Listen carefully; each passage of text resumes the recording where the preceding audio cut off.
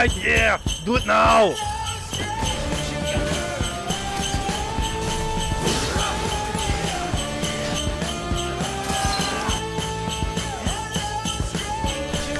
Oh, jeez!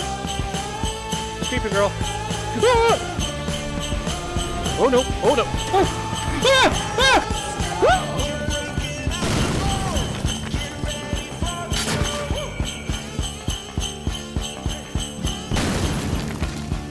Gonna grab my nuts, shoot my nuts. I'm gonna try and get it to go after my nuts under the giant sack of balls there. Spider-Man! I'm Spider-Man! Are you constipated? Oh no! Why do you ask? Loading fetus. Loading fetus. Can't you do it any faster? It's a sniper rifle. Alright, charge. Oh, I actually hit him. I got my gun. Run past. Okay. So, you had enough yet? I hope that line was a lot cooler than it sounded. No, I don't believe that I have. Hello, stranger.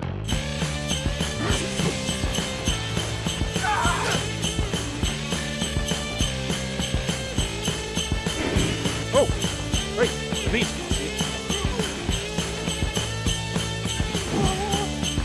Oh, you got a nut.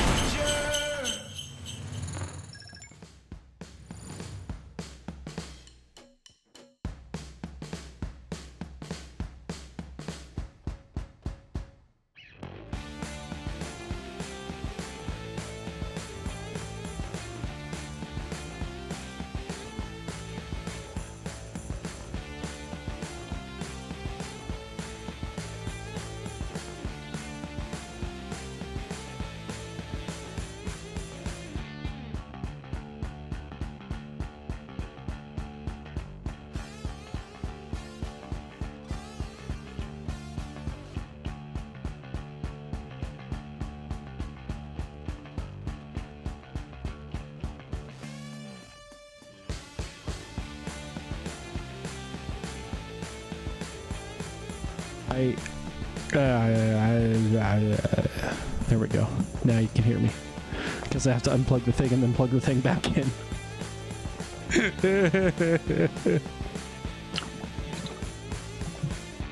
You need What do you to mean be you still louder. can't hear me? You can absolutely hear. You can hear me just fine.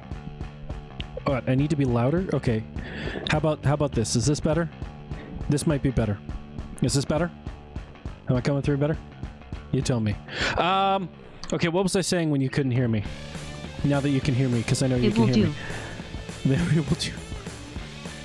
I'd rather it do better. Hold on. What are my filters on here?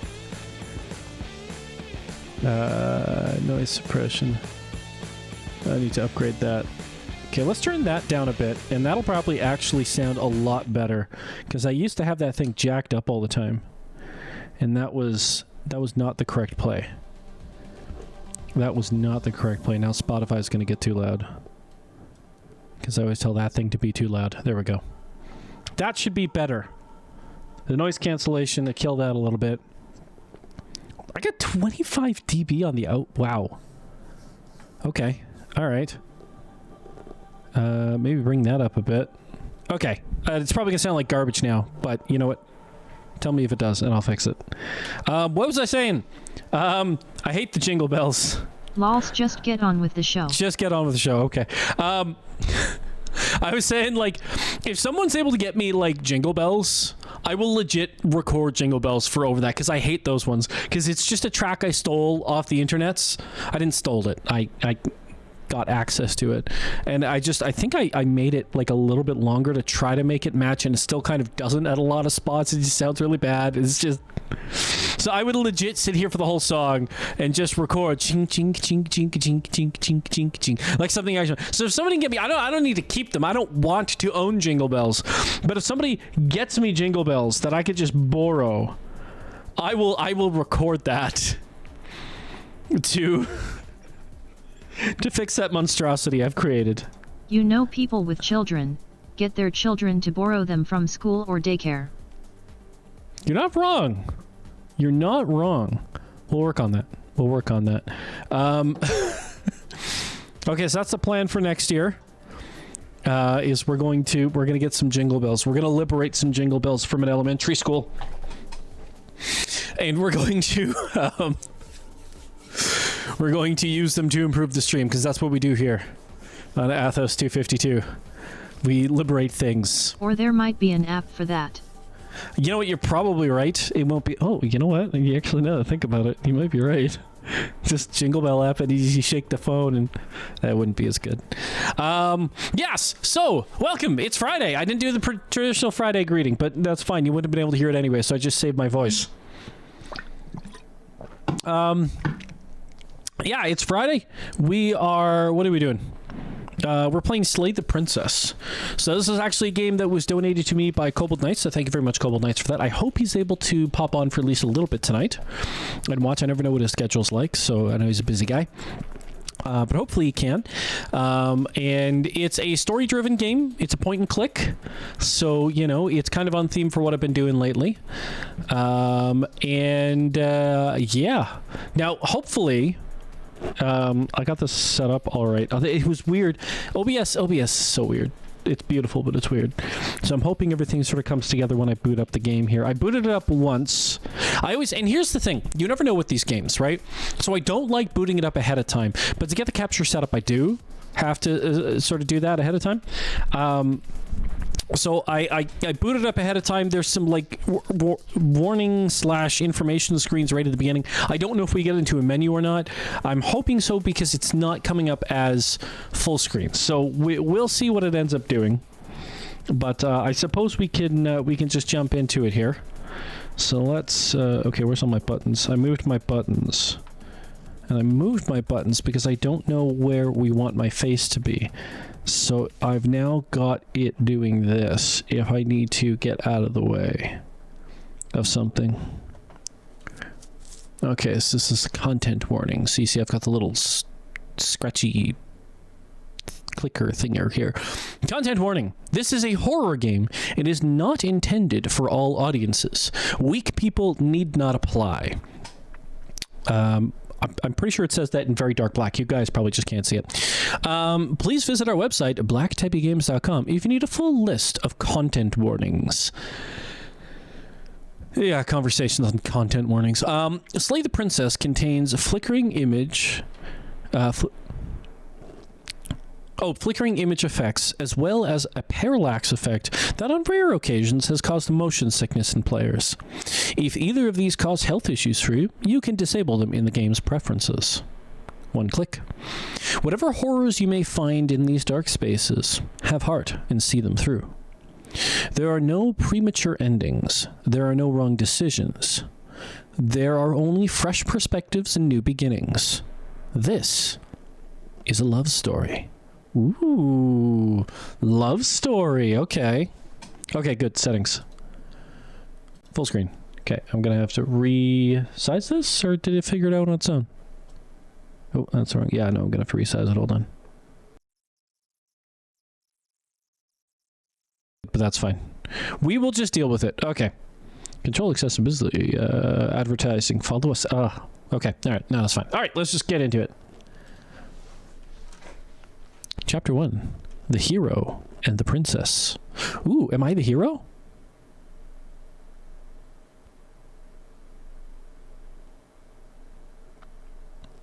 Ooh. It moves when I move it. Hold on, you guys are getting cut off a little bit here. Let me... Shoot. Okay, hold on. There we go. Just the bottom looks a little cut off, but you should be good now. Yeah, there we go.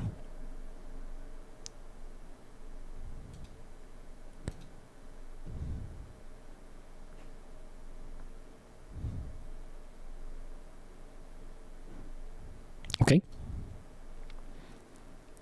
Explore the end of the world? What are you talking about? Have you considered that maybe the only reason she's going to end the world is because she's locked up? Killing a princess seems kind of bad, though, doesn't it? Can't someone else do this? Forget it, I'm not doing this.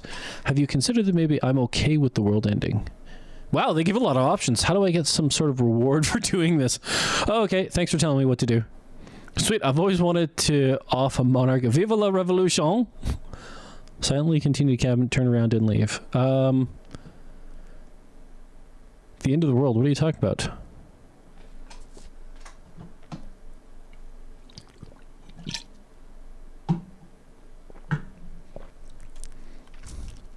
Who dis?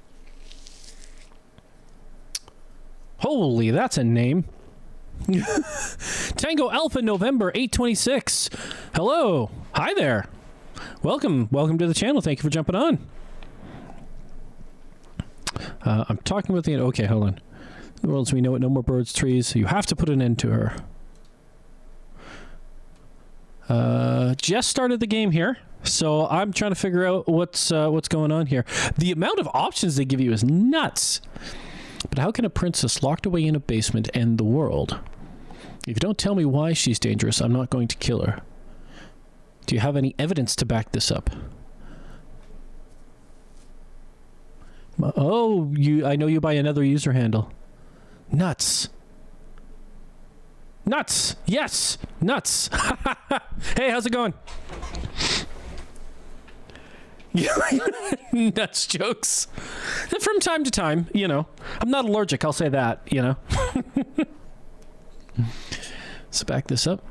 Have you considered that maybe the only reason she's going to end the world is because she's locked up? So we've got some options from before. Doesn't seem good. Can't someone else do it? Forget I'm not doing this. Have you considered I'm okay? Look, I'll go to the cabin. I'll talk to her. And if she's as bad as you say she is, then maybe I'll slay her. But I'm not committing to anything until I've had the chance to meet her face to face. Okay, I'm sold. Let's get this over with. Okay, thanks for telling me what to do. Sweet monarch. Okay. If you don't tell me why she's dangerous, I'm not going to kill her. That's the obvious one.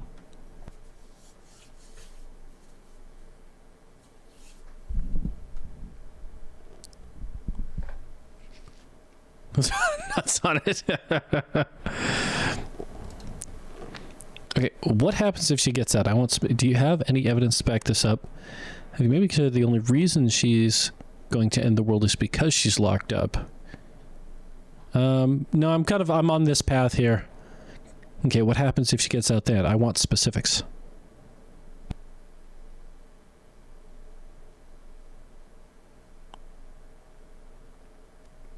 Nat! Oh, there we go.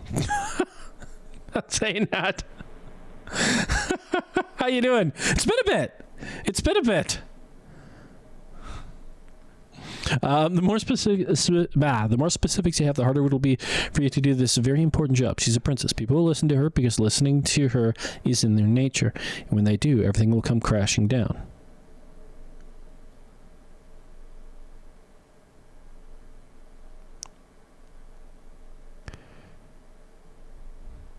Have you considered that maybe I'm okay with the world ending? No.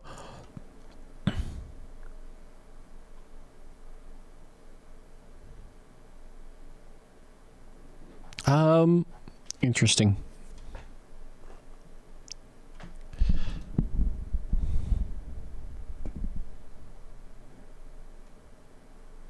Okay.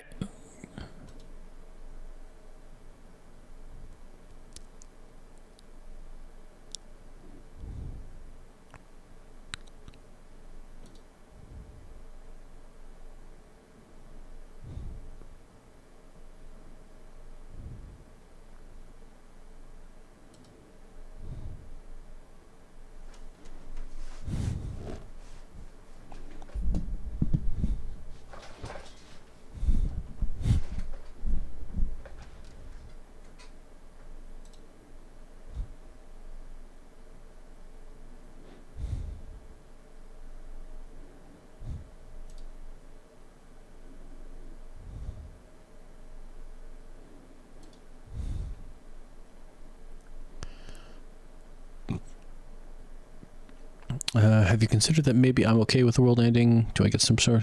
Okay, I'm gonna go with the look. I'll go and talk to her, and we'll see.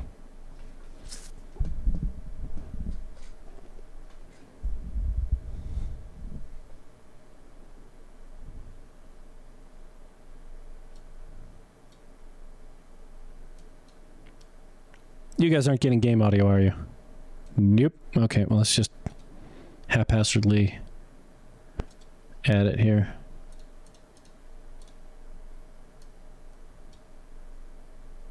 Although you are getting a lot of background noise from me. Well, this is just great.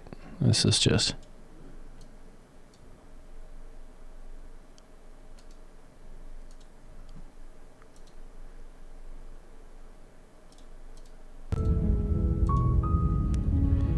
There you go, that's better.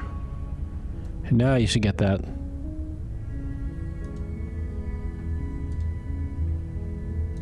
And let me check my filter here, because there's a lot of background noise coming from...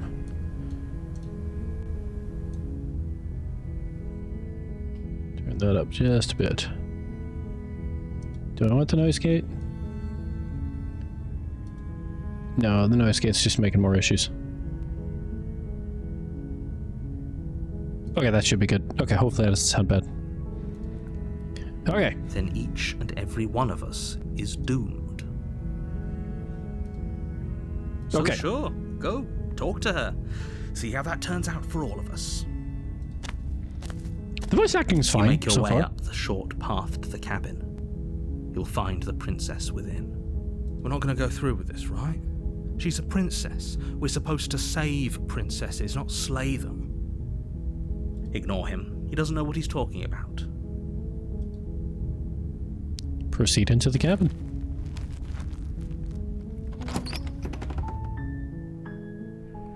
The interior of the cabin is almost entirely bare.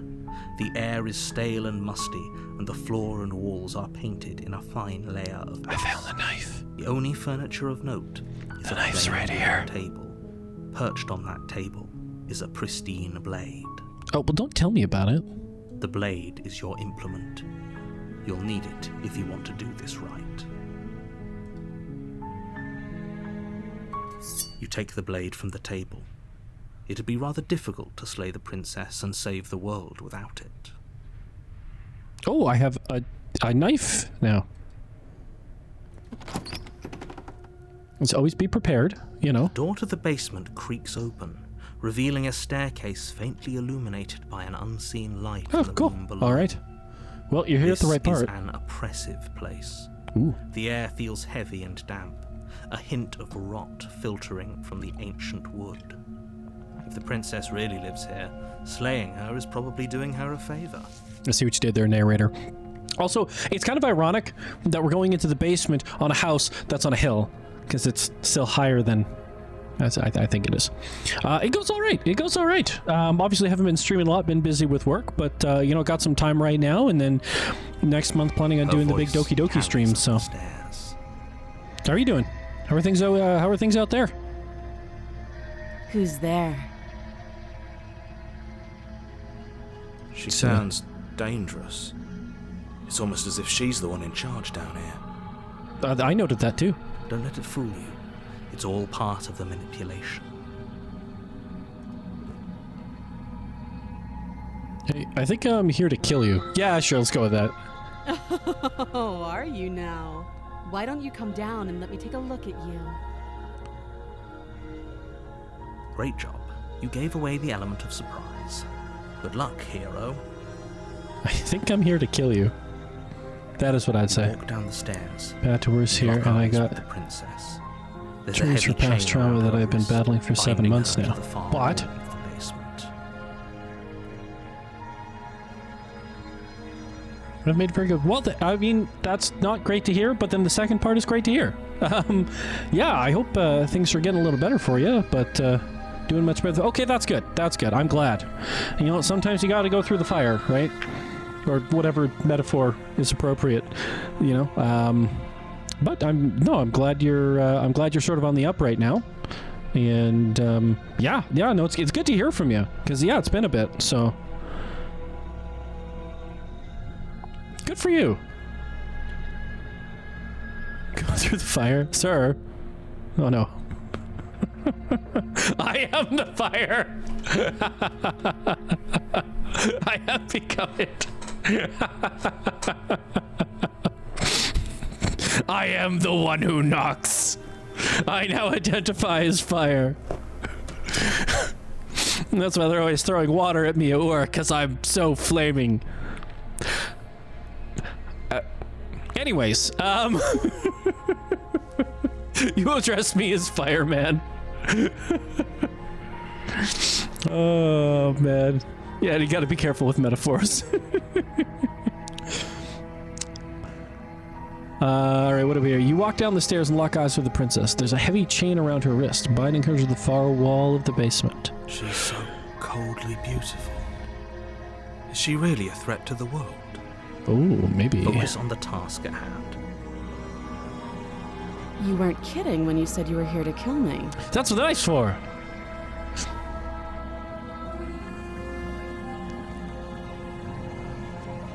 That was a good laugh. I haven't decided How yet. about you drop the knife and the two of us just talk? I'm really not trusting her right now. Look how reasonable she's being. We should just drop the blade and talk things out. No. Don't you dare. No, I'm holding on to the knife. It's fine. She's we can scary. decide what we want to do after we talk to her. Maybe she really is a monster. She's very Killing sus. someone in cold blood isn't very becoming Hold of on. us. I'm gonna move up here. That way you guys can see the text. I think that's a better spot for me.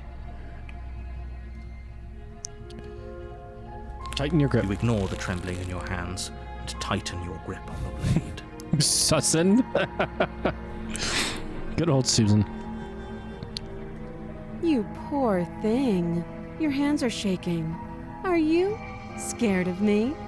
Yeah, a Because bit, yeah. you should be. Oh, well. Honesty. You step forward, your grip on the blade tightening as you steel your resolve. Don't put words in my mouth. I haven't decided I'm to murder her probably yet. chained up in this basement for a reason, right? And if that knife is the only weapon you have, you'll have to get close enough to use it. I mean, yes. So, you should just drop it. Best not to risk finding out what I can do. Don't let her exterior fool you, obviously. She's unarmed. If you hesitate now, it'll be too late. End this. Ooh. What if she kills us? Are you sure she's not armed? I'm not dropping the blade. Drop the blade, slay the princess. Oh boy. I love how many options they give you. Oh, sorry, you guys can't see the options now. Look at that. Okay, top left it is. I'm glad I set that up. She is armed. She has two of them. Yeah, exactly. She's totally armed. I'm sorry, can we just talk?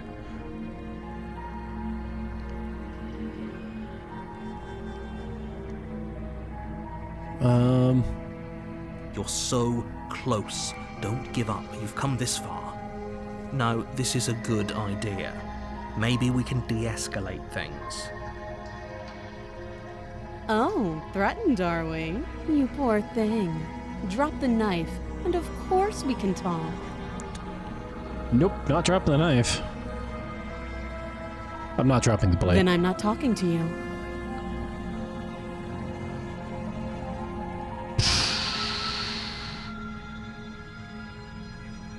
Fine, then I guess we're at an impasse. I guess we are. For the love of everything, just slay her already. Or drop the blade. Do something. Okay, that's okay. So it's this is gonna be a stupid one. This is just gonna kill me.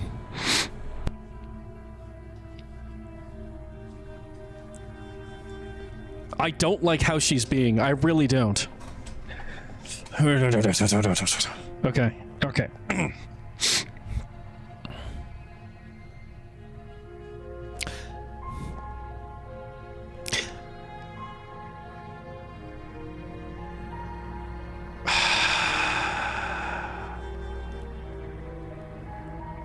Oh, this is tough. This is tough. This is the mapping on this, the pathing on this is so good. This is super good. I'm really, oh wow. Okay. Just on the decision tree going through and the way the number of options they give you. Okay, let's.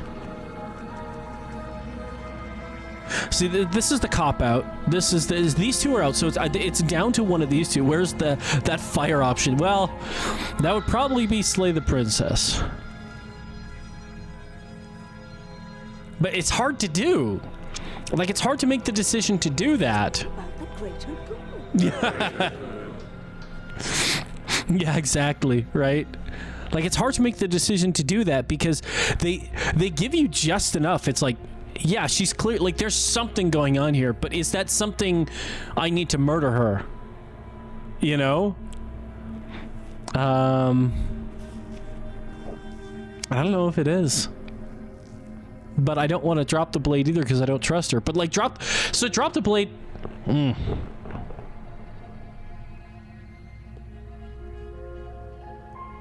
Okay. Like, I feel like the correct option is slay the princess, and that's probably just because that's the name of the game. But I just can't bring myself to do it, so we're gonna drop the blade. I feel like we're just gonna die. I feel like this is just gonna be death. Like murder, death, kill. We're just gonna get murder, death, kill, but it feels like... The blade tumbles out of your I feel hands, it's the thing that feels drops the right thing to floor do. with an unceremonious clang. I thought it was a fairly ceremonious clang. Thank you. Maybe now we can just talk. Oh, I did not like how she said the word talk there. Oh, you guys can't see that. Okay, hold on. There we go. They're using every corner of the screen here. This is not helpful for me. Against your better judgment, you step forward to speak with the princess. That wasn't part of the arrangement. Unarmed.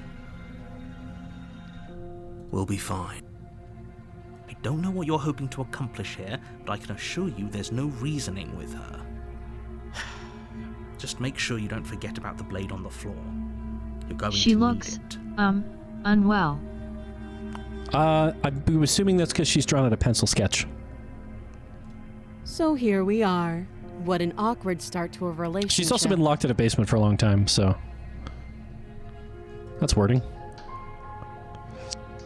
Yeah, it's a pretty awkward relationship. You coming on to me? How would I get you out of here? I'm here because you're supposed to end the world. There's people out there who think you're going to end the world. What do you have to say about that? What's your name? How long have you been down here? How do you know I'm here to kill? Well, okay, I told her that. Relationship, are you coming on to Don't me? jump to any weird conclusions. We're two people who have met each other. By definition, we have a relationship. Oh, look at how smart she is and learned, and people out there who think you're going to end the world. What do you have to say about that? Just tell her that. Well, That's cute. Do you believe that? Do you think I'm some sort of monster? If I'm supposed to be capable of ending the world, then how did I wind up here, chained to a wall? Have they told you why I'm allegedly so dangerous?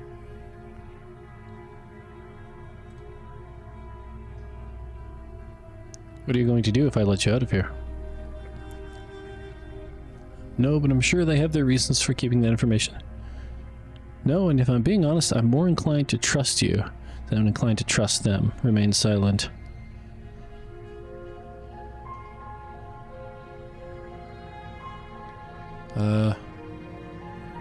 What are you going to do if I let you out of here? Hesitates before responding.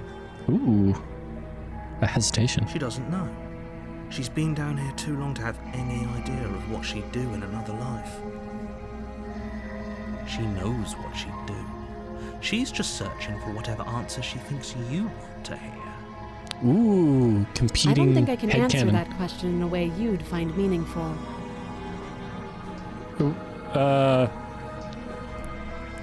Elaborate? At the end of the day, whatever the two of us have going on down here is about trust. What? Whoever sent you to slay me claimed I was a threat to the world, but they didn't tell you why. That's true, but it's the name of the game, so you can understand why. That doesn't sound right to me. And I don't think it sounds right to you either. Otherwise, we'd be killing each other instead of talking. She has a point. There's a reason I've been telling you to question the situation, and there's a reason you've listened. Okay, calm down, hero. So, I could tell you that I'd lead a quiet life in the woods, or that I'd open an orphanage, or that I'd do any other number of good things that I'm sure you think you want to hear. Not really, no. But you don't really know me, do you? What can my word possibly be worth in a situation like this? Oh, that's too intelligent. And intelligent people are naturally evil. She's right about one thing. Her word isn't worth anything. Like I said, it's all about trust. Blind trust. So do you trust me, the prisoner, the victim, the princess clearly incapable of ending the world? Or do you trust whoever put me here? That's a good question. She's wrong. This isn't about trust. This is about risk. We stand to lose everything, all for the sake of one person, and a subjugating monarch, no less. Notice how suddenly the word risk comes in, whereas previously the narrator was very specifically saying she will end the world. She will end the world, and now suddenly the word risk is coming in. Of note, blind trust is equals faith in oneself. But yes, risk is involved. Interesting. Okay. How would I get you out of here? What's your name? How long have you been down here? That's actually a really good question. How long have you been down here? Too long. That's not an answer. Again, she offers no specifics. No matter how hard you try, you'll never get a straight answer out of her. No, risk doesn't always mean there's a reward. But there's usually no reward without risk. What's your name? She hesitates before answering. Again. You can address me as Your Royal Highness, or Her Majesty. Any honorific should do, really. Ooh. Rewarded with punishment. Listen, what you do in your own bedroom between two consenting adults, two or more consenting adults, it's up to you. I don't want to hear about it. Okay, we've talked enough. Oh, have you decided what to do with me? No! But that last question was stupid. You know why you're here.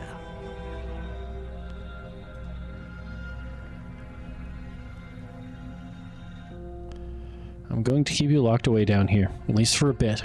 We can get to know each other better while I decide what to do. So we got three options. I like that they give us all three options here. We either murder her. We try to break her out, which will potentially end the world. I am digging for the metaphor here, and I'm just trying not to... What the hell is this? Oh, that's the scroll bar. It's a little scroll bar there. We can starve her to death. I have a feeling she's some Eldritch god that can't get starved to death. I could be wrong.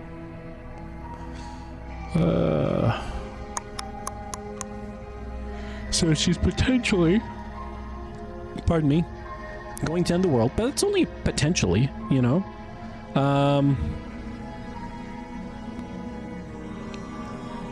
I'm keen to drag this on a little longer. I don't want to let her go. Yep. I'm keen to let this drag on a little bit longer. She can't starve to death, then she can't be trusted. Maybe, I don't know. That seems like a pretty good compromise. Oh, the narrator's gonna be upset. Leaving her alive is too risky. If you don't deal with her soon, she will find a way out. Alright, okay. All right. One way or another, I'm going to find a way out of here. You can make it easier for both of us if you help. She's And if really... you don't, I can promise that you'll come to regret that decision. You have to make a choice. Let's hope for Who all dis? our sakes. it's Hey, the right Couple one. Knights, the founder of the feast. Welcome, buddy. I was saying earlier, the pathing, like the decision pathing on this is really good. It's making it really hard to make a decision either way. Like, the writing is really good as well. I wish the voice acting on the narrator was a little better, but that's sort of the only thing. And it might just be because I'm comparing him to... Unless it might actually be Daniel from... Or he might just be another British voice from Amnesia. I was going to look that up. It was funny because I remember hearing that. Okay.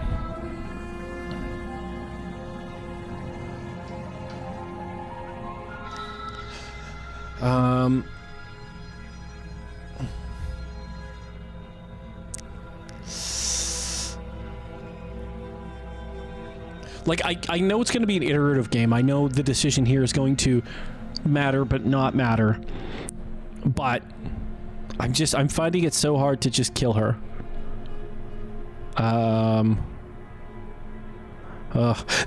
This game is really preying hard on my sort of paralysis by analysis, my fear of making the wrong decision. It's really preying on that right now, because that is every decision seems like it's the wrong decision, and they do that on purpose. I'm feeling very seen right now, and not in the good way.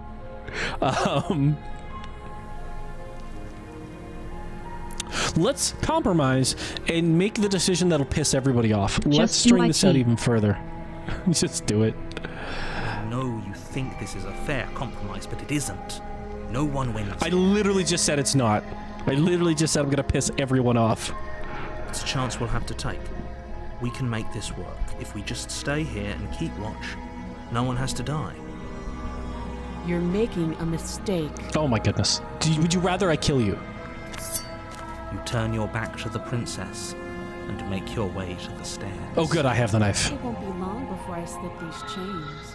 And once I'm out of here, there will be hell to pay for leaving me behind. I wonder if it's an allegory for AI.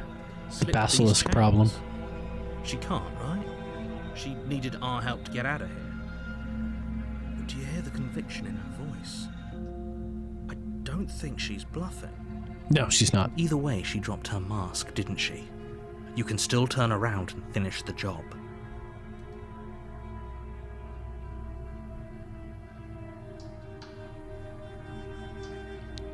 No, we're sticking to the planet and locking her down here. Ah, jeez. Wow. Yeah. Okay. Give me another. Okay.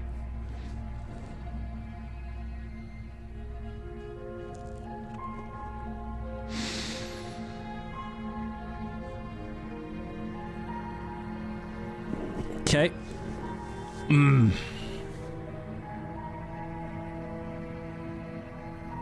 Like, the game wants me to kill her. The game really wants me to kill her. The narrator is significantly more convincing than the... I'm sorry I'm getting meta here, but this is where we are. The narrator is significantly more convincing than the hero. And she's doing everything she can to make us want to kill her. So do we just get on the rails and kill her, and then see what happens? Or do we... What will happen is let her kill us. Now, killing her will probably kill us too. Lock her down for now, perhaps. Well, I mean, that's the option. They keep re-giving me the options here. And I'm just like... I'm pretty sure we die either way. Pretty sure no matter what happens, we die. So, if we go and slay her, what happens after that?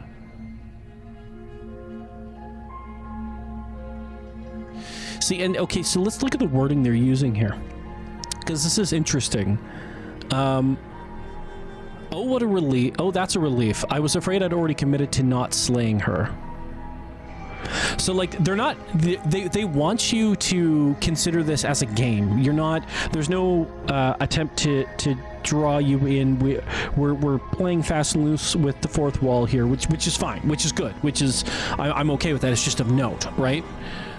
Just in the way that they give you the options. And then, no, we're sticking to the plan and locking her down here. So there's sort of a resolution in that wording, right? So And this is where they're giving you very very colored options. Like, it's not like kill her or not kill her. It's like you have a voice, but your voice is, you're selecting that voice, which is interesting, which is going to be something they're going to use to sort of craft and shape the progress you make, how you feel about the decisions you make, as well as the decisions you make, right? Oh, that's a relief. It's got like that's feeding on the uncertainty that you're going to have in the decisions you're making, because the game is building that uncertainty. That's the point, is that it's every decision you make is uncertain, and they're giving you just enough information to make you feel like you know some, but not enough, and to make you uncertain. But then again, on the the top option here, no, we're sticking to the plan, is that's sort of appealing to you to, okay, are you going to stick to your plan? Are you certain? Are you right? So like there's sort of this, and that's why the options they both seem so good, is because the wording they're so they're such polar opposites, both in the decision you're making as well as the wording in them. Like that's actually really impressing me about this. Okay, but now I have to actually make the decision. The game wants me to slay her so bad. Like, they really want me to do it. That is really where they want me to go. And I'm like, right now I'm kind of stuck between the narrator is not asking as a narrator. No, for sure, he has, see, the narrator is taking on the voice. It's interesting too, the names of the characters, right? Because you have the narrator, which is, who's the narrator? He's the one telling the story. He's the voice of the story. So whatever direction the story's supposed to go, that's the direction the narrative's going to push you, right? But then there's the hero. Okay, so the hero is, the idea of the hero is the main character. He's the one who's going to stand against evil and these sorts of things, right? So the idea of, he's the hero of the story, so he's sort of pushing against, which, I mean, you can kind of see, so you take the concept of plot armor, right? And, the story's going a particular way, and then something happens that should kill the hero. Well, it doesn't kill the hero because he's the hero, right? So the hero and you can look at it this way, and I don't think it's any correct way to look at it when you're looking at a story, is that the narrator, the narrative, and the hero are kind of two forces that are pushing against each other. In a way, and that's one way you can look at it. I don't think it's universal to all stories in any way, shape, or form, but it's an interesting way to look at it, and I think that might be what they're kind of tapping into here between the narrator and the hero character. So I find that very interesting, and especially the fact that you are sort of making the decision. So this is almost a bit of a take on a choose your own adventure book kind of way, where you have these characters and you decide where they go and what happens to them, or rather you make decisions for the narrative. Except in this, you kind of have these two voices in your head, that you've got the narrator, you've got the hero, and then you've got the princess. So the narrator, the hero, the protagonist, the princess, in this case, seems to be the antagonist. So you've got these three aspects of story. These three sort of like almost pillars of story: the narrative, the protagonist, the antagonist. And you're sort of caught in the middle, making decisions for where everything goes, with these three forces sort of pushing against you with their own ideas, their own concepts of where they want things to go. The mind can be its own traitor, absolutely. Okay, so what's the decision we're making here? You know what? We're gonna stick to the plan. I'm not gonna do the meta. I'm not going to, because slaying her is doing what the game wants. Choosing this is going against the game, but choosing this for me right now just feels like the right thing to do, so that's what I'm gonna go for. Death of all of us, but fine. Have it your way. Yeah, well, You close the basement door, locking it behind you and quickly barricading it with the heavy wooden table that once held the blade. Okay, we can make this work. Actually, it doesn't seem like we Settle in can. against the far wall to watch the basement door. It isn't long before you start to drift off, your eyelids heavy with fatigue. Yeah, she's gonna kill us. But sleep doesn't come. Instead, your rest is broken by a piercing, wailing voice calling out to you from the other side of the door. I know you're still there. Why don't you make things easier on yourself and let me out? Oh. Yeah, she did slip the chains. It's not like this little door will hold for very long anyways. It's probably a good idea to try to get back on my good side. She sounds terrifying. Like she's less of the princess you saw and more like something out of a nightmare. Yeah, the hero's starting to have second As she thoughts. violently rattles the door, do your best to shut her out. Well, you fucked now. Yeah. When I get out of here, I'm going to pick you apart piece by piece. I won't forget what you did, and I'll never forgive it. You don't know the kind of enemy you've made tonight. It I've had worse. doesn't sound like she's getting any weaker. No, it doesn't. Heard me all you want. All it does is ease my guilty conscience.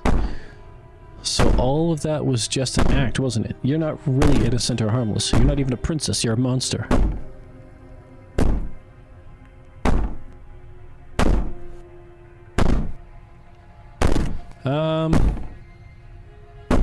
Like I'm effed at this point, which is fine. That's what I expected.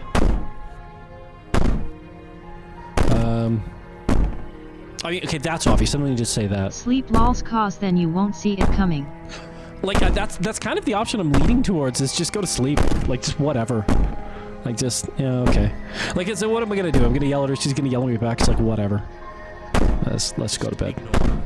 Maybe the banging and wailing will stop if you just don't pay attention to it. Well, that's not the expectation, but You put the princess's threats out of your mind as best you can and huddle up against the wall.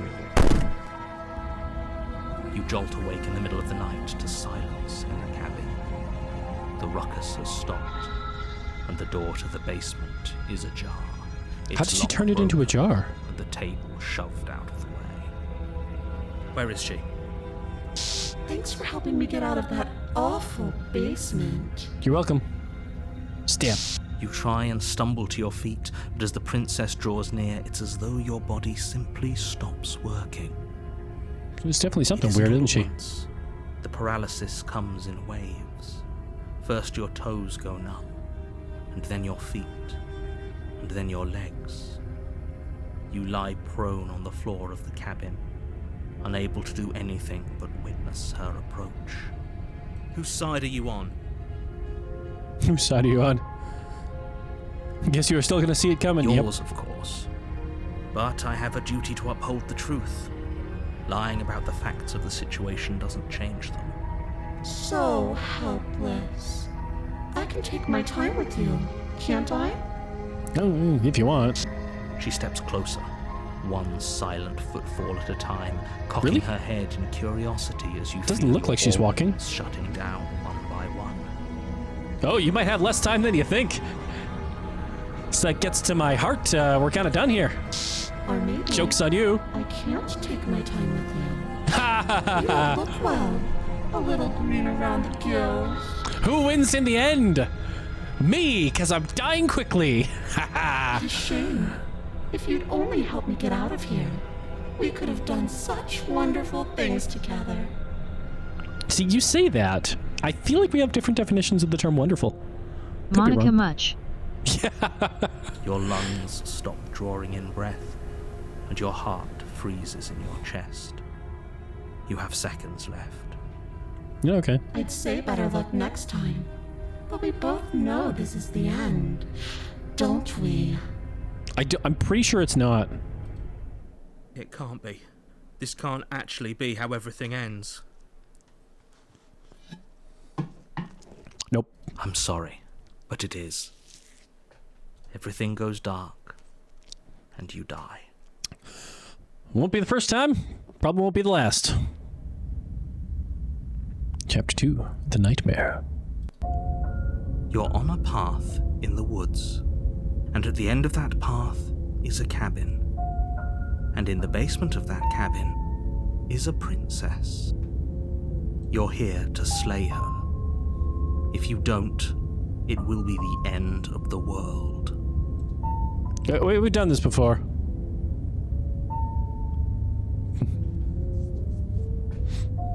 But I died. What am I doing here? I can assure you that you're not dead. Let And the to world answer your burn. second question, you're here to slay the princess. I literally told you that a second ago. If he doesn't remember what happened, then maybe it's best to keep it that way. Shh! What if he hears us? Voice of the paranoid? That's a very good question, little voice. What if he does hear you? Shit! I think you'll find yourselves very hard-pressed to keep any secrets from me. Not that it matters right now, because like I said, this is the first time we've met. Still, I'd rather not get off on the wrong foot. We've a world to save, after all. Let's assume I'm telling the truth, and all of this really did happen. Why should I listen to you? Why should I bother doing anything? Those are two very different questions, but fine, I'll indulge you if that's what it takes to get you moving. Let's say for a moment that this really is the second time you've met The me, narrator's or at growing on least me. a version of me. You died last time, which probably only happened because you didn't listen to me. Yes. We couldn't trust either of you, and as far as I'm concerned, we still can't. All we did was lock her away. And how'd that work out for you? No comment. Well then, congratulations. You've been given another chance to actually do this right. And your solution is to send us back in there. Do you want us to slay the princess, or do you want the princess to slay us? To be fair, we didn't try to Obviously, kill I her. want you to slay her. One of you poses a threat to the world, and the other doesn't.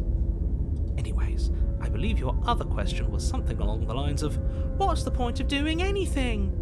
If you're asking that, it sounds to me like you're making the rather dangerous assumption that your actions last time around didn't have any consequences.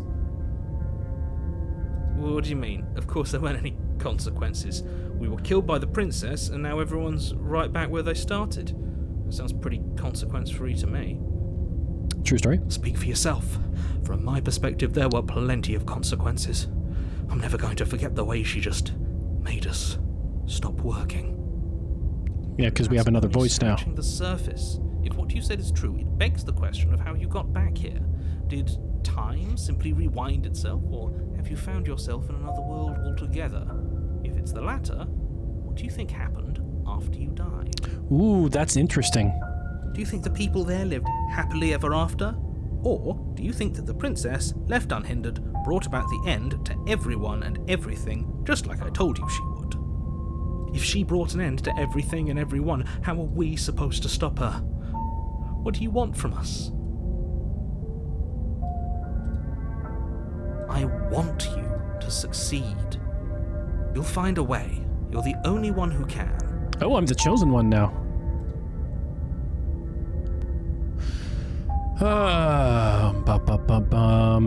Let's talk about this princess. Just being around her in the end shuts down all my organs. What the hell am I supposed to do about that? From the last time around, she's just a princess. How can you possibly justify slaying her?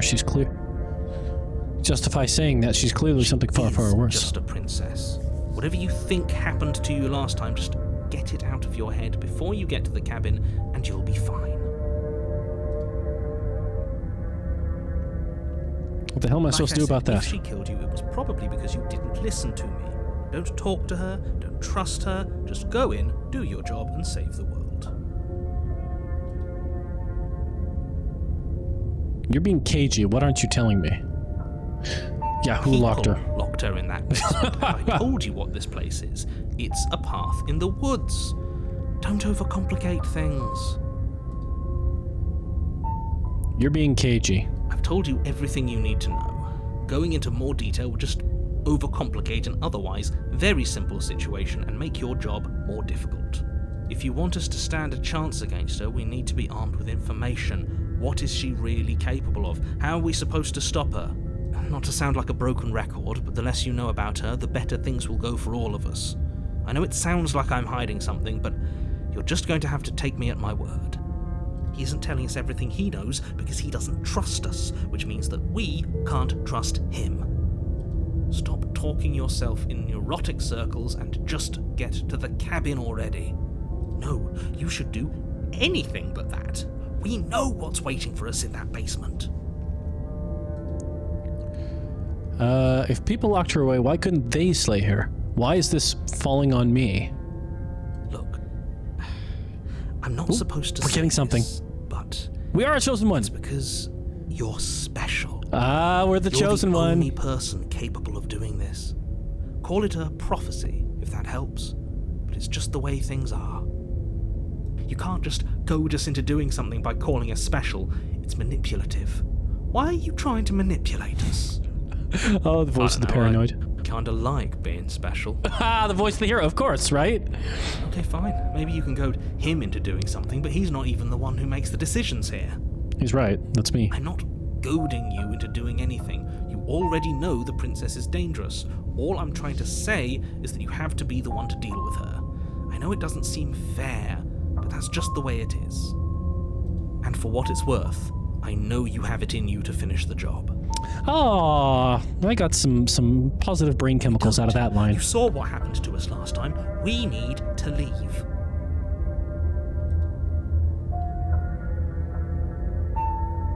Great. Now, if you don't mind, the whole world is waiting with bated breath for you to save it from ruin. Oh, sweet. Let's proceed to the cabin and see what happens this time. A warning before you go any further. No more warnings. I'm done with warnings. She will lie, she will cheat, and she will do everything in her power to stop you from slaying her. Don't believe a word she says. I don't think lying and cheating is her thing. She was very direct with us last time. Or at least she was direct with us after we decided to lock her away. It doesn't matter. Don't trust anyone. The problem is not trusting anyone means we don't do anything, and that's what we did last time. So, yeah. Ooh, the door opened. The interior of the cabin is plain, the smooth wood of the walls almost featureless. The only furniture of note is a lone table, knocked on its side in the corner of the room. A pristine there's a mirror. blade stands between you and the open, inviting basement doorway. The blade is your implement. You'll need it if you want to do this right. Hold on. What happened to the door? There was a door here last time. There was. It's just an empty frame. So it's removed an option, She's per already se. gone now, hasn't she? And she's ready for us. She's been waiting. Can't you feel her eyes on us? I'm going to need all of you to pull yourselves together. The princess has not already gotten out. But if you keep getting stuck in your head like this, you're going to struggle to get the job done. So deep breath in, deep breath out. The task awaits, and only you can do it. Right. You didn't say anything about the mirror on the wall. The cabin is different than I remember it being. You didn't say anything about the mirror. I was so stuck on the eyes watching us that I didn't even notice it there. What are you two talking about? There isn't a mirror. There's a table, the blade sitting on the floor, and the open doorway leading to the basement. There's nothing else in here. There's definitely a mirror. There isn't. We have to look at it. Unless that's what he wants us to do. And pretending it isn't there is a trick to get us to do exactly what he wants.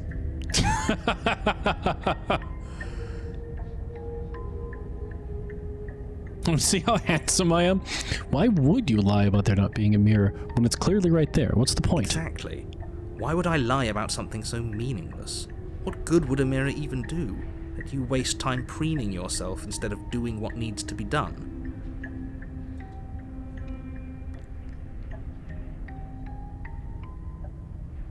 Take the blade.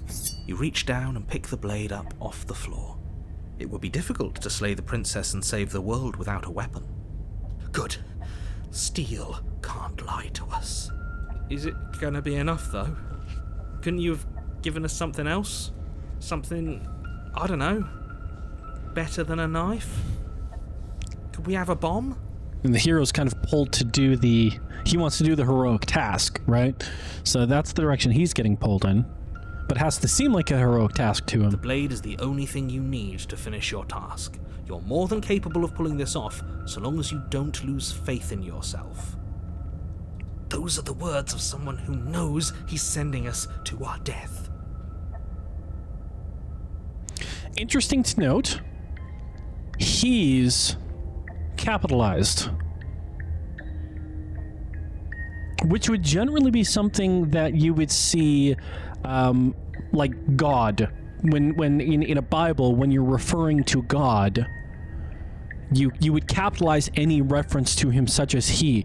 So that's interesting to know that he is capitalized here when referring to the narrator. I have to keep an eye on that for other ones. We're gonna take a look at the Walk mirror. up to the wall next to the empty basement door frame. It's a wall. There isn't much to see here. This really isn't funny. Wipe the mirror Reach clean. forward and rub your hand against the cabin wall. I hope you know how ridiculous you look right now. Ah, there's... Okay, so that's us seeing our hand. Did he make it go away? Clearly there was something in there worth investigating if he wants it hidden so bad. So the cabin is different than I remember it being.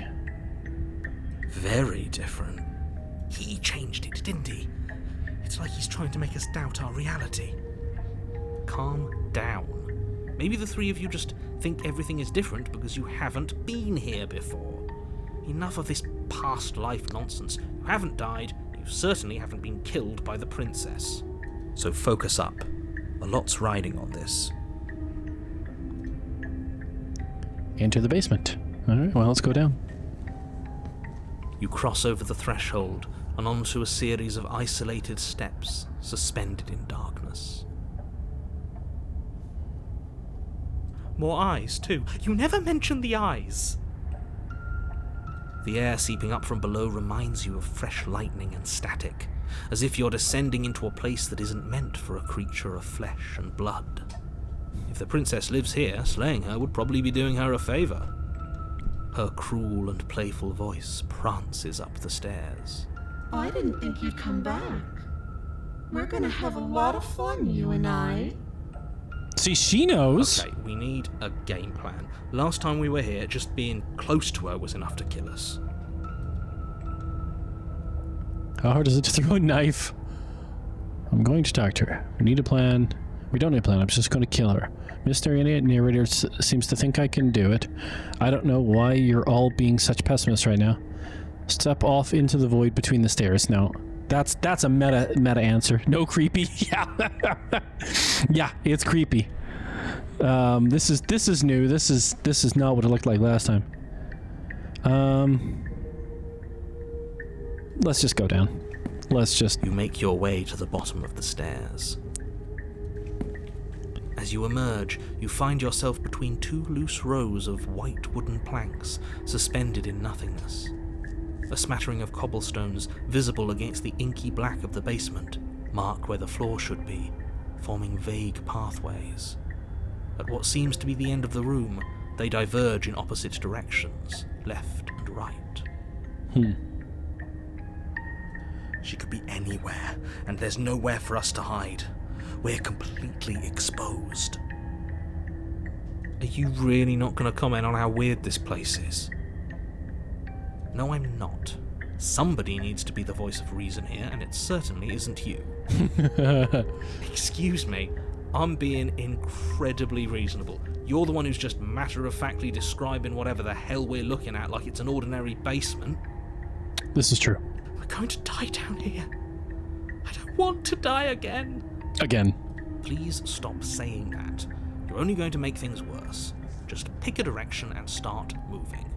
I wouldn't give it too much thought if I were you. It doesn't really matter, because either way you go, I'm going to find you. I'm very interested in, at the beginning part, they say it's a love story. And I'm very curious about that. So there's that little lens, and they give that to you early on. Yeah, definitely on purpose. So I'm very curious on that little nugget, and so there's sort of that lens to look at it through, or look through it as well. to sort of understand the just sort of like, because obviously, like, okay, you're a monster, she's a princess, okay, Beauty and the Beast, right? Like, tale as old as time, right? Like, that's the whole, the princess tames the monster being the man. You know, everyone wants to tame a man, you know, because she doesn't want some weak man, she wants a beast, she wants a monster, because that's what's going to be capable of protecting and providing for her, a monster, but she has to tame the monster, right? So there's that sort of very classic dichotomy. So there's that lens to look at it as well. So that's interesting. I'm gonna go right, because that's where the Turn blinky to the eyes were. right. So that's, A faintly you know, outlined path lies before you. where things are gonna happen.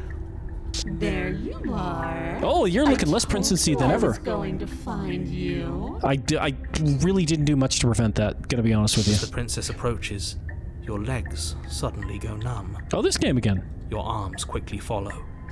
This is it, isn't it? And you brought your little knife with you again. Cute. I did. What happened to your face? There has to be a way out of this. Think. What did you do? Pull yourself together. She isn't supposed to be like this.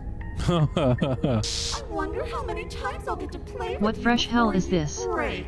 Yep. Out as your blood begins to coagulate. It's as if every part of your being is coming to a lurching halt.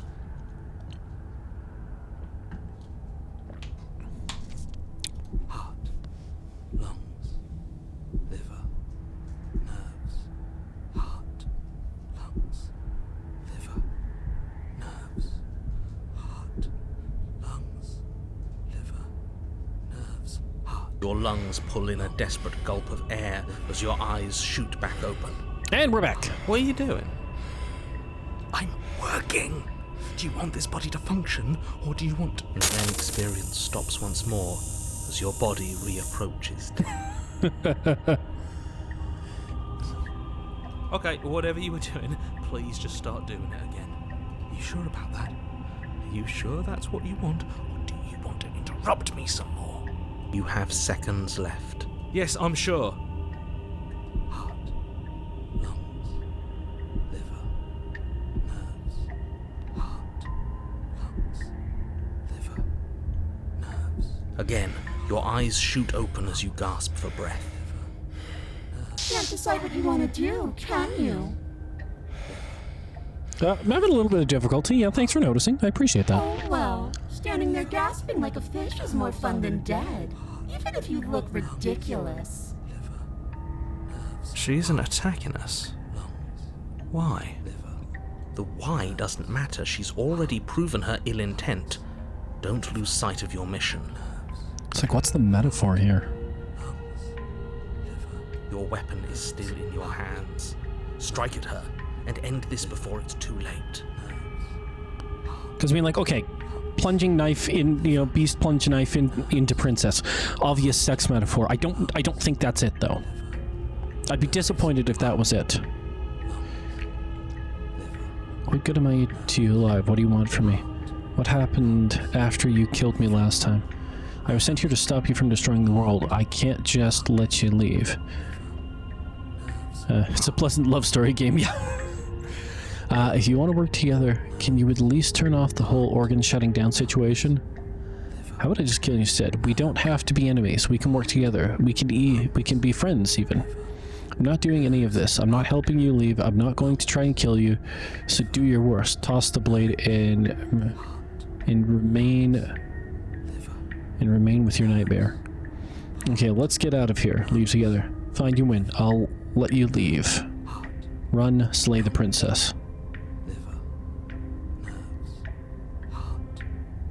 If you want to work together, can you at least turn off this whole organ shutting down situation?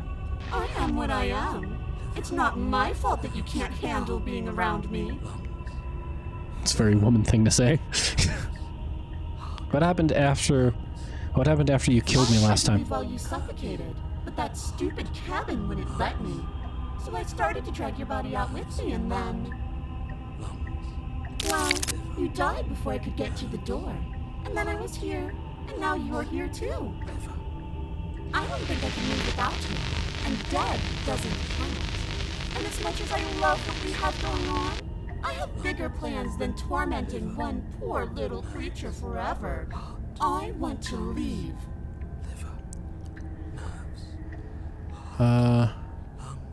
If you need me alive, then why did you threaten me on the stairs?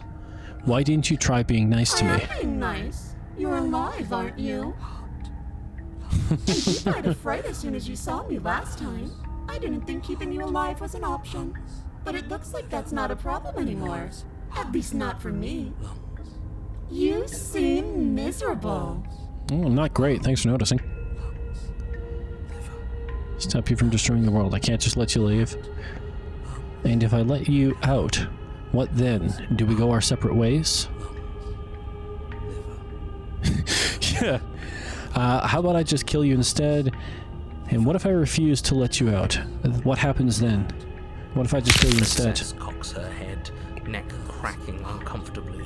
And you can't help but imagine a smile carve its way from ear to ear on the other side of her mask. Thinking about that knife, are we? I mean, it's in my hand. It's hard not to think about. Put that little theory to the test. See how it plays out. But I don't think you're going to like what happens. Because even if you make me dead, you're not getting out of here.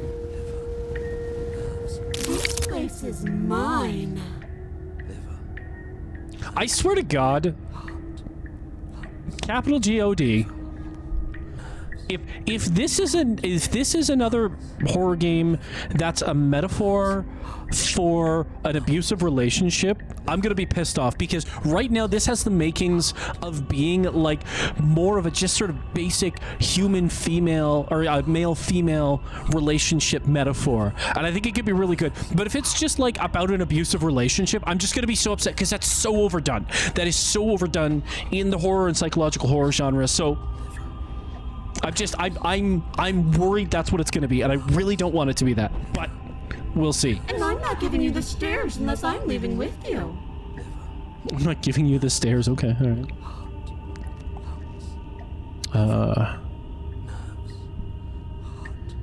You know you're a lunatic.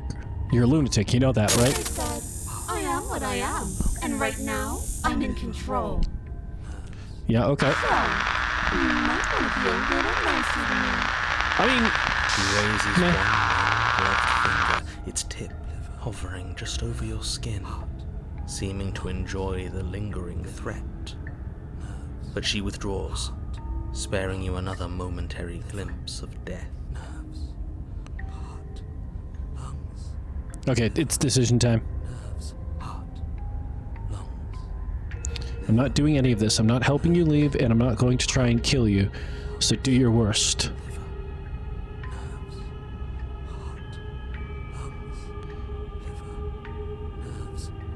Run, slay the princess. I just feel like leaving isn't an option. Like, I feel they're giving it to me, but I just feel like just leaving isn't an option. I'm not doing any of this. I'm not helping you leave, and I'm not going to try to kill you, so do your worst. Yep. Are you serious? You fling the blade into the void, denying yourself the opportunity to ever slay her and finish your mission. Nobody's happy here, but maybe it's for the best. You poor deluded thing. That's You me. think a single moment of bravery changes you into something you're not? Jeez. I am what I am, and you're always going to be a coward. That is just like, it's funny because like that is exactly sort of the prototypical sort of insults that a woman would throw at a man to demasculate him. Like, that's exactly the line. She raises a hand to her mask and pulls it down. You don't A get lip- the there was chance a to tear. see what lies beneath before it envelops you. Like a creeping mold, the complete reality of your existence threads its way through your mind. Birth, death, birth again, decay and bloom, a million stitches from a million microscopic wounds you've inflicted on everyone you've ever met, with every muscle you've moved and every word you've ever spoken. Oh, interesting. Hold on, let's read that ourselves. Like a creeping mold, the complete reality of your existence threads its way through your mind. Birth, death, birth again, decay and bloom. A million stitches from a million microscopic wounds you've inflicted on everyone you've ever met, with every muscle you've moved and every word you've ever spoken. No. Let me out. Your existence hurts them. Let me out. Interesting. A lonely soul in a room by itself, weeping. It lives for 80 years and then it's gone. And then it's there again. Let me out. A reprieve. A good life. Love. Children. A steady career. Recognition from your peers. Here one moment. Gone the next. The worms have found their orifices. Let me out. Diagnosis. It forgets everything it is. Anger, rage, distance, poverty. The lonely soul is lonely again. Love turns to mockery. It dies. It is reborn. Worse. Lonelier. We're starting to tick up on the Neon Genesis Evangelion chart here, on the graph, on the scale. We're starting to tick up on the Neon Genesis Evangelion scale. We're not there yet, but we moved up a little bit. We're like, okay, this is a lot of really big words and really big concepts. We're just kind of tossing around here, and I'm not really sure where they're fitting. But okay, well, let's see where it goes. Diagnosis, it forgets everything it is. Anger, rage, distance, poverty. The lonely soul is lonely again. Love turns to mockery. It dies, it is reborn. Worse, lonelier. Love turns to mockery. It dies. Okay. So it's about love. It's about relationships. Me out. No. What's happening to us? Let me out. This is all too much. I can't keep going. Oh, we outdid the narrator Keep here. going? Well, what are you talking about? But he doesn't respond. Oops, I think I broke you. I'll see you soon. You'll know what to do. Your body is dead, but you live on. Some other voice. See what hides behind your mask. Lots of chapters. The moment of clarity. You're on a path in the... Shit! What the hell was that? Who are we? What are we doing? There was a princess, I think. Voice of the broken. It's all so fuzzy. I wonder if he's going to It hurts replace when I try to the remember. hero. I think we were trying to save the world. You shouldn't know about the princess. At least, not until I... You've already been here, haven't you? True story. I guess. It feels so long ago, almost like we've never left. Those two statements don't make sense together. We have to let her out. No, that's the opposite of what you're here to do. You have to slay her. Slay? We decided not to do that, didn't we? Yeah, we're supposed to let her out. It's really Voice of the only way opportunist. that works out for us. If you think about it, she's the one with power here. Nobody else can do much of anything. No, we were supposed to keep her trapped there forever. I think. Voice of the stubborn. Ah, see? Stubborn. That's what I was telling you. Okay, interesting. Yeah. We're supposed to be unfeeling. This is another How one. many times do I have to tell you to snuff out your heart? Voice of the cold. We can't be unfeeling. Not when there's so much fear everywhere. Voice of the hunted. There's nothing for us to do. We've already tried everything. Voice of the contrarian. You might just be a bit crazy. Yeah, I think I skipped to the end, the actual end here, pretty fast. We love her. so we have to set her free. Voice of the smitten. Can we love something that hates us? Can we love something that hurts us? Voice of the skeptic. To be given an ounce of kindness from something so cruel would be more pure than any other love. Why are there so many of us? There aren't supposed to be so many of us. Voice of the cheated. This is bad. You need to get a grip. What did you let happen? How many times have you been here? Oh, this is only the third time. I screwed up bad. I think they're all wrong. That's a good question. How many times have you all been here? What if we don't go? Can you make sense of them? I feel so disjointed. I don't know if I can pull this off. I don't know if I can. The only way out of this is to do nothing. So nothing I will do. No. That's a good question. How many times have you all been here? Many times.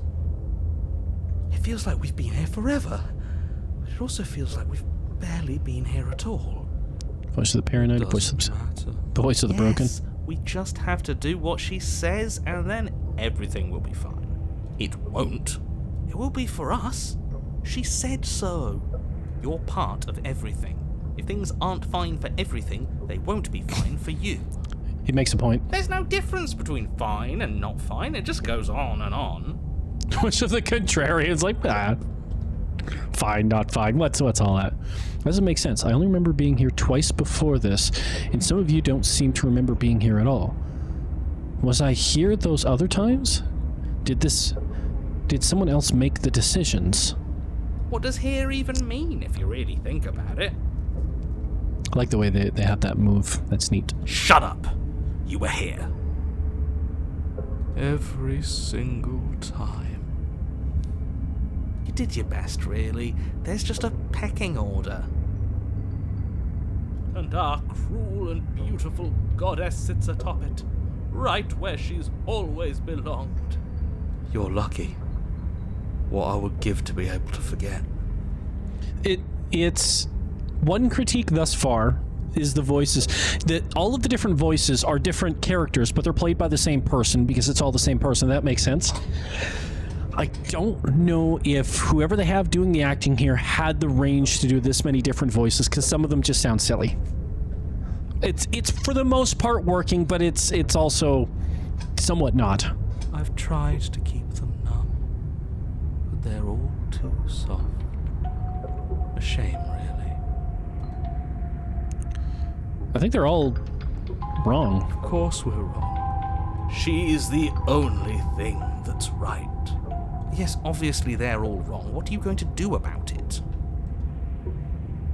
If I don't remember what I did, then it couldn't have been me that did it.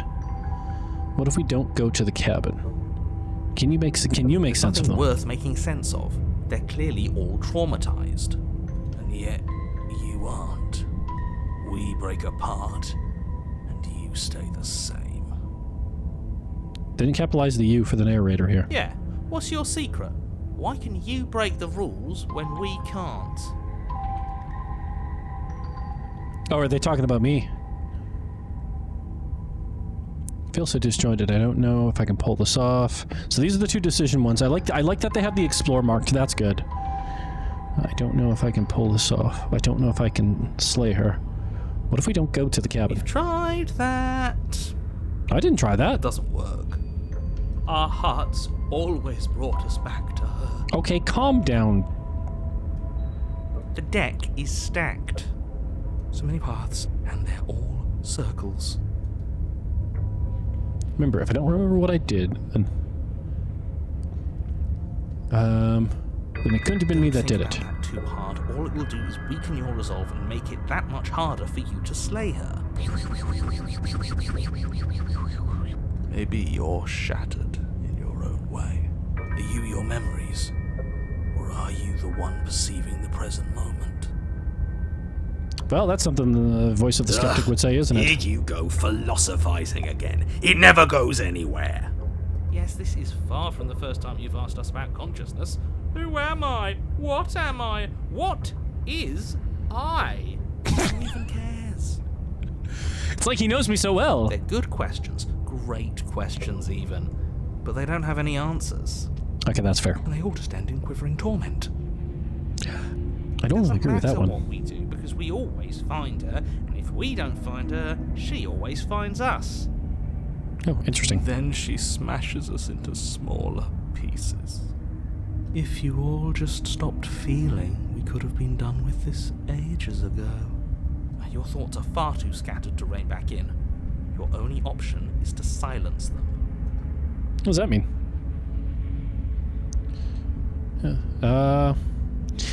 Let's head to the home of Slowly trauma. make your way through the umbral forest, bumping against unseen trees as you grasp through the darkness for a way forward. Why are there unseen trees now? You do make it to the cabin, or rather, you make it to the place a cabin should have been. Instead, all you find is an empty hill. No, this isn't right. There's a cabin there. There's always supposed to be a cabin there. Don't ask him about the mirror. He always says he never sees it. He always lies. And he always makes it gone. It's exhausting. We must be such a mess, but we never get the chance to fix ourselves. Smitten. That thing is mocking us. Stay focused. You still have a job to do, and it's best not to be distracted by fraying thoughts. There is no mirror. You know that as well as I do. She's still here, buried deep inside the earth. Just walk up the hill. You always give too much space to the others. It's why you always lose. And what's wrong with giving them space? What if it helps them? What if they need to be heard?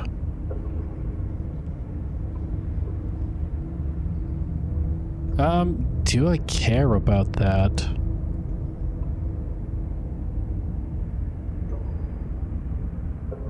We're just gonna skip that.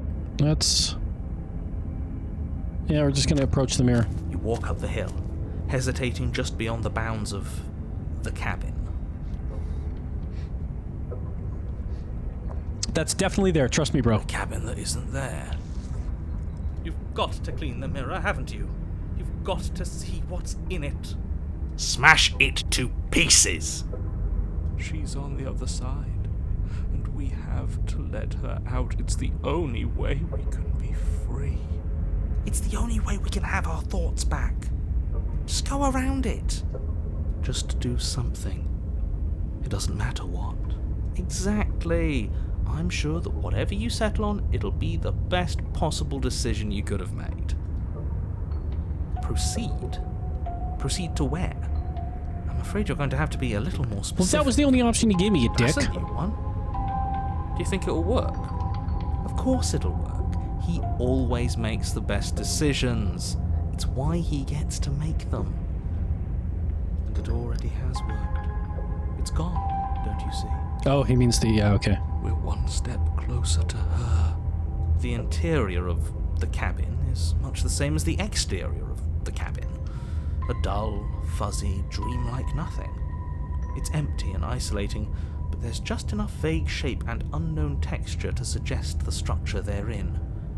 Wrong and unsettling as it may be, the only object of note is a pristine blade buried in the dirt floor, a hint of its shining edge teasing through the sediment. The blade is your implement. You'll need it if you're going to do this right. Ah, that old line. Take it. It's the only way forward.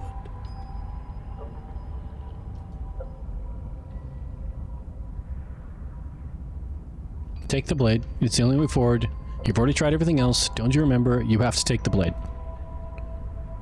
You reach down to take the blade, but as you do, the ground beneath it shifts, the weapon sinking deep into the earth. You lean over the hole and gaze into the abyss. It is so very deep. Deep in the bowels of the earth, you see something staring back at you. Oh, that's the missus. It fills you with dread. It's her. She's watching us. She never stops watching us. You really are a coward. She keeps calling me that, and I'm not sure why. With every word she speaks, the princess in the pit blinks closer. Joking when I said that way back when. You know that, right? Closer. was having some fun, and I guess I wanted to see if I could melt you. And closer. Watching over me forever? Oops. Didn't mean to do that, but I guess we did. That was so brave. Closer.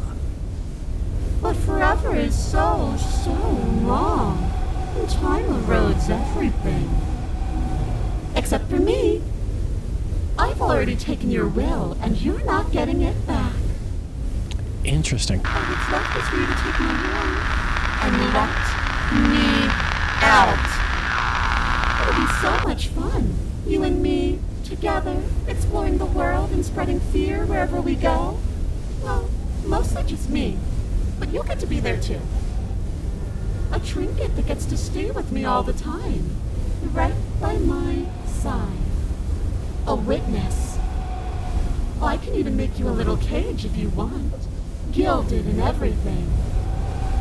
Now don't pause. Don't Get try the to bug resist. spray. She's a I've already spider. molded you into what I need. And you lost your power so long ago. Don't bother working yourself into a frenzy to get it back. Do something. Do anything that isn't taking her hand. What are we supposed to do? She took our weapon. This really was. I mean, I threw it away, to be fair. Yeah. You sealed our fate when you refused to kill her. Kill or be killed.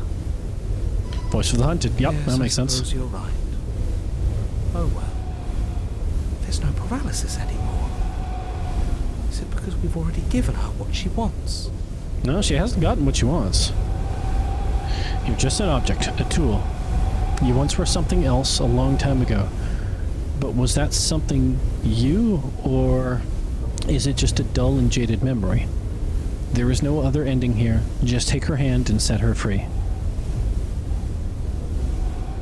I don't know why I saved that, because it's like, oh, I have it before. Whoop, whoop, whoop, whoop, whoop, whoop, whoop, whoop, whoop, whoop, whoop, whoop. There's any Easter eggy locations or things I click on here.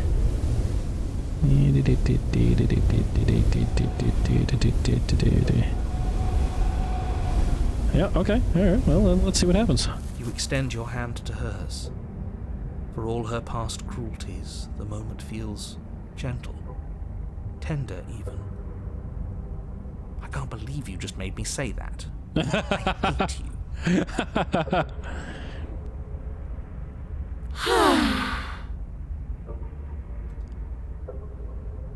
The motion is difficult at first, as if something still resists your efforts. But then that resistance gives way, and it's over. And that's the end. I wonder what we're going to do next. I didn't think I'd be so tired. Princess exhausted slumps. Why Well, that's is not it even the so narrator. cold?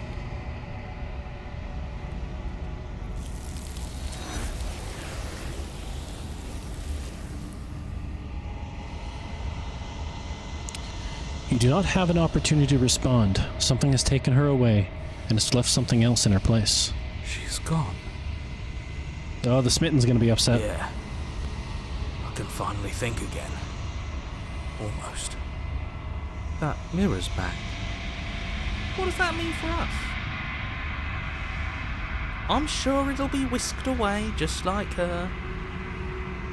Maybe it won't be gone. Things are different now, aren't they? Doesn't seem like there's much else to do here. Finally, we can smash it. Oh, will you stop with the smashing?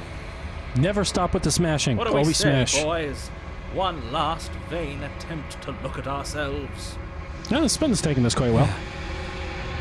I think I'd like that. Seems we've got a majority. All that's left is to give it a look.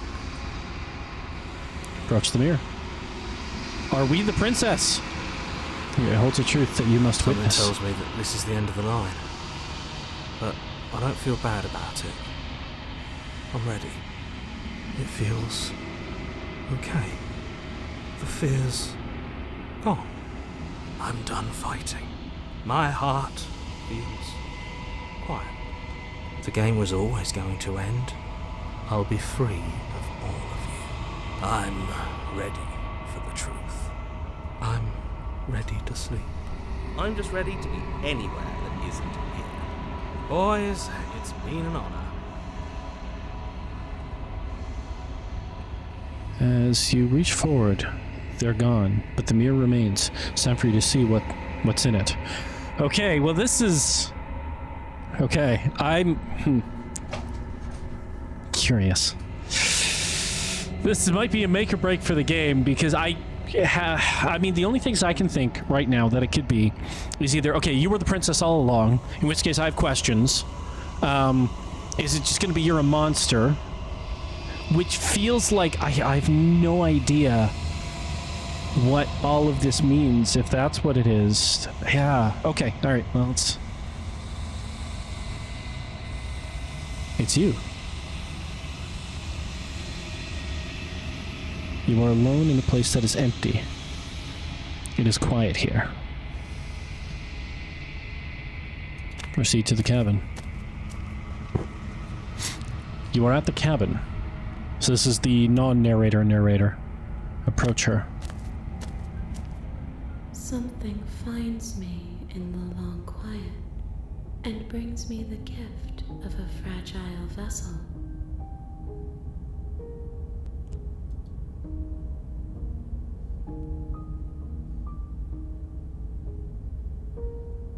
Let her out of there.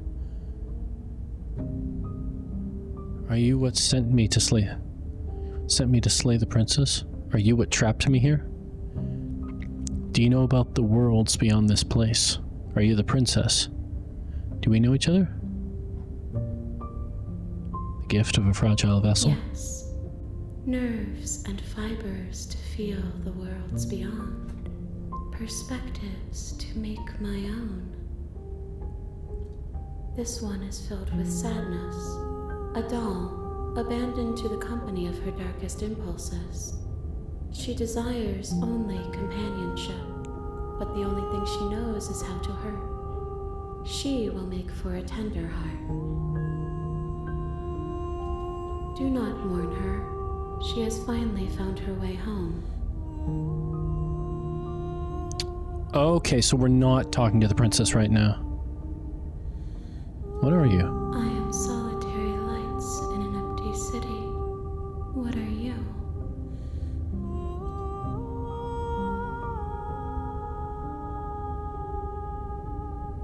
What do you think I am? I think that you are like me. We are oceans, reduced to shallow creeks. Is this the end of the How world? can the world have ended if we are talking? Metaphors are a thing. Do you know the narrator? You are the only thing I have ever known. Because I'm the narrator, yeah. Okay, stupid question, that's The fair. space we're in is vacant. Nothing comes here but us. I feel like we're still in the, like, and it's obvious because they say at the beginning it's a love story, but it's like it's a metaphor for relationship.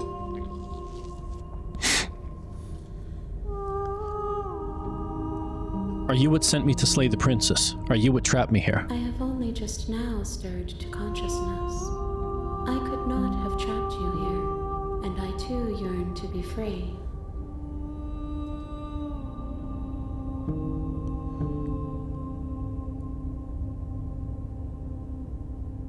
Do we know each other? You are familiar, but you are not me. I feel sadness, longing. Why the fuck does this keep getting As I weirder every witness times I look back to this damn screen? It's interesting. I have thoughts, but I want to get through a little bit more of this before I start to really get into it. Because yeah, I have thoughts. This is interesting, and I'm not sure if it's. Yeah, there's a lot of things I'm not sure of right now. Do you know about the worlds beyond this place? I know only that they are.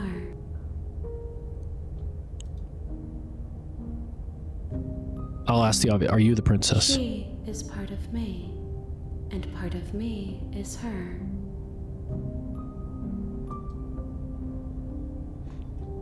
But you were always the princess, or are you just making her a part of yourself? You speak in circles. Does it matter where one thing begins and another ends? See, and this is where we start to get into the concept of I'm me, but I'm a completely different person than I was, say, a year ago, maybe even a month ago. Our experiences constantly change us, so we are a different person in almost every single moment, right? So that's where I can kind of, read this is it's like, well, are you the princess? Well, no, not the one you're talking about. Something to that effect. Let her out of there. I don't think there's a her to let out of there.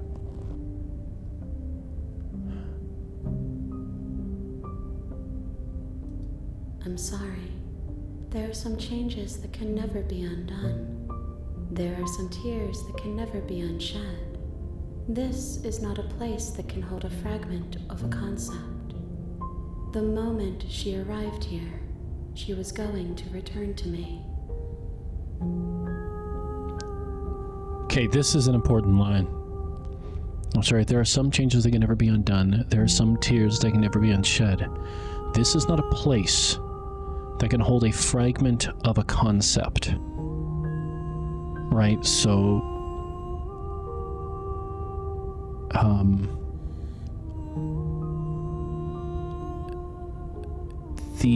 it's like you can't be who you were.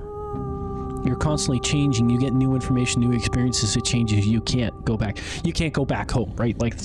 Right. So it's the moment she arrived here, she was going to return to me. Return to me. That's interesting. I promise that it doesn't hurt.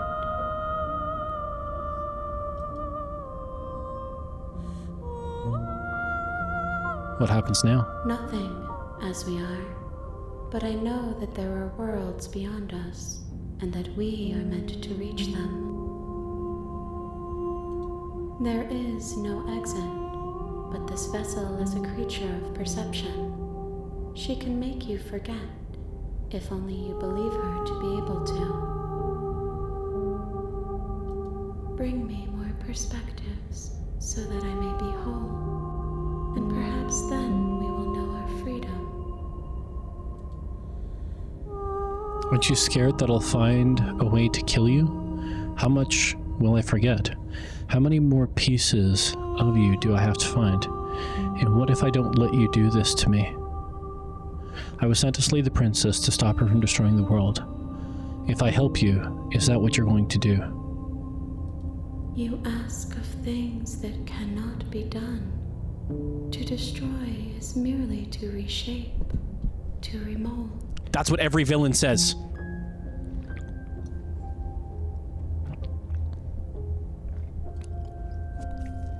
You're being semantic. What are you going to do if I help you? How can I know?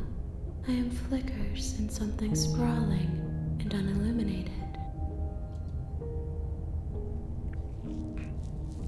How much will I forget? Everything. Until we meet again.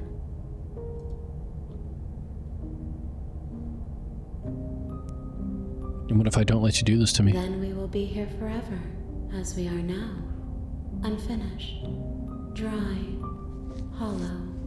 Okay, this ending has just kicked things up a notch. Like this, I really like this, and this is a really good, sort of like using the gameplay and the concepts that they've built. I had a big concern coming into this, and I was kind of holding back a bit because I didn't want to say anything yet, and I could still be wrong, but I was kind of holding back a bit because I was starting to get concerned about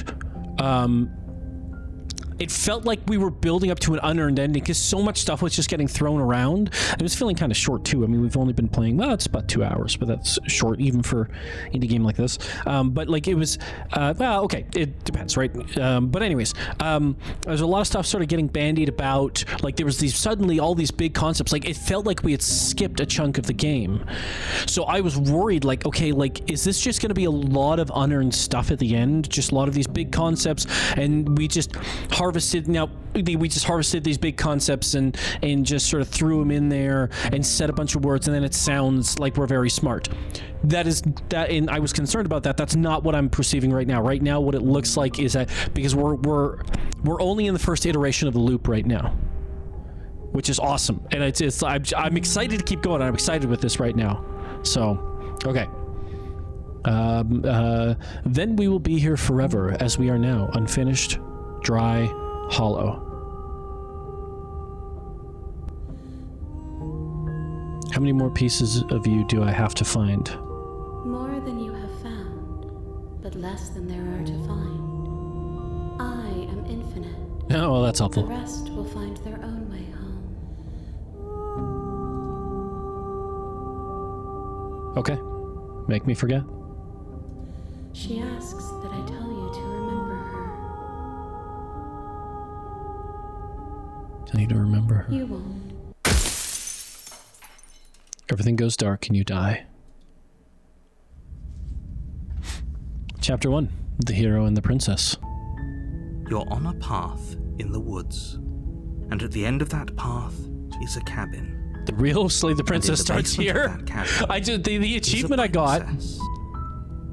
The achievement I just got is the real Slay the Princess starts here. You'll know it when you see it. Okay, so we've actually started the game. 2 hours in. Excellent. I'm gonna do a quick bathroom break, and then we're gonna keep going. We're gonna keep going with this because this is I'm getting excited about this.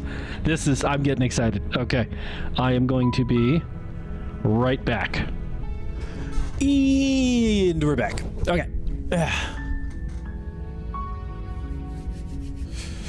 Okay, let's see what options it gives me. You're here to slay her. If you don't, it will be the end of the world. The end of the world? What are you talking about? Have you considered that maybe the only... Okay. Killing Princess seems kind of... Can't someone else do it? Have you considered that maybe I'm okay with the world ending? Silently continue to the cabin. You make your way up the short path to the cabin. You'll find the princess within. We're not going to go through with this, right? She's a princess. We're supposed to save princesses, not slay them. Ignore him. He doesn't know what he's talking about. Proceed into the cabin. Door open? Sorry, door open. The interior of the cabin is almost entirely bare. The air is stale and musty, and the floor and walls are painted in a fine layer of dust. The only furniture of note is a plain wooden table. Perched on that table is a pristine blade.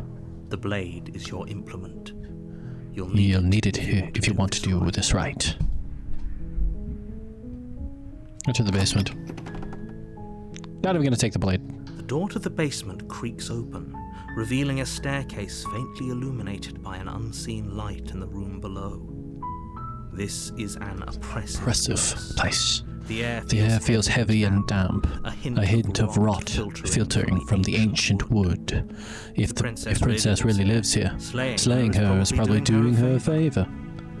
Her voice softly carries up the stairs. Hello?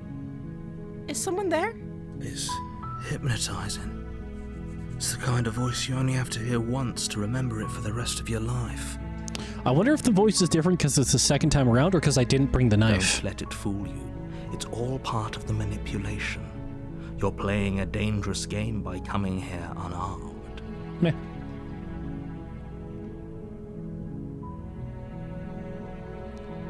Continue down the stairs. You're still listening to reason. It would be better if you had a weapon, but you may still be able to do what needs to be done. You walk down the stairs and lock eyes with the princess. There's a heavy chain around her wrist, binding her to the far wall of the basement. She's beautiful. How could someone like this be a threat to anyone? I am begging you to stay focused. There's not riding on you here. Of course. Hi. Do you think you can get me out of these chains? Hold on. Let's talk a bit first. Okay. What's your name? Oh. She pauses, carefully formulating her words before she responds. You can address me as Your Royal Highness. Or you can just call me Princess if Your Royal Highness is too formal. Suddenly she's very nice.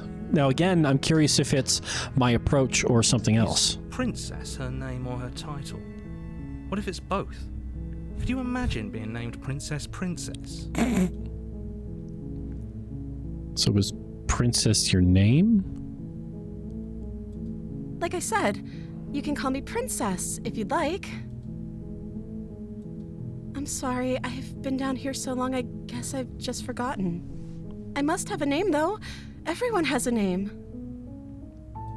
This is very that's different. She hadn't even thought to pick a name for herself. Hopefully you're starting to see that she can't be trusted. Go back upstairs, get the blade, and slay her before it's too late. I don't know anything about you. For all I know, you're locked up down here for a reason. If I'm the first person you've seen in a while, what have you been eating or drinking? I was sent here to slay you. What are you going to do here if I let you out? Just can't trust you. This doesn't add up. And it isn't worth the risk to take your word over the potential fate of the world. Saying another word, I can't believe they've been keeping you down here like this. We're gonna do an explore. If I'm the first person you've seen in a while, what have you been eating or drinking? I don't see what that has to do with anything. This is the only time this is ever going to happen, but I agree with the princess. That's hardly relevant. I think it's rather relevant. Okay, but actually, what has she been eating? She has to eat, right? Anything about you? Jumped down here for a reason. Of course I'm locked up down here for a reason. I don't actually know what that reason is, but you don't just stuff a princess in a basement and throw away the key without there being some sort of an explanation, right? You have all the explanation you need. You should know better than to trust whatever she comes up with. Yeah, apparently, what are you going to do if go back upstairs, retrieve the blade, examine the chains. I was sent here to slay you. You're apparently supposed to end the world.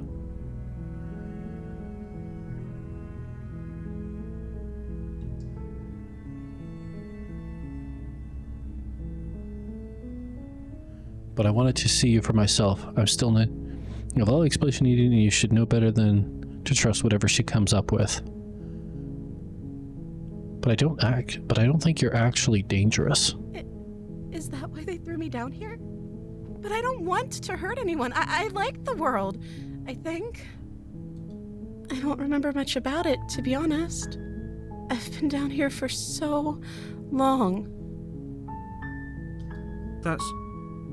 How long has she been locked away? Did they tell you how I'm supposed to end the world? Who dis? Hey, Pixel, how you doing? I was hoping you'd tell me. No, but I'm sure they have the reasons, which is why I don't think you're actually dangerous. I was hoping you'd tell me. I don't know how to destroy the world, if that's what you're getting at. Star Citizen is so awesome. Yeah, cool. I believe her. She doesn't have to know how to destroy the world to be capable of doing it. That's a fair point. At the end of the day, whatever the two of us have going on down here is about trust. Whoever sent you to slay me claimed I was a threat to the world, but they didn't tell you why. I don't trust that, and I don't think you do either, or you wouldn't have come down here to talk. She has a point. We're talking like this for a reason. So this shouldn't be about what I'd do if I got out of here, or me saying the right thing to convince you to save me. I fly with a 6-man crew in salvage ships. Oh, that's cool. You know, it's always great when you get those kinds of games and you can, like, get a good team together. And just sort of, like, that multiplayer experience. That's always a ton of fun. I haven't been able to do that whole time. I did a little bit in Star Wars The Old Republic. And then me and my buddies did this more sort of couch co-op Left 4 Dead, but that was it couch co-op or we did just have enough systems at that place? No, it was couch co-op. Couple Nights would remember. He was one of them. We played Old Republic together too, and that was kind of the closest I ever got to that. I never did the big MMO thing, but that's always cool. When you can't get those good crews together, that's awesome. So this shouldn't be about what I'd do if I got out of here, or me saying the right thing to convince you to save me. This is about how messed up this whole situation is. This is my life we're talking about. See, she's making a lot more sense this time. Do you really think I can even end the world? Why would I even want to?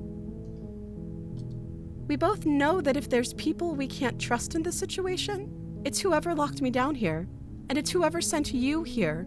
And those two groups are probably one and the same. She would be right about that.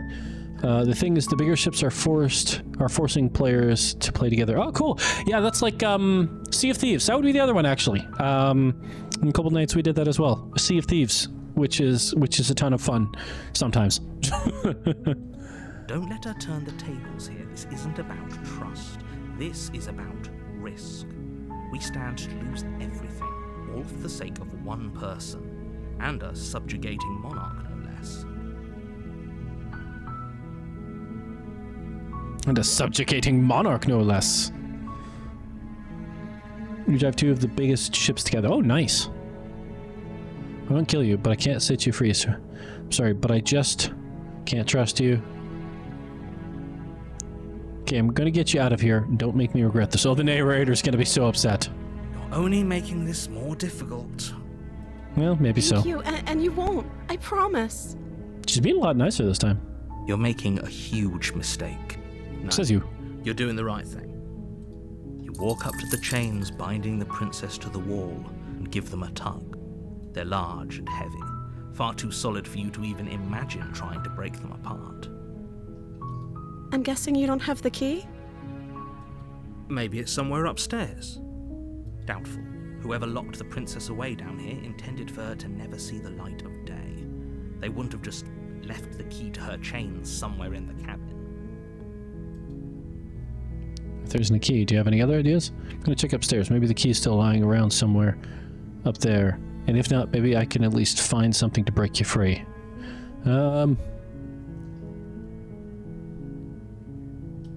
Maybe there's some way to break the chains? Or if that doesn't work, I guess we can always cut me out of them.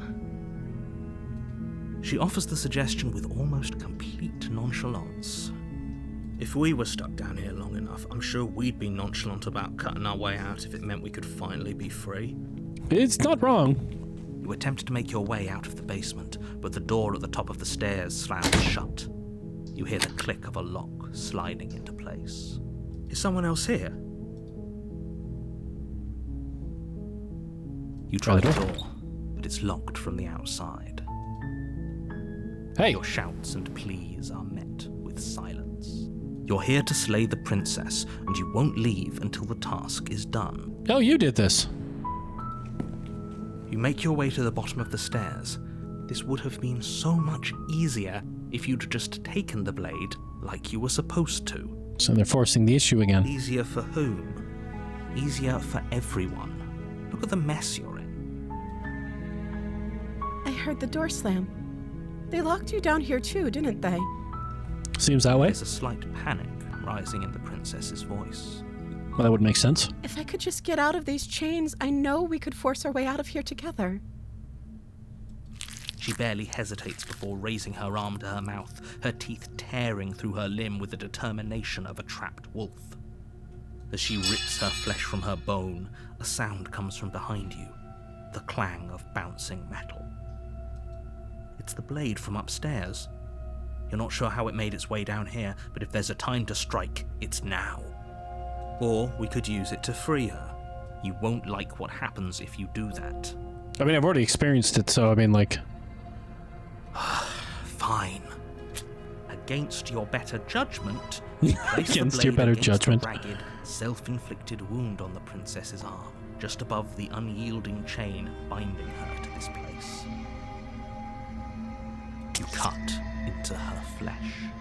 Yep, sounds like something The I'd blade do. is sharp, and it takes little effort to crack through the bone of her arm. Oof. Her limb falls to the ground, and the heavy chains follow suit. Oof. She didn't so much as utter a sound through the whole ordeal. Yep. No, she didn't. She smiles softly as her gaze meets yours, blood from her wounded arm dripping rhythmically to the ground. So, do we need to get you one of those, like, war amp keychain things so you don't lose your keys? Unrelated to what just happened. Sorry, continue. How is she still smiling after everything? It's like she isn't even bothered by what just happened. Thank you. Now let's get out of here. Approach the locked door. No, we won't have any of that. The stakes are too high. You can't just let her escape into the world. No, I can't just let her escape. Oops. Didn't need to do that. Into the world. As the princess approaches the bottom stair, your body steps forward and raises the blade. Oh, that's interesting. Wait, this isn't fair. You can't just do that. Watch me. What are you doing?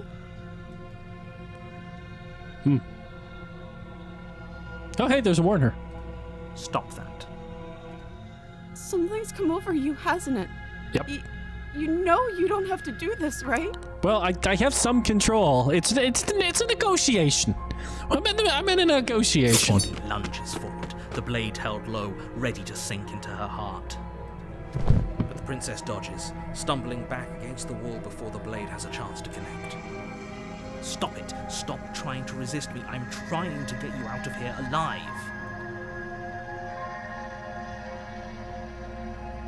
The Resist. blade. Move the blade. As your body remains frozen in stubborn resistance, the princess takes a cautious... I think this is where she stabs me. We both know this isn't you. She nervously reaches towards you and takes the blade from your infuriatingly rigid hands. What are you doing? I'm sorry. I'll try to be quick. She plunges it into your chest, tearing through flesh I was wondering and how this sinew. would happen. It is agony. But you aren't dead yet. Oh no! I'm so sorry. Stay strong. We can tough it out until it's done. For her sake. For her sake? Don't you start pretending that dying a painful death is some sort of heroic gesture. The two of you have literally doomed everyone. There's only one of us. Whatever. She sinks the blade into your chest again and again and again, and you feel every inch of burning pain that slices its way into your body. Well, I mean, he does. sorry, I don't. I'm I get sorry, off I'm easy on sorry. this. She doesn't know how to use a knife, does she? Apparently not, though it doesn't matter how sloppy her knife work is, does it? A stab wound is still a stab wound, and it won't be long before you bleed out. I'm so sorry. With one last thrust of the knife, your legs give out beneath you. You collapse to the floor, your blood pooling around you, your limbs unresponsive. The princess stares down at your ruined chest as tears carve Yep, rivulets looks pretty of bad. pink down her blood-spattered cheeks. Yeah, I gotta say this for the narrator. He's committed to his job. He's still describing things very well, even though things aren't going his way. You know, he's a true worksman. Gotta give him Can't credit. just end like this, right? Oh, it very much can. Oh, that's rich coming from you. As much as I'd prefer for things to have gone differently, I can't deny the reality of what's happened. The two of you made your choice. It's over. Everything goes dark, and you die. Chapter 2, The Damsel. You're on a path in the woods, and at the end of that path is a cabin. And in the basement of that cabin is a princess. You don't You're say. here to slay her. If you don't, it will It will be the end of the world. world.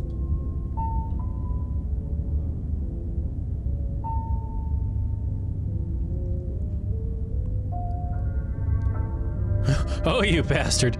You're in for it now. I'm wise to your tricks. My tricks? What on earth are you talking about? We just met for the first time. If he doesn't remember what happened, then maybe it's best to keep it that way. Yes, he didn't approve of us last time, did he? If we're going to save our beloved, we'll have to be sneaky. So we get the smitten. Our beloved? Yes, you'll have to be very sneaky about your intentions if you're going to try and save the princess. So all of the cards are on the table. Then you should know that we and the princess are in love, and the four of us will be foiling any and all assassination attempts you've got in the works. I guess the princess as well? Okay. We'll see about that. Whatever you do, just be sure to ignore him specifically. Sounds like he's the sort who'd sacrifice the whole world for a peck on the cheek. What can I say? A world without love is a world that isn't worth saving. Assume I'm telling the truth and all this did happen. Why should I listen to you? Why should I bother doing anything? Those are two very different questions, but Really let's got that say one. for a moment that this really is the second time you've met me, or at least you Just a died version last of me? time, which probably only happened. Guess you You did were the this one time. who did us in, villain. There we go. Well, not you in the literal sense, but you did everything you could to stop us from rescuing her. Oh, I wonder why. Maybe it's because the entire world was at stake. No lone princess is worth that price. I beg to differ. I'm not going to argue with you. I'm just going to take a deep breath and assume that whoever is making the Decisions here has the common sense to ignore your protestations. That's me. He's hoping. Anyway, I believe your second question was, what's the point of doing anything? If you're asking that, it sounds to me like you're making the rather dangerous assumption that your actions last time... Yeah, right, didn't have To me, consequences. Of course there weren't any consequences. Sounds pretty consequence-free to me. Yes, but in this purely hypothetical Scenario. that begs the question of how you got back here. Did time simply rewind Reinsta itself? transported to a different If it's the world. latter, what do you think happened? Happened think the after you people died. there lived? Yeah. She would never. She's a Perfect angel that you cruelly imprisoned as part of some convoluted, dastardly scheme. Oh my goodness. Convoluted. Selling that one a little I hard. don't know how this premise could be any more simple. Princess bad, stop her, save everyone. Okay.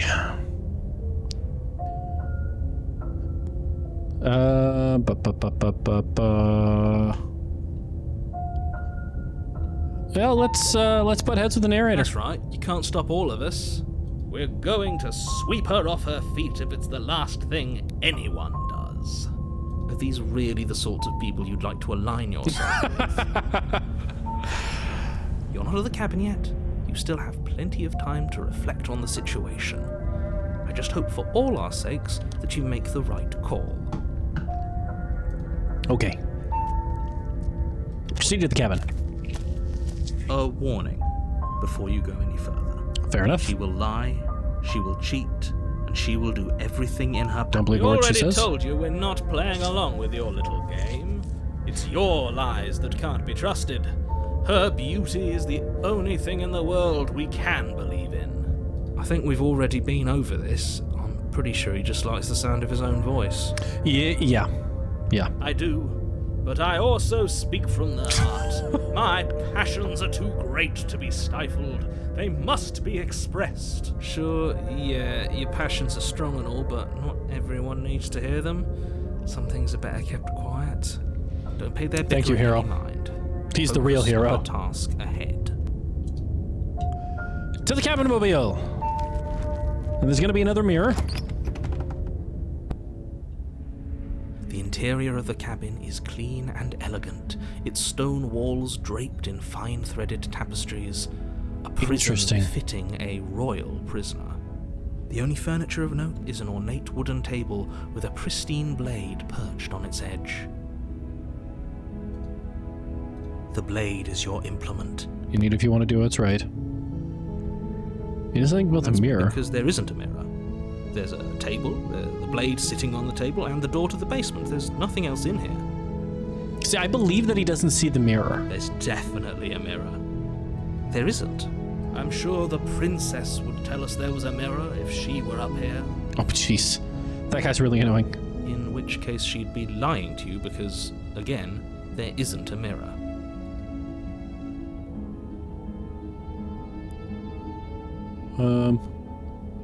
That's not, we're not doing that one. Approach the mirror. You walk up to the wall next to the basement door. This really isn't funny. Wipe the mirror clean. You reach forward and rub your hand against the cabin wall. I hope you know how ridiculous you look. It was there a second ago. And now it's gone. Pity. We could have a feather out of place, and now we'll never know. We can't gallantly sweep her off her feet if we have a feather out of place. The whole cabin is Very different this time. Is it? I can't say I was paying much attention to the scenery last time around. Maybe that's because you haven't actually been here. Yeah, so it's a Hope this much means you'll more... finally drop that So, ridiculous past life. we got the nonsense. You paranoid haven't last died. You time. certainly haven't been killed by the princess. Ah, interesting, okay. So focus up. Stop letting yourself... Into the basement without the blade. The door to the basement creaks open, revealing an intricate stairwell. Gold-trimmed carpet glimmers in the light of the torches positioned along the walls. The basement almost seems welcoming in the dim firelight. But it's still a stone basement. If the princess lives here, slaying her is probably doing her a favor. A There's soft that. voice carries up the stairs. Hello? Is someone there? Her voice. It's somehow even more beautiful than last time. I can hear wedding bells already. Oh boy, I hate this guy so much. Held my tongue till now, but you're taking this a little too far. We barely even know the princess. Thank you. We can still do right by her without all this over-the-top fawning. Thank you. Yes, for everyone's sake, you're not in love. Just remember that her charms are all part of the manipulation. You walk down the stairs and lock eyes with the princess. There's a heavy chain around her wrist, binding her to the far wall. My love, we're here to rescue you from your unjust and foul imprisonment. I really hate this guy. You know she can't hear you, right? She may not be able to hear my words, but surely she can Shut hear up! my spirit. Oh my goodness. Oh, your spirit's plenty loud, all right. It's you, my dashing hero. I was so worried you wouldn't come back. Oh right, she does. She remembers from. Do you hear that? She said we're dashing, and she called us a hero. Flattery really goes a long way with the two of you, doesn't it? Waiting Yes. for you to come back. I didn't want to believe your ravings back in the woods, but this is next to incontrovertible evidence. You've been here before. Damn Skippy. That's right, villain. And you killed us. Well, she killed us. That's also true. Because he made us try and kill her, it was self-defense. Our beloved's hands remain unstained by cruelty. I don't know. She stabbed us like 17 times. Died before. So an entire world has been damned to oblivion. I'd really hoped I'd be the first, but what's done is done. What matters is you have a chance to do it right this time. Now, hold on. If she actually ended a world, are you sure we want to do this? Are you sure we want to rest? See, but that doesn't make sense either. Because if she remembers it and we remember it, so what? She ended that world and then came here? That doesn't make sense. That doesn't make sense. She actually ended. Are you sure we want to do this? Are you sure we want to rescue her? We never saw a world end, and now I'm even more certain that we must chase our heroic and romantic destiny than I've ever been. I shan't let anyone convince us otherwise. Are you listening to him? He's lost it. Don't let him distract you. Just do your job. But she looks so happy. I like things that look happy. You killed me last time, and it hurt a lot. Why did you do that? I didn't bring a knife. Do I have to cut you out again? What happened after I died? Oh, that's a good one. You died, and now we're talking. Can you seem a little less happy? I mean, I know I was just saying, like, literally the last thing I said was, I like the happy look, but just when you say that, like, just for a moment, if you just, okay, all right. Played myself there, okay. You killed me last time, and it hurt a lot. Why did you do that? I'm sorry. Didn't you want me to? Did we? No. We warned her of the cruel forces seizing our body. That's practically telling her to kill us. She is our beloved, and she made the choice to free us of our misery, to show us See, but- mercy and make okay. the best decision for everyone. She made the best decision for her. Don't be so quick to assign kindness. You're just opening yourself up to manipulation. He's not wrong. I didn't bring a knife, but before we started talking, did you end the world? Did the world end? Did you end the world? I don't know. Was I supposed to have ended the world? Would that have made you happy? Oh wow, she's really laying it on thick right now. Isn't that just like our darling princess? She wants to make us Do you want me to end the world? I'd end the world for you. It's like, okay, now we've got more questions. That passes through her beautiful lips. This is making me question things even more. Listening to her, that's a confession. It's a semi-confession. No, I don't want the world to end. I have no feelings one way or the other about the world. Honestly, the world sucks. Yeah, no. Like, no? I don't want the world to end? Then I didn't end the world. Why did that contingent on... Oh, boy. Oh, boy, oh. See, she didn't confess anything. She is innocence itself. Well, let's not say that. I'm not so sure. Yeah, exactly. Sorry what happened last time. The narrator sent me to kill you, took over my body. It was extremely unfair. Another version of me was pushed to such drastic action. It was for good reason. That's because I was freeing the princess. That's okay. You were just doing your best, and that's all that matters. She's so nice. This one's so nice. She took that in stride. Somehow I To trust a her even surprising less. extent. An almost unsettling extent, actually.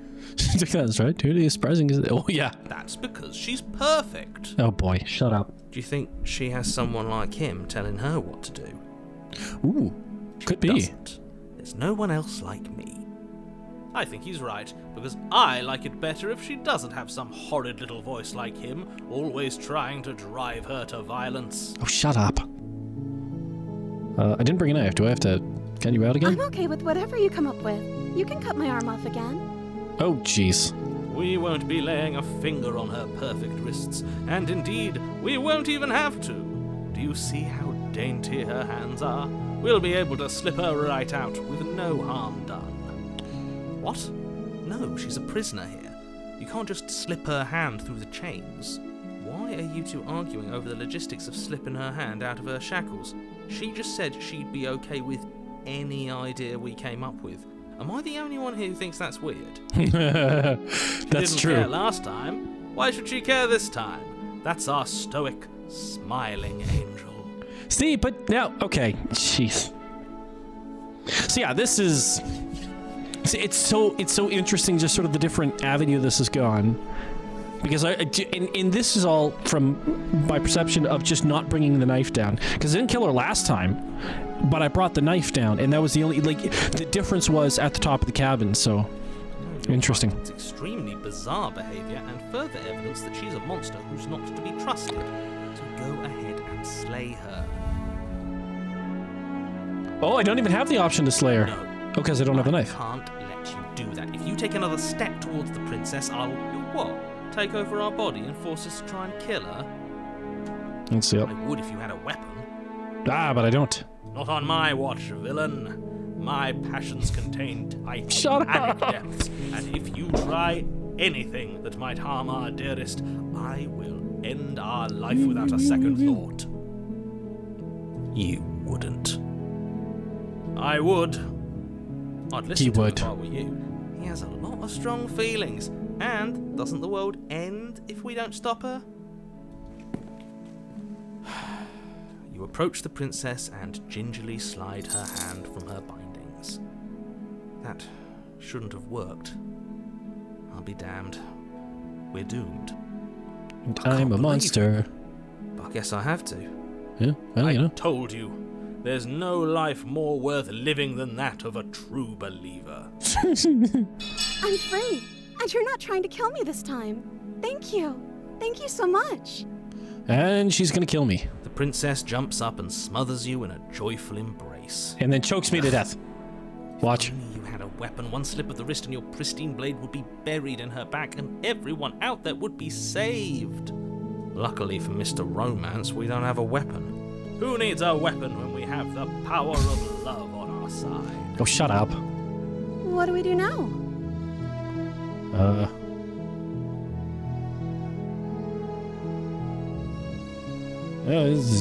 Let me what guess. do you want to do? End the world? Spoken with the rank cynicism of someone who has never felt love in his heart. Aw. I don't actually know. Nobody's ever asked me what I wanted before. Oh, that's kind of cute, but it's gonna twist. Watch, it's gonna twist. She doesn't know what she wants.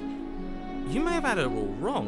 What if this whole thing is just a misunderstanding? What if she doesn't want to end the world? You're so gullible. Is the only thing you've ever doubted the actual truth? It's the only interesting thing to I doubt. think I want to leave. And I think... I want to end the world. Princess closes her eyes in deep reflection. Oh, did she go dark? She's gonna go dark. We're gonna get the mask. Then she shrugs. I don't know. What do you want to do? I just want to leave. We can figure that out later.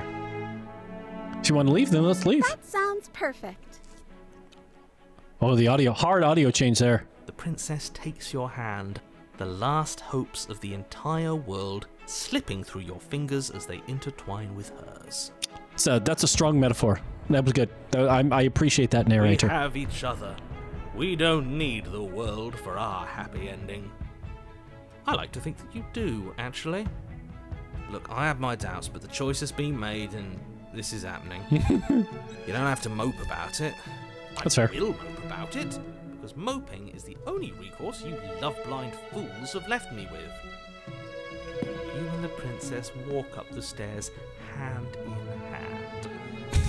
Ugh. The way she's smiling at you.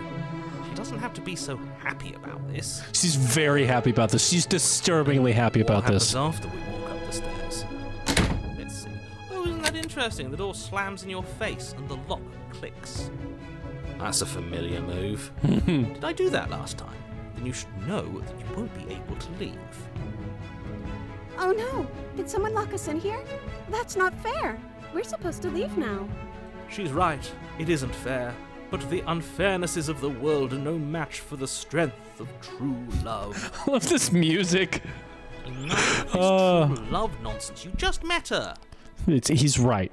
You know, this smitten guy is really annoying. Of course you wouldn't understand. Our passions run deeper than anything you have ever known. Oh, shut up. Are you listening to this? You don't have to go along with the every whim of that delusional voice. So I'm doing the same things for very different reasons, okay? He's not getting his way because I like him, because I don't, all right? So don't give me that I'm crap. just along for the ride at this point. That's I'm with you there. We're just on this whatever's gonna happen.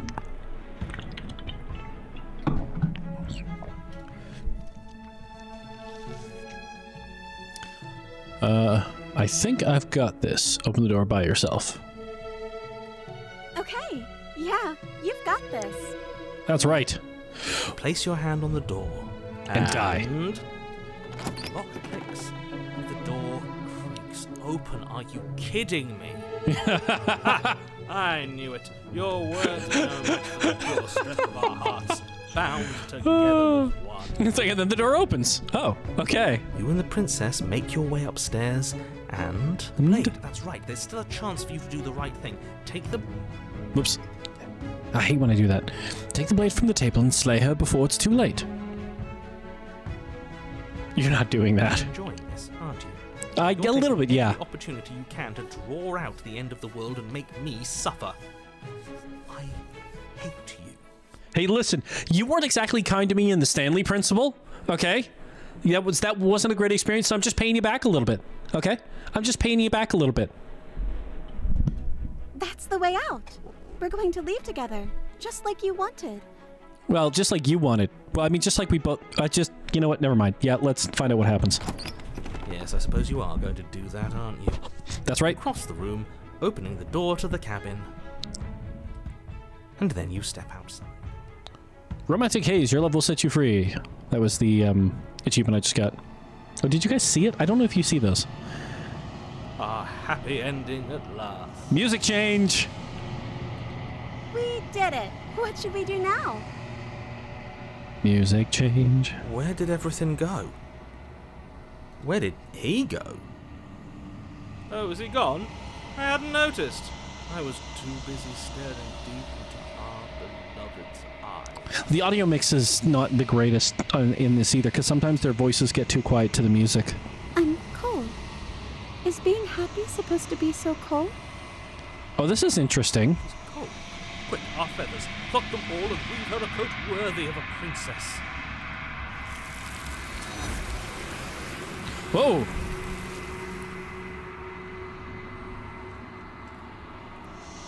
That went from 0 to Neon Genesis Evangelion real fast. But you don't get the chance to make that jacket, nor will you ever. It's time for you to leave. Memory returns. Where did she go? Should we try and find her? And is that a... Why is it here? The fuck did Why I now? miss? Lots. This is a dense game. This is a very dense game, just so you know. I swear, of course... Is that a mirror? What? Of course you're scared. This is the end for you, but not the end for me.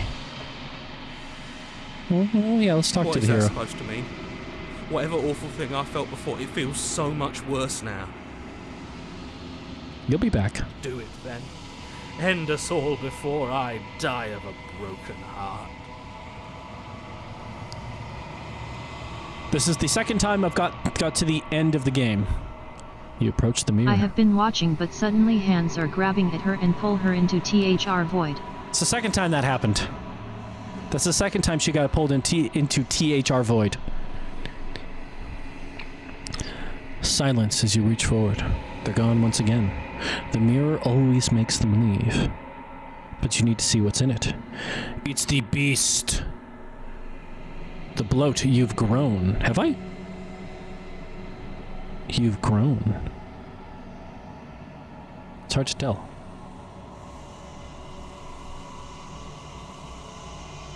You find yourself in the long quiet once again. Proceed to the cabin. You are at the cabin.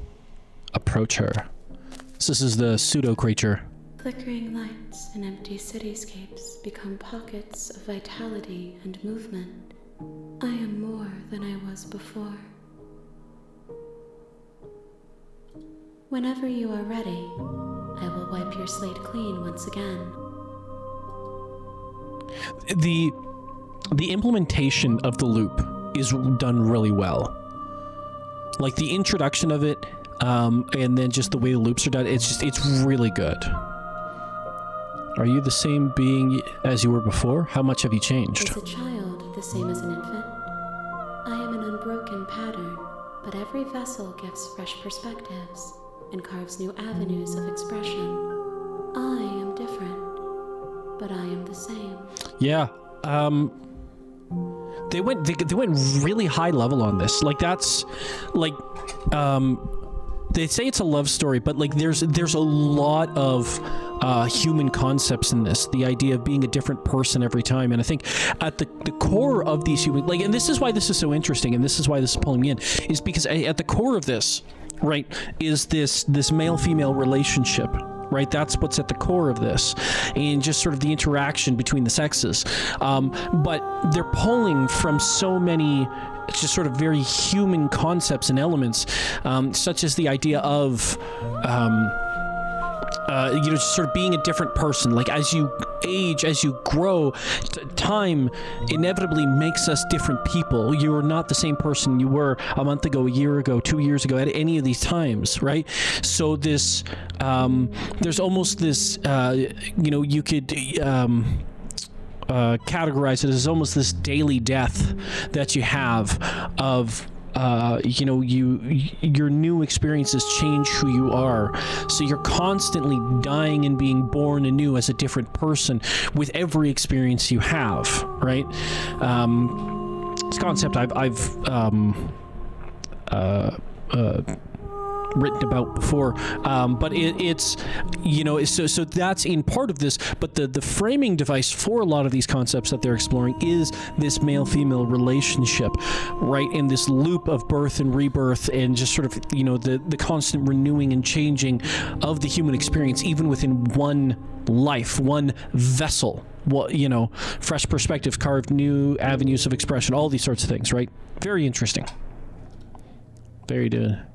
What does it feel like to change like this? Eyes close in reflection.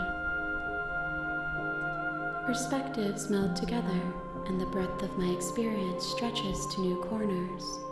There are contradictions, conflicts in my nature, and there are familiarities that bind everything together. No, she's only got the two hands here, right? Because this is the different princess, right? So it's, and this is like talking about, you know, human memory, human experience, right? Perspectives meld together, and the breadth of my experience stretches to new corners, right? So you gain new experience, your experience stretches, but on that same note, perspectives meld together, because as we are faced with new ideas, new concepts, those buck and you know, smash up against our old beliefs, our old thoughts, our old concepts, and then we impart those new concepts mold into shape with the old concepts, but they also stretch the old concepts, right? As we build on our experiences and new thoughts come in, but we have to or not so much we have to, but we naturally just sort of those old concepts sort of assimilate them, but in the same way they're invaded by them, and there's this sort of melding of these ideas as we're faced with new information and new ideas and things like that, and it just sort of, right, so that goes into, like, as we slowly drip new things into this thing that we become something different, right? There are contradictions, conflicts in my nature, right? So these ideas, they clash, right? And I think it's as you get older, something that you, at least I found, you learn to deal with contradictions a little differently, because when you're younger, any contradiction feels like a problem that needs to be solved. Every contradiction is, well, no, these two things can't both be true. These contradictions need to be solved. And but as you get older, you start to understand that just because two things are contradictions doesn't mean there isn't truth in both. And you don't want to be double-minded of things, but on that same note, there is something to the fact that, you know, you can have these two thoughts and balance them, and maybe you will never get to a point where they come together, or they both fit together, and maybe that's just because there's this lack of understanding that you will always have.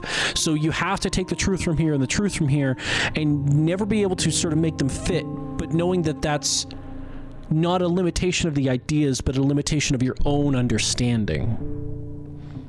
So I'm probably reading way too much into this, but this is what it's making me think. So don't assume that I'm some expert on all the things being said here. It's being very poetic, right? So by that very nature, it's going to allow you to draw from your own mind and write into it. That's sort of what poetic and metaphoric writing does. And there are familiarities that bind everything together. So again, sort of that similarity, right? Because there's still you there, your past experiences. As your new experiences come in, it makes a new you, but those past experiences don't just go away, right? It feels correct. This is what I need to be. This is the only path forward. And I mean, this seems to be, so what I'm interested in, because like, in a big part so far, this is the main mechanic here of this is the concept of self-integration. Right, so she is integrating these different parts of herself. So we're going in and we're drawing these parts out of her. And what's interesting is we have all of these different aspects of us. You know, the narrator, the hero, and I'm fairly convinced the narrator is us. Well, it's the same voice. It's us. I would be very surprised if it turns out it wasn't. But there's the narrator. There's the hero. There's the smitten. There's the paranoid. There's all these different aspects of us, and these different aspects of us are drawing out different aspects of her. And this is kind of a story of human interaction as we communicate and interact with one another, what we're doing is we're drawing out different aspects of each other. And as those aspects come out, the challenge is in the integration of those. And this is sort of a classic concept, a classic story of just sort of the integration of our different parts of ourselves, right? And, you know, if you want to know, you know, these sort of different parts of yourselves, I mean, the big thing is sort of the base reactions, right? You have your conscious self is sort of one part of you, but there's many more subconscious parts of yourself that are going to drive your base reactions. Most of our day-to-day interactions are decided in the moment and transactional. How you speak to someone at like a retail store. You don't premeditate how the conversation's going to go. So most of that conversation is going to be reactional, and that's going to reveal parts of yourself, right? And those parts of yourself, these different aspects, are the parts that you need to learn to integrate into yourself. And a lot of this is very Jungian. Jung talks a lot about this. So it's just basically integrating the different parts of yourself, because you are a being that has both a conscious and a subconscious. A lot more happens on the subconscious. Is the whole iceberg thing. Freud with the id, the ego, and the superego gets into that a lot. I above, and it. So he gets into a lot of that. So we're getting pretty heavy into this. So I'm going to start going with the game again soon. I'm going to start going with the game. I'm just trying to make a point here about just sort of the and this is what we're doing here, is different aspects of us which are being pulled out based on how we act are drawing out different aspects of her, and our different aspects are being drawn out based on how she acts in reaction to us. And it's just this real story about this sort of human connection, this human interaction, and how we affect each other so strongly, right? We still have sort of the free will to make the decisions, but there is this subconscious interaction between us that we have to try to be conscious of and almost train. Like, so at the beginning here, the first decision we make is, do we take the knife or do we not take the knife, right? And that sets the pace. That sets the mood. That sort of decides how things start to go. So it's the initial conscious action that leads to the action of all of this sort of subconscious versions of ourselves, right? So you in a way, the acknowledgement of these subconscious parts of you take away some of your free will, because it's innate or previously trained, either by others or by yourself. And you can work to train yourself to adjust these parts of you, but on that same note, there is somewhat a loss of free will on that. But then you can take the first actions to sort of lead towards better conclusions, but you have to make those right actions earlier on before the subconscious can take over. But that was a long enough rant. Okay, what are we doing next here? Because we're heading into the next loop here. When this is all done, do you know what you want to do? You know that at the end of this, once you're finished, I'm going to kill you, right? I'm not going to kill her. When I go back, it's as if an invisible wall closes around me. Why can I not do the same things I've done before? I didn't try, so I don't know that. So that, unfortunately, was telling me a little too much, but that could have been a check they could have had on the knife decision. Check what the first knife decision was. Because I shouldn't know that right now. I shouldn't know that I can't do the same things. But anyways, you've been kinder to me than anyone else I've met. Thank you. You have been kinder to me than anyone else I've met. Why? What do you want? Do you have any thoughts on this vessel? I don't want to hurt you, but the more times I go back, the worse I fear things will be. What do you feel about me? These vessels I've been bringing you. I've hurt them. Oh no. How many more vessels do I need to bring? What do you want me to bring you next time? You have been kinder to me than anyone else I've met. Why? Why wouldn't I be kind to you? You are the only thing I know that isn't me. Interesting. When this is all done, do you know what you want to do? With every gift you bring me, I excavate the alleys of what I am meant to be, and every exploration yields new and complicated truths. What I will be is different than what I am, and what I am is different from what I was. I cannot tell you what desires I will hold when I have changed. But That's in this fair. moment, all I want is to know myself and to know you. See, and that's where they preload it with that, you know, that it's a love story, right? So when I go back, it's as if, no, I don't know that. What do you want me to bring you next? Do you have any thoughts on the vessels? I don't want to hurt you, but the more times I go back, the worse I fear things will be. What do you feel about me? These vessels have been bringing you. I've hurt them. How many more vessels do you need? I'm ready to go back. I will long for your return, but it will give me time to reflect on what I am. We will meet again. Every time, everything goes dark, and you die. Chapter 1, The Hero and the Princess. You're A on loving a vessel path bringing the in damsel to woods. her. And at the end of that path is a cabin. You're here to slay her. If you don't, it'll be the end of the world. Killing a princess seems kind of bad, though, doesn't it? Can't someone else do? Yeah, these are all the same things. Oh, okay, thanks. Oh, okay. Thanks for telling me what to do. mention it. It's all part of the job. Oh, You okay, make thanks for your telling me way what to up do. The short path to the cabin. You'll find the princess within. We're not going to go through with this, right? She's a princess. I'm supposed to Ignore save them, him. not slay He doesn't them. Ignore them, proceed into the cabin. What are we gonna see? Is it gonna be the cabin? The Yeah, interior is the normal of the cabin? cabin is all the blade. Approach pristine Jordan. blade. Let's go down without the blade. Again. The door to the basement creaks open. Her Slaying his voice. Hello? Is someone there? Okay, so it's the same as last time without the blade. Hypnotize her. Don't let it fool you. Just What? checking in on you. It's been so long since anyone's come down here. I was starting to think they'd forgotten about me.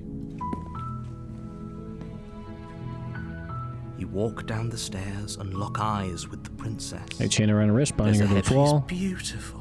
How could someone like this I be a am threat to begging anyone? you to stay focused. Focus, there's a lot riding on you Hi. here. Do you think you can get me out of these chains? I'll see what I can do. You're only making this more difficult. More difficult. Thank you. Thank you. You're making a huge mistake. No, Yeah. you're doing the right thing. You walk up to the chains binding the princess to the wall and give them a tug. They're large and heavy, far too solid for you to even imagine trying to break them apart. Yeah. I'm guessing you don't have the key? I don't have Maybe the key. somewhere upstairs. Doubtful. Whoever locked the princess away down here Left the key, chains in the cabin.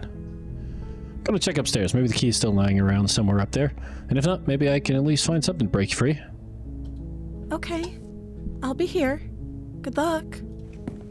You attempt to make your way out of the basement, but the door at the top of the stairs. Is someone else here?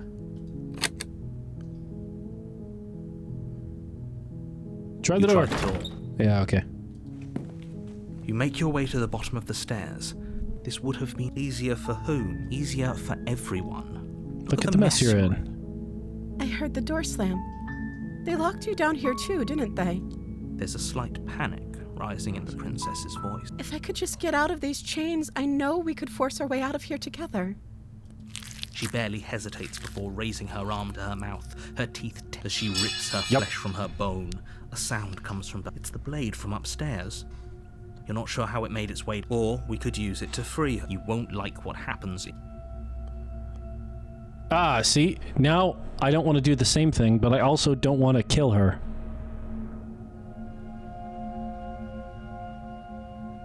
See, but okay, so there's ostensibly by the same as before options, so I'm going to have to do it eventually. Just kind of hoping I wouldn't have to.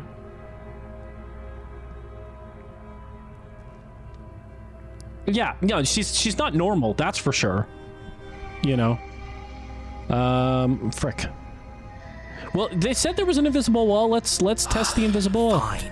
Against your better judge, you cut into her. The blade is sharp, and it takes little effort to crack through the bone. Her limb falls to the ground. She didn't so much as utter a sound. No, she didn't. She smiles softly as her gaze meets. How is Yeah, she and then still she bleeds out. smiling after Well, she doesn't actually everything? bleed out.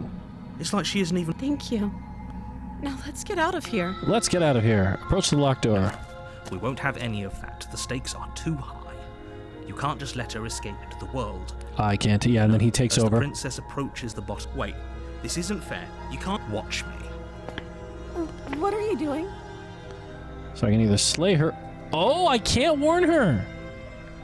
There's the invisible wall. Okay, there's no going back now. I'm with you to the end. You bring the blade down to strike at the princess's heart. This isn't going to go well. But she's fast. She ducks to the floor, your blade narrowly grazing her backside. Slaying her won't be easy now that she's free. We could have gotten out of here together. Oh, her Were you voice just changed. lying to me this whole time? No. I don't know what's come over you, but if I have to kill you, then I'll kill you. Do you think I need both of my arms to do that? She pounces on you with the same animal ferocity she used to tear through her arm. Uh-oh. But you have a weapon. You raise the blade, digging it under her ribs, aiming directly for the heart. Interesting. Not enough to stop her. You feel her claws in your throat, then her teeth, somehow sharp enough to pull apart your flesh and sinew with ease. Who dis? You collapse to the floor. Hey, your Doc. body unresponsive as your blood pools Well, on you the know. ground beneath you. Yep. She stares down at your ravaged form. And I do like the Eyes crazy shining ones. darkness. Dress stained in red as her blood and yours both seep into the fabric. That's what I get here. If we're lucky, the wound you managed to inflict will be enough to at least delay her escape from this place. If we're very lucky, we will kill her before she can reach the outside world. It Doubtful. can't just end like this, right? As Oh, much but as it I can. prefer for things to have gone differently. sorry, but it's over. Everything goes dark. And you die. You die. The witch. Okay, this is interesting. You're on a path in the woods. Am I? And at the end of that path is a cabin. And in the basement of that cabin, you're here to slay her. Yeah. Hey, Doc. How you doing? Yeah. No, playing Slay the Princess. So, you know, you just sort of, you gotta try to win her over with a knife, I guess. This game's really interesting. This game's really interesting and really deep. You just missed a big, long psychobabble rant that I had.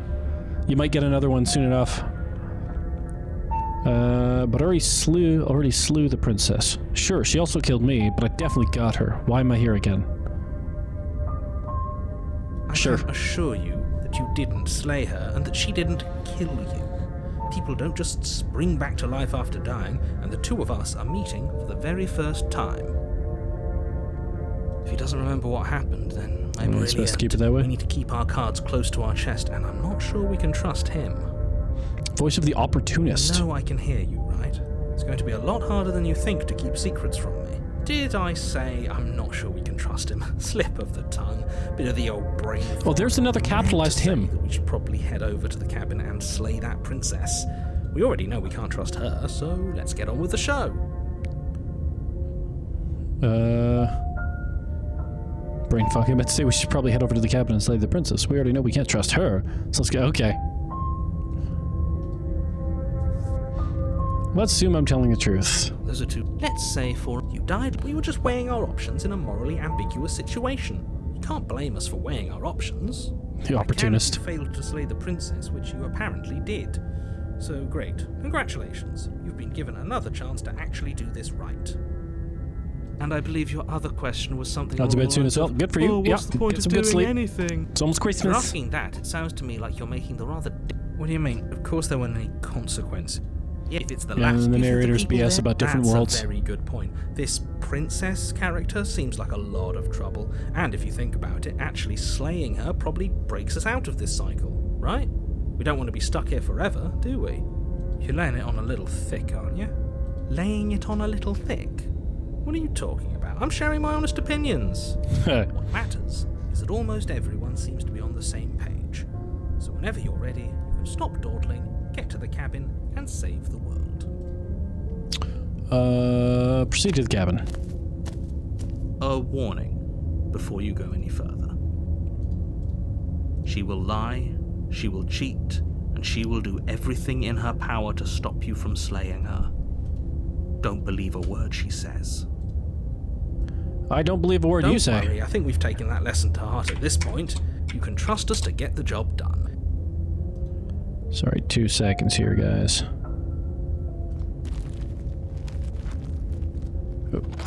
Stream is probably going to have a bit of a conniption for a second here. The interior of the cabin is a mess of twisted roots. The walls are chaotic.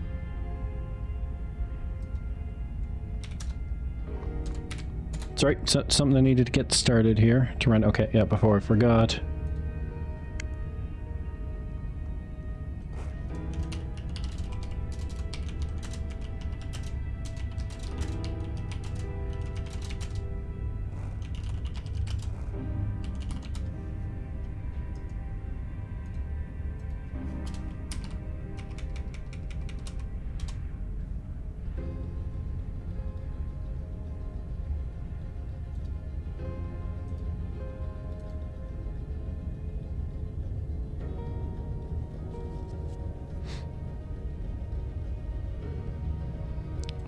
What the fuck?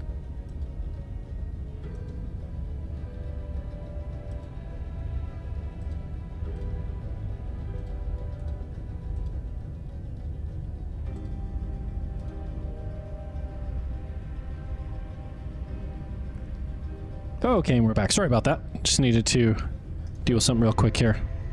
The interior of the cabin is a mess of twisted roots. The walls, a chaotic weave of knotted wood that's almost as if by accident just happened to resemble a room. The floor is damp and earthy, and the only furniture of note is a slab of mud in the shape of a shelf with a pristine blade perched on its edge. The blade is your implement. You'll need it if you want to do this right.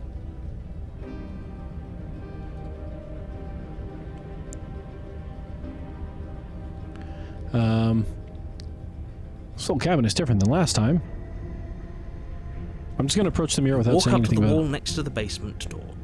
It's a wall. There isn't much to see here. What are you talking about? This isn't a wall. It's a mirror. Or at least it'll be a mirror once we wipe off that layer of grime.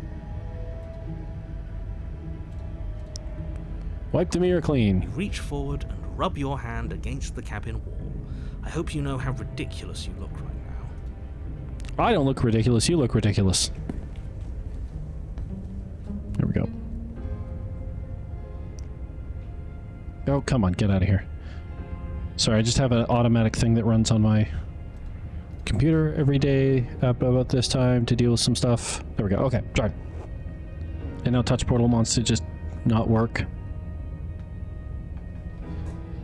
Oh boy. Streamer life, I tell ya. Okay. The whole cabin's different. Very different. Maybe that's because you haven't actually been here. I hope this means you'll finally drop that ridiculous past life nonsense. So focus up. A lot's... Do I take the blade? Do I not take the blade? I'm not going to take the blade. No blade? Leaving it behind didn't work out so well for us last time.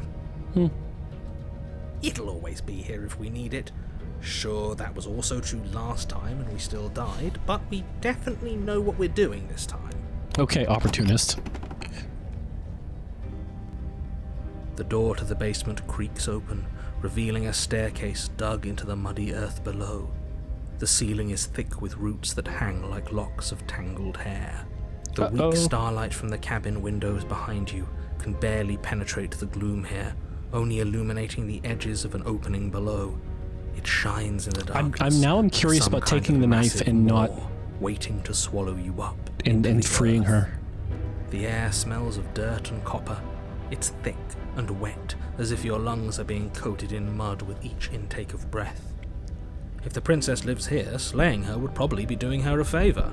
Unless she didn't have to live here. Skitters up from below. Skitters up. I like it. Something nasty finds itself on my stairs. Come on down. Don't be scared. I probably won't bite. I'm not But nasty. you are. You're a wretched little thing. Well, that's I mean. recognize that voice as easily as I recognized your nervous little footsteps coming up the path. I know who you are, and I remember what you've done. See? She knows us. Is this enough for you to believe what we've been saying? Maybe, but you shouldn't let that cloud your judgment. She's just a princess. As long as you remember that and remain focused, slaying her will be easy. She seems friendly enough. Maybe we can talk our way out of this whole situation. Hey. You can't.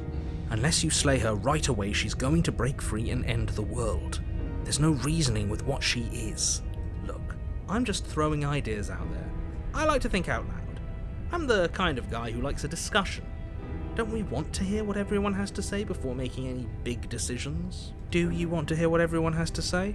Or do you just want to hear yourself talk? Oh, that's definitely part of You it. need to stop lingering. Your task is to slay the princess, not endlessly debate about what to do with the princess. Well, I mean, it can be both, right? Fine, fine. You're the boss.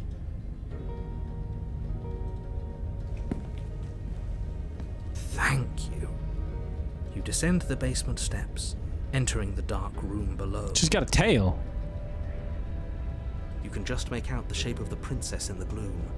She's huddled against the far wall, her eyes bright and glaring from amid the thick roots. And there you are, once again seeming to offer a helping hand while likely hiding the other behind your back. Fine, I'll play along for now. What do you want? She's acting like she already knows you. Well, that's what we were What you saying. said back in the woods really was true. That's pretty sharp. How'd you figure that one out? Call it deductive reasoning. Well, you seem to be great at it. So, you really don't remember us, do you? No, I don't. But you and the princess clearly have a shared reality, even if I'm not a part of it. I won't waste time fighting you on something that's clearly true. Which is interesting Fought us that the on it back in narrator the isn't in woods. on it. That was when the only perspectives we had were yours and mine. I'm just glad we could put all this behind us. Oh, I don't like him either. Is it all behind us? Just focus on the task at hand. I don't care if you've been here before, and I don't care if you think you'll go somewhere else after this. My world is on the line right now, so I'd appreciate it if you would take this seriously and slay her. Let's chat her up a bit first. Maybe we can find a middle ground where everyone's happy. Don't talk to her. You're just going to make things more difficult than they have to be. Well, I seem to remember you having a tongue. Look, I made a mistake. We all make mistakes, right? I'm sure you've made mistakes. I get the sense you're not happy with me. I'm unarmed. That's a gesture of goodwill, so why don't we talk it out? I died last time. You didn't. If anyone here shouldn't be trusted, it's you. Look, I know. Things got messy last time. But I think there's something bigger than both of us at work here. We should team up. Can't you get out of those on your own? Those chains didn't stop you last time, that's true. Why do I have a nagging feeling you're going to stab me in the back if I help you out here?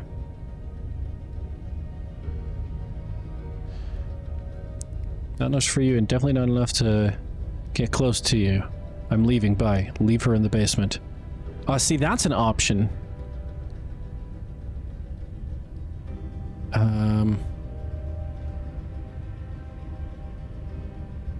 I'm sorry about last time. Smart. Let's apologize. Get us back on the right foot. Oh, you're sorry. Isn't that nice? You're such a gracious little monster. That's mean. If you're sorry, then let me out of here. Prove Who it. dis? It's Nat's back, but like Nat. Yeah, she's a witch now with a tail and feet that are like that. Slay the princess. Yeah. I died last time. I think there's something. No. So we're at an impasse. Neither of us are going to get anywhere if we can't trust each other. Unless you want to fight. But I don't want to fight. Can't you get out of those chains on your own? Those chains didn't stop you last time. Of course. They're They're nothing to me. The princess grins as the chains fall from her wrist. Oh, that's interesting. Could have gotten out of those the whole time. That sneaky little... I'd not leave her. You don't want to become the new Charlie Sheen. This is quite the predicament. A woman after my own heart, really. She knows how to hold her cards close to her chest. This is why she can't just be abandoned here. If left to her own devices, she'll find a way out. Now stop her.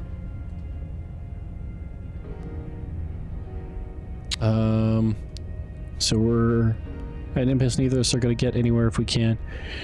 If you could have gotten out this whole time, what do you even need me for? The cabin isn't locked. The cabin lets prying little beasts like you come as you please, but it insists I stay where I am. That binding I shed is just a symbol of the crueler magic at work in this place. Oh, interesting. Well, we're learning more. Also, the narrator seems to be the nervous dude. Yeah, well, I put him through a lot of stress. He has an idea of how things should go, and that's rarely how they go. If I'm to leave, I'm to leave with you, and you alone. Oh, interesting.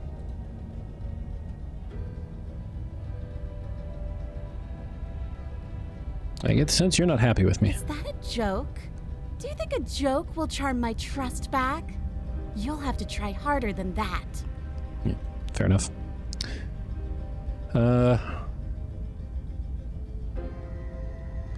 Why do I have a nagging feeling you're going to stab me in the back if I help you out of here? And why would I do such a thing?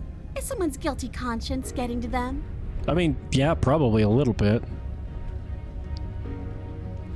In binding her spirit on our protagonist. So this place must be an expansion of her in binding her spirit on our protagonist. I mean, the metaphor I'm fighting, because I don't know if it quite fits, is sort of like marriage or relationship, right? Like in right at the beginning they say this is a love story, right? So I hope it's not, I really hope it's not the sort of the overdone dealing with trauma horror trope. It's like it's a metaphor for trauma. It's, oh, maybe they lost a kid. Maybe it's something else. Maybe it's, or, like I don't know. I've gotten, that one's gotten, it's gotten a little old. I know it's like the core of a lot of horror is like dealing with trauma, and that's kind of, but it's just kind of, I'm hoping that's not what it is. It seems so much grander than that, so I'm hoping it doesn't just boil down to that. It doesn't seem like it so far, but you never know, right? Why would I do such a thing? Is someone's right, guilty conscience? I wouldn't worry. As much as I may hate you, letting you live is in my best interests. If you get me out of here, the only thing that will be dead and buried is the bad blood between us. Oh, that nagging feeling you mentioned is me, by the way. I'm actually a little anxious about a potential backstabbing event. The writing is great. To get out of here. We'll be fine if that's what we decide to do. You won't be fine because destruction is in her nature. If she gets out of here, that's it for the world, remember? Even if that's true, that doesn't automatically mean she's going to stab us in the back. I think that depends on your definition of words like stab and in the back. Yes. She might not literally do that, but she could very well symbolically do the same thing. Maybe that's part of the Deus Ex Machina of this game. Yeah. Well, there's definitely... Oh, it has been the way of things since Silent Hill. Yeah. Well, and a lot of horror in general. Like even the... like lots of different sort of horror things. I think The Ring, Babadook, like there's lots of it, like even in movie media and things like that. Maybe it's part of the Deus Ex Machina of this game. Yeah. Night Doc, thanks for tuning in. Always fun to have you around. I like how alive it definitely is. Definition of the word stab, it would very well symbolically do the same thing. He gets it. There's nothing wrong with looking out for number one.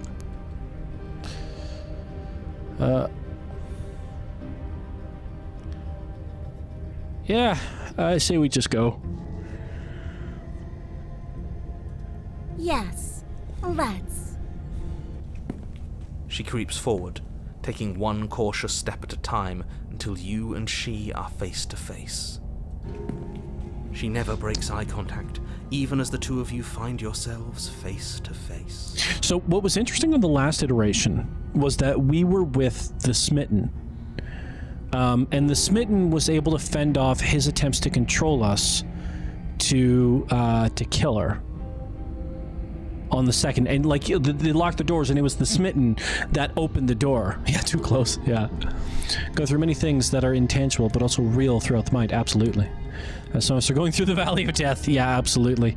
But like the Smitten was able to open the door. That was my association. He was the first one to speak after we opened the door. So he got us through. So the Opportunist is looking out for number one. I feel like trying to leave with her isn't going to go well, because that's not the setup. And that's where you sort of get that previous interaction, like the decisions you make the first time around end up forcing these decisions later on. So, you know, yeah, you know what? I'll probably upload it to YouTube. I'm trying to get better at that. So She's silent for a long moment, as if testing to see what you'll do now that she's within arm's reach. After you, darling. You're the one it lets come and go. It's best if I follow. Oh no, we can't have that. If anyone is going to turn their back on anyone else, she's going to turn her back on us. It shouldn't matter who leads and who follows. We're working together here. Well, if it doesn't matter, then she can go first. We may be in this together, but that doesn't mean we have to trust her. Somebody the has to Opportunist. first, and it might as well be us. We're the ones who broke her trust last time.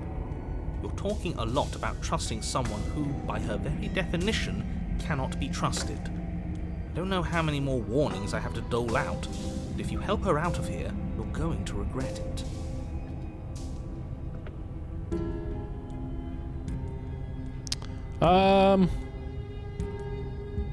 Yeah, let's just go. You know what?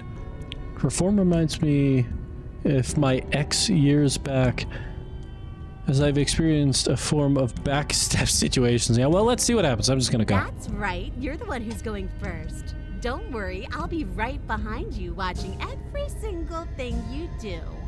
Yeah, that's fine. Exactly what I'm worried about. Yeah, that's whatever. You step onto the stairs and begin your ascent from the basement. The princess follows close on your heels, perhaps even a little closer than you'd like. And sort of audience at this moment. I am intrigued. It's an intriguing game.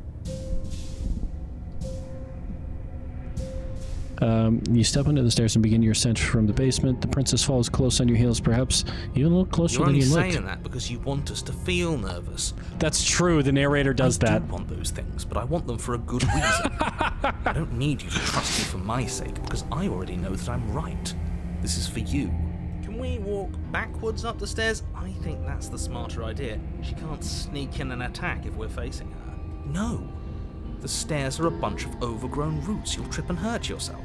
But the princess is silent as you both continue the climb, and in no time at all, the upstairs of the cabin is within reach. Isn't What? that a relief? We're fine. Nothing happened. You're not even going to wait until you're through that door to proudly claim your victory, are you? What did you just say that?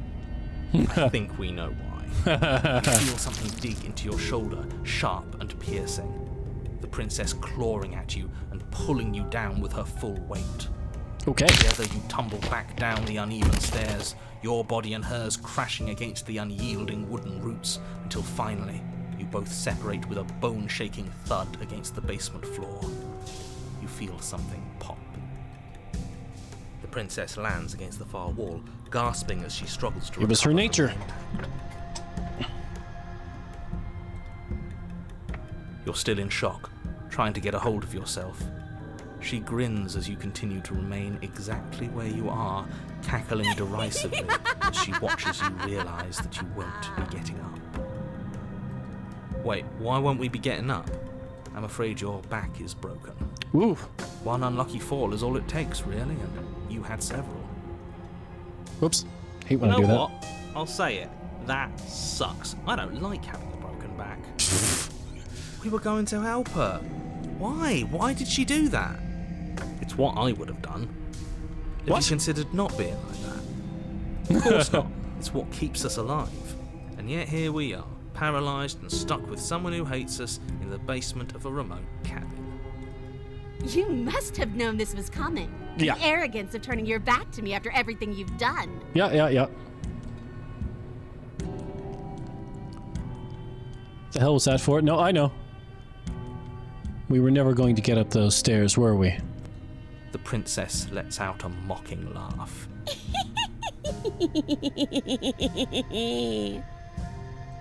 By our very natures, only one of us could make it upstairs unscathed. Someone had to make the first move. Better me than you. See, this is why I wanted her to go first. I had this whole little scheme planned, where once she'd passed by the table upstairs, I'd have said, now pick up the blade and stab her in the back. And then you'd say something like, wow, that's an amazing idea that I never saw coming. Jeez. Thanks for looking out for us. And then you would have done it and we wouldn't be stuck down here with a broken back. Well, you know, There's just one problem with that. I wouldn't have done And that. what's that? She was clearly planning to betray us. And if she was in front of us, she would have gotten to the blade first. Ugh, you're right, aren't you? I thought this whole thing was ironclad, but really it was doomed from the start, wasn't it? Yep. The princess's body twitches as she tries to get up. Ha! Ho ho ho! So she's not as bad as us. Something inside me is broken. Isn't that a cruel twist of the knife? Isn't that so funny? Well, we're both dying. She eyes you with intensity, silence falling between you for a long moment as her gaze travels up and down your battered form. Seems I'm not the only one, though. Wait, are we both just stuck here? Oh, this should be fun. Certainly This will be seems great for the next 5 hours of the gameplay. way to go. Look on the bright side. In all this chaos, you may have actually managed to deliver a lethal wound. The world could be saved after all. We're going to die together. Isn't that a lovely treat? I wonder how long it'll take. Maybe I'll get to watch the worms lick your bones clean. Well, that'll be fun for you. Is that really what's going to happen? Hello? Are you still there? What happens next? Narrator's gone, bro. I think he's gone. Something strange is twisting this place out of shape. I wasn't feeling much of anything, but now I feel cold. Scoop.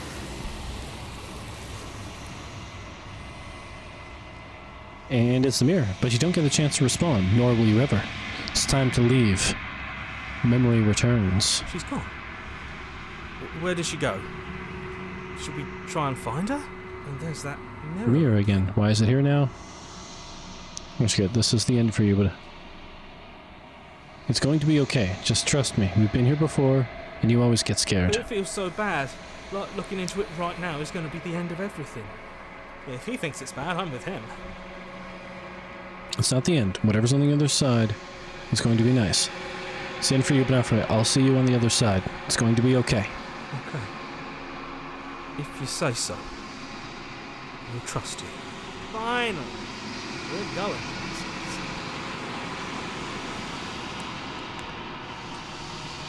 You approach the mirror. Gaze into your reflection. Silence as you reach forward. They're gone once again. The mirror always makes them leave. But you need to see what's in it. Woof! You've withered. So yeah, so things are happening. Like every iteration is something different, right? So this one is the opportunist. It was because with the smitten I'd grown. With this one I've withered. So this is kind of the opportunist. This is the lack of trust. This is betrayal, right? So that's sort of the different aspect. It'd be interesting to see what the I don't know what to call her. You find yourself in the long quiet once again. The aspect, the integration, the incarnation. I don't know what to call her. You are at the cabin. Approach her. Her. That works. I am a growing chorus of contradiction, a mass of tides ebbing and flowing all at once in more directions than my attention can bear to hold.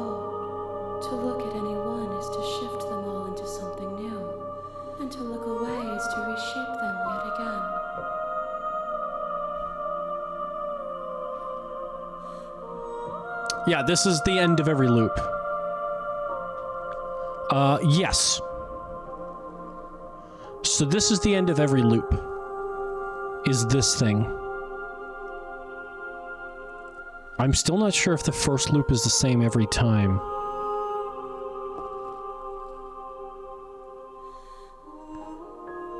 Hold on. Hold on. Are you finally catching up? I'm not. The narrator wants me to. I'm not. I'm not trying to smite her. The issue's been forced a few times, but obviously the slaying her is the metaphor. But I'm a growing course of contradictions. So again, that sort of goes back to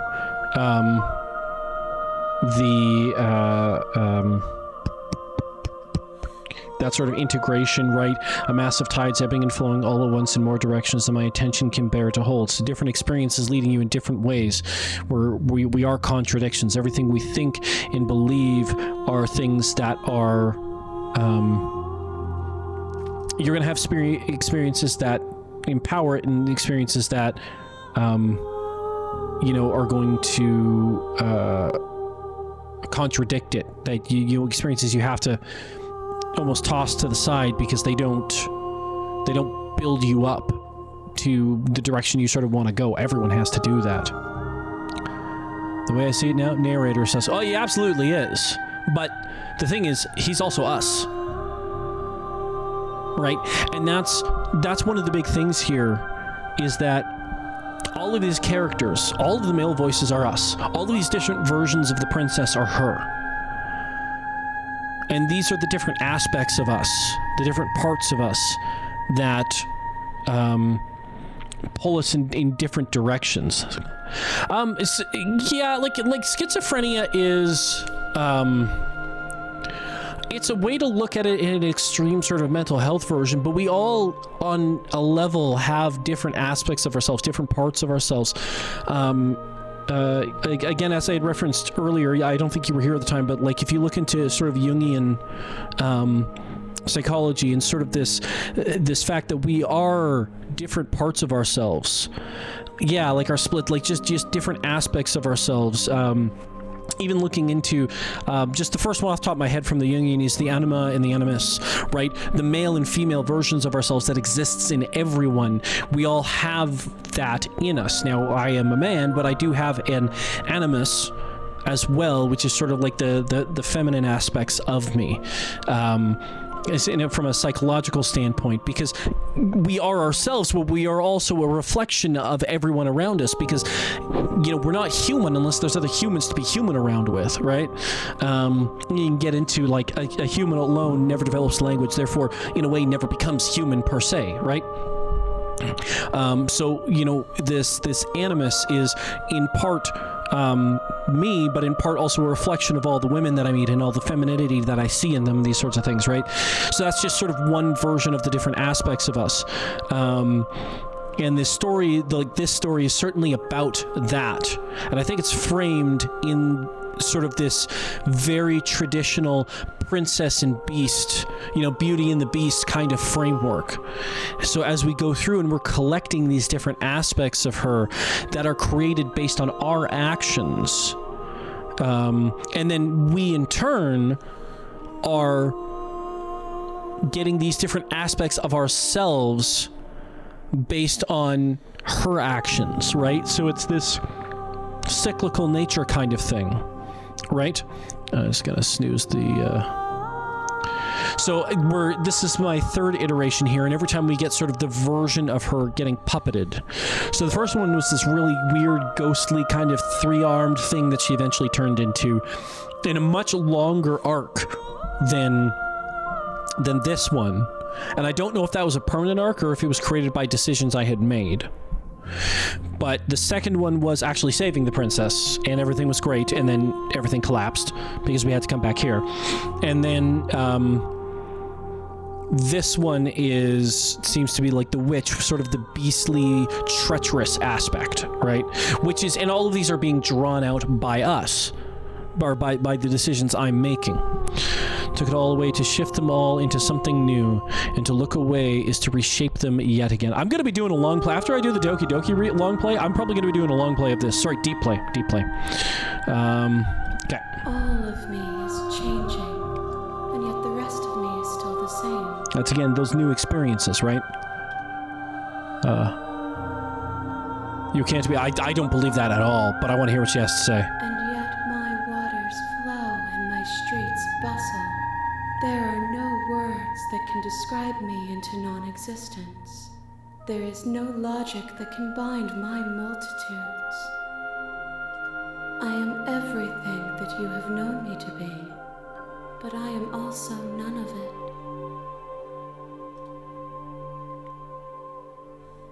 How can you stand to be... No, I don't... Yeah. It doesn't matter how many times I go back. At least one of us always hurts the other. Doesn't that change you? Doesn't that make you worse? It changes me, but it doesn't make me worse, nor does it make me care for you any less. Does it make you worse? Do you resent me? So okay, so now we're... Okay, some of this is starting to... Seems like this lady of contradictions is an entity of our mind. No, I think what this... And again, this is sort of going into... And they I'm so glad that they signaled this early on and they said this is a love story. Because it is. Because I think what this is when you're in relationships, what happens? You hurt the ones you love. Anytime you're in a relationship with someone, you are going to hurt them. It's unavoidable.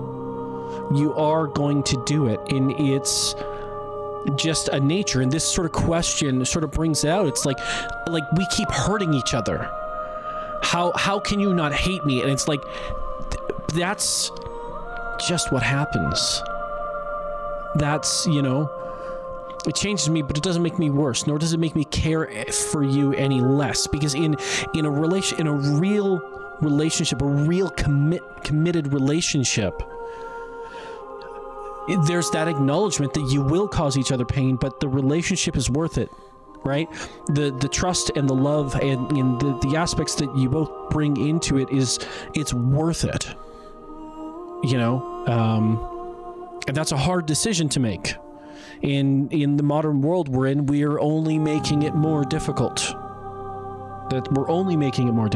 And this is a nice reminder that, yeah, it's going to happen.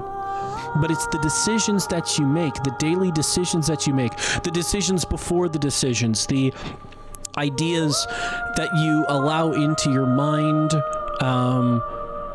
the voices that you allow to speak, and when you allow them to speak, and how you allow them to speak in your mind, that are really going to decide where it ends up, where this all ends up going, and how you make these decisions. Because this pain is inevitable, but it's everything else you have control over.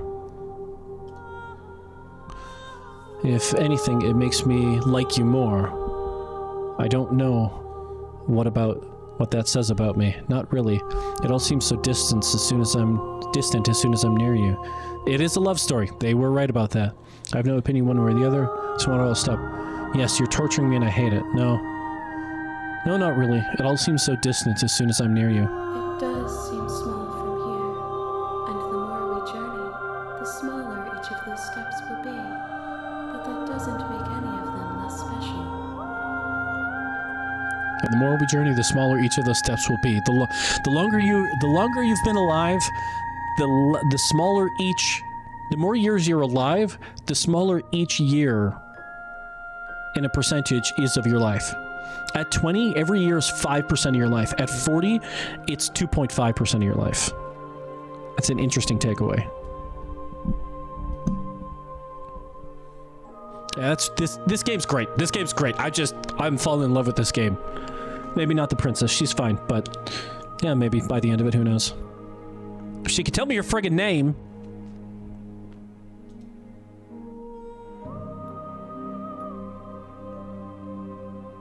It is really good, yeah. What do you think of this vessel? I think it means me.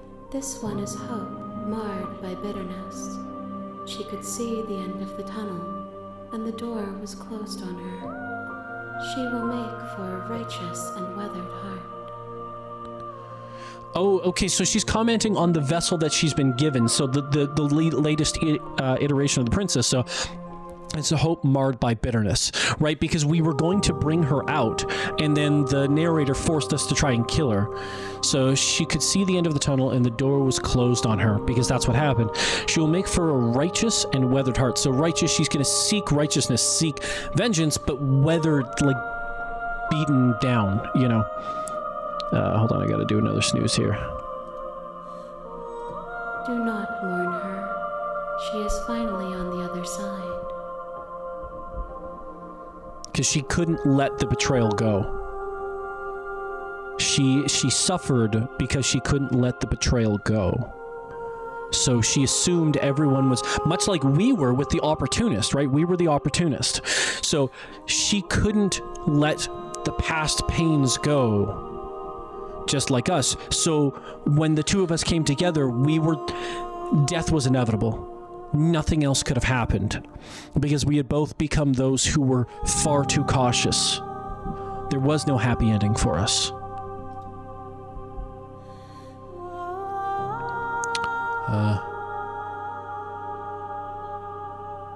How do we know what happens to the worlds? How do you know what happen? Do you know what happens to the worlds we leave behind? So the game's telling us that these are all different worlds. I don't view it that way, but let's see what it says. Perspectives are shadowed. You have seen what I have seen, just as I have seen what you have seen. The angles of my vantage do not offer me hidden truths, and my attention is turned inward, except when you are here with me. Perhaps this will change when our work is done.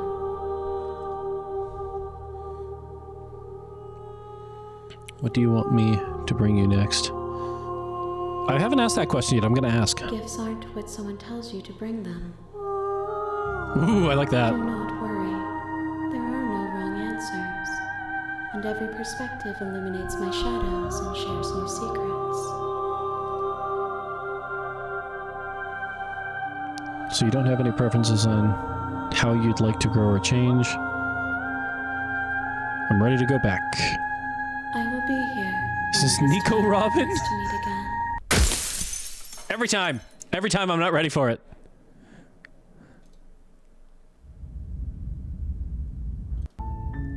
An untrusting vessel, bring the witch to her. And at the end of that path is a cabin. And in the basement of that cabin is a princess. Okay, hold on, I gotta see if I can get touch portal to work here again.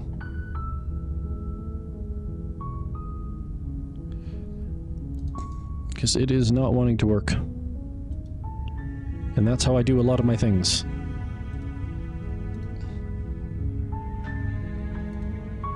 You would think turning off a VPN that has nothing to do.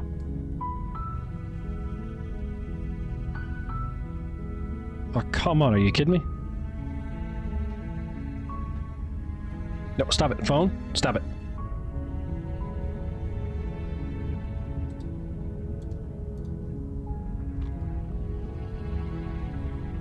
Oh, the IP address changed. That's stupid. Why did it do that?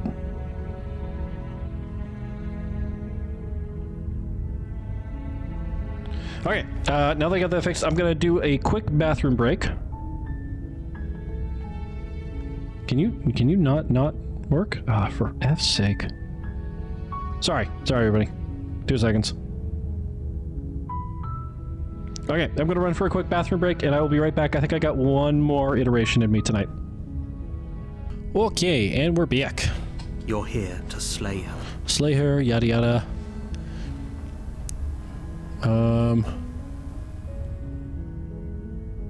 Silently continue to the cabin. You make your way up the short path to the cabin. We're not going to go through with this, right? Now save the princess. Proceed into the cabin.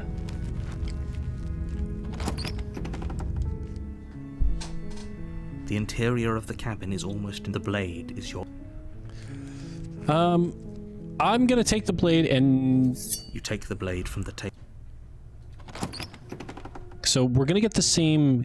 The door to the basement creaks open, revealing a staircase faintly illuminated. Her voice. Who's there? Yeah, so it's... Okay, so it was the first decision was bringing the blade. Dangerous. It's almost as if she's the one in charge down here. Don't let it fool you. It's all part of the manipulation.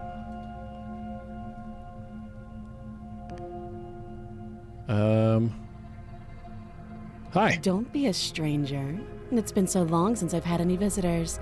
Come on down. You walk down the stairs and lock eyes with the princess. There's a heavy chain around her wrist, binding her to the far wall of the basement. She's so coldly beautiful. Is she really a threat to the world? See, and this is where she's already a reflection of us. Our decision to bring the blade down. Right, so why do I bring the blade? Just in case. So what happens if you go into a marriage or a relationship or anything like with, well, just in case it doesn't go right, it's not going to go right because you've made that decision. So that's what bringing the blade down is. So bringing it down, it changes her because now that's how she is. Focus on the task at hand. And there you are. Are you here to kill me or something? Nuh-uh. I'm here to slay you. What? No way. Why would you even think that?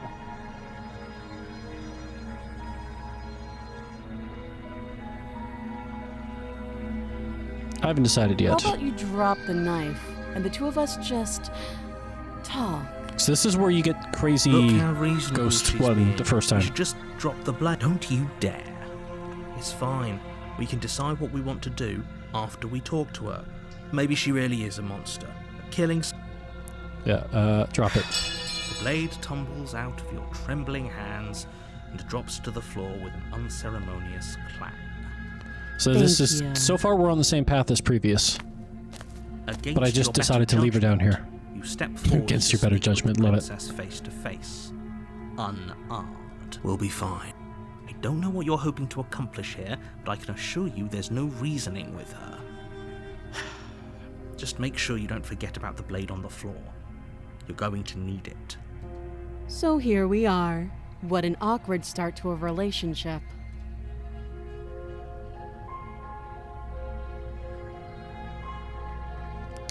I'm here because you're supposed to end the world. There's people out there who think you're going to end the world. What do you have to say about that? What's your name? How long have you been down here? Do you know why I'm here to kill you? Do you? You're apparently going to end the world. I know what I've been told. Whether or not I believe it is an entirely different matter. So you're not going to share? How pointless. If you want to talk, I'll talk. But this isn't talking.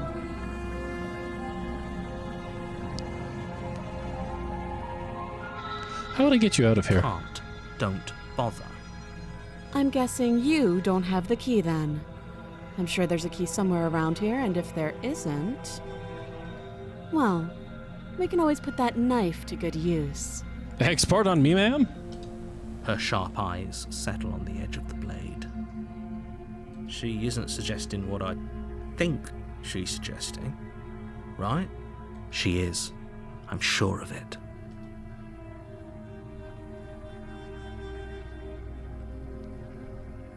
How long have you been down here? Too long. Note the lack of detail. You can't trust her. Okay, we've talked enough. Oh, have you decided what to do with me? You know why you're here. See if I can get her out of here with having brought the knife down.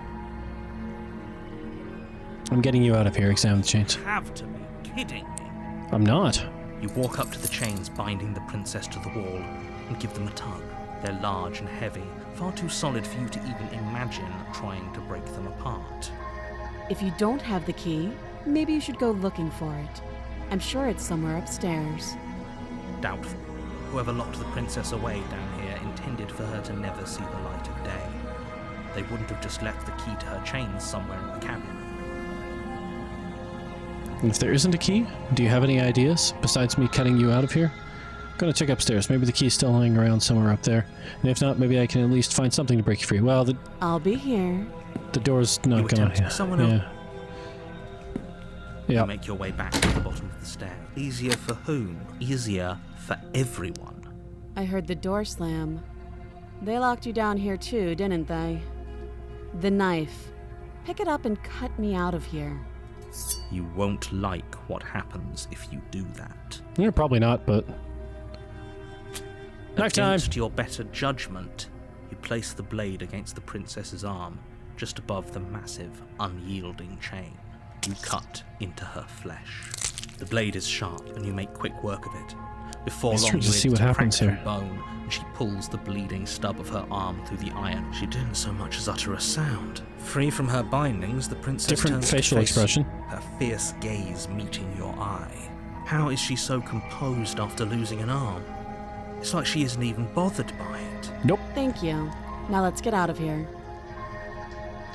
No, we won't have any of that. The stakes are too high. You can't just let her escape into the world. No, I just can't let her escape into the world. As the princess approaches the bottom stair, So, your body steps forward and I'm interested to raises see the if they blade. block anything off here. Wait, this isn't fair. You can't just do that. Watch me. Okay, so I can warn this princess now. Stop that. I thought this was a little too easy. Your body lunges forward to sink the blade into her back, but the princess swiftly moves out of the way before you can connect. Stop it! Stop resisting me! I am trying to get you out of here alive. I don't think you are. Okay, so I can resist again. The blade. Yeah, okay. Move the blade. You're doing your best to help me, aren't you? I can see the conflict in your eyes. I want to see if this is the exact same. Does she end up killing me? I'll make I this quick. think I have to die. She steps Oh, does she? forward and Now, does pries the this one? Will blade this one from know how to your use the rigid blade? hands. Maybe I'll see you in another life. And then she slits your throat with an almost clinical ease. Yep. Her face remains unchanged as she watches you collapse to the ground, blood flowing from your butchered neck. This is the end, isn't it? I'm afraid it is. Everything goes dark. goes dark, and you die. I hope it was worth it. The prisoner. You're on a path in the woods. You're here to slay.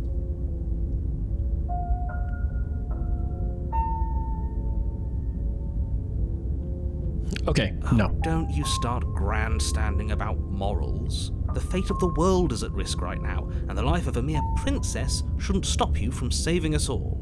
Don't forget what he did to us the last time around. I wouldn't skeptic. trust a word out of his mouth. Right, because we Got to already be started right out negative. for us Yeah, okay. and for the princess. We just have to keep trying. I'm inclined to agree. If he doesn't remember what happened last time, maybe it's best to keep it that way. You know I can hear you two, right? It's going to be a lot harder than you think to keep secrets from me. And as far as trying to help her goes, need I remind you how catastrophically dangerous she is to the world at large? I told you about the stakes of the situation less than a minute ago. I want to hear what he has. Very different. Let's say for a moment that if least you're back first me. here, I'm assuming you... The He's gonna- absolute irony. Well, that's one way to put it, I guess. You really don't remember what happened last time, do you? You practically forced the princess to That kill doesn't us. sound like the sort of thing I'd do, which is honestly all the more reason for you to not buy into whatever self-delusions the three of you are crafting. But this is a thought experiment, so I suppose I'll continue to give you the benefit of the doubt. If I did Practically force the princess to kill you? it was probably for a good reason. See, this narrator Did thinks you he's try and got free everything her? figured out. Did you say something really mean to me? Because if I really did what you said I did, you probably deserved it. I'm a professional, after all. Sure you are. Anyway, I believe your second question was, what's the point of doing anything? If you're asking that, it sounds... What do you mean? Of course there weren't any consequences. Wait, Yes, restart. but in this purely hypothetical, Two times if it's the simply. latter, do you think the people there lived happily ever after? What a world conveniently thing. ambiguous group of things for her to ruin. For all we know, the princess left the cabin and never saw another soul. Skeptic? I like this guy How so I far. wish that were the case, but if the princess weren't a certain, inevitable threat to the world, the four of us wouldn't be here. And yet, here we are. You're talking in circles. He No, is. I'm talking in facts. He isn't. Just be quick about it. The only reason she was even able to kill me last time was because I let her, and all she did was slit my throat. How is she supposed to end the world? She just can. Believe me, I wish I could tell you more, but you'll just have to trust that what I'm saying is true, and that, despite it all, you're fully up to the task that's been given to you. You haven't given us an ounce of proof. You do know that, right? What proof could you possibly ask for? Literally anything. Yeah. Fine. Check your pockets. You put your hands in your pockets and pull out an envelope with the words, "The Evidence," written across the front. Within, you find a note in your handwriting. It reads, "The princess will end the world if you don't stop her. This is an immutable truth." That doesn't prove anything. How do we know you didn't just forge our handwriting? I mean, he is us, so... I wish I could tell you more, but there are some rules I have to follow for all our sakes. Please just trust that these rules are in place for a reason. I'm on your side. You mean you're on our side as long as we do what you tell us to? Exactly. Because you not doing what I tell you to do means you're putting the world at risk. I wonder if the world in this metaphor is sort of our lives, our world, I think we've got and sort of everything our out of world him as it we're gonna is.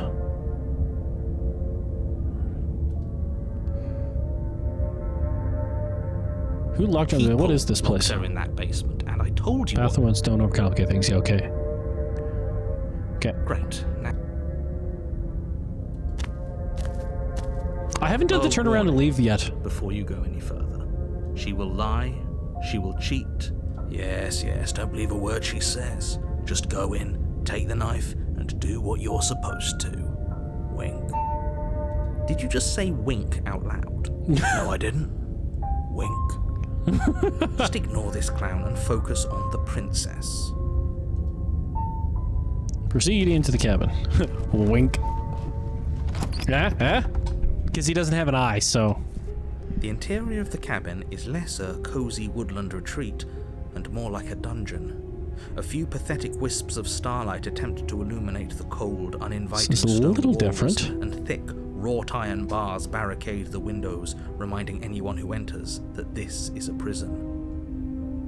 The only furniture of note is an iron table, bolted to the floor, a pristine blade perched on its edge. The blade is your implement. You'll need it if you want to do this right. He Didn't say anything about the mirror. definitely did not. Does the mirror not count as furniture of note to you? Because it should. Yeah. There isn't a mirror. There's a table, the blade sitting on the table, and the door to the basement. There's nothing else in here. There's definitely a mirror. There isn't. I think you know what we have to do. Approach the mirror. Walk up to the wall next to the basement door. This really isn't funny.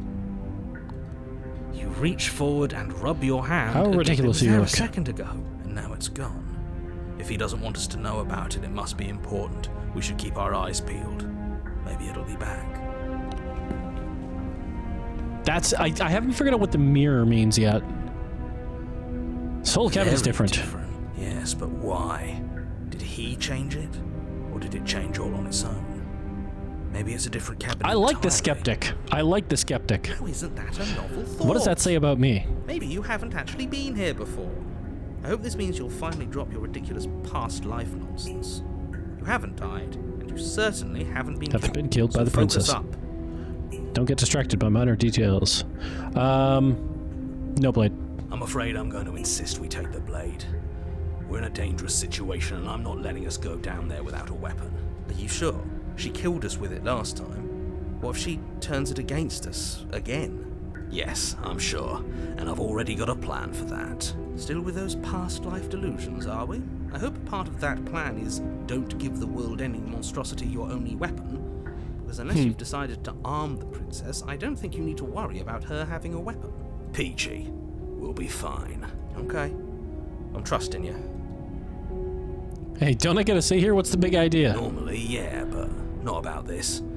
Call it a reflex. We take the knife as we go. Wonderful. You do exactly Okay. that, sweeping the knife from the table and proceeding to the basement. Don't worry about it. I liked We the have a skeptic. knife, so what? It's not like we have to use it. No, you don't have to do anything, but you do well to use it regardless. Moving on. Okay, that's interesting. That's the first time that's happened. That one of the brain mind things have done it. Creaks open, revealing an old stone staircase. A few sputtering torches attempt to vaguely illuminate your path, dancing across glimmering patches of slimy moss on the stone steps. If the princess is here, slaying her would be doing her a favor. Carries up the stairs. Is that a visitor I hear? Please, come downstairs. It's been a while since I've had company. Does she remember us? You walk down the stairs and lock eyes with the princess. She looks up at you, the heavy collar around her neck clanking loudly as she moves. The chains binding both her wrists to the far wall, This is new. joining the metallic chorus as she adjusts her hands in her lap. So much for cutting her out of here. Do you hear yourself right now? Cutting her out of here never should have been on the table. Have you noticed the empty chain on the wall? Odd that in a place where everything seems to serve a distinct purpose, there would be something so obviously useless. And there's always an empty chain on the wall. That's interesting. That was there last time too, wasn't it? It was. What an interesting development. Why don't you have a seat? The two of us should chat before you bury that thing in my heart.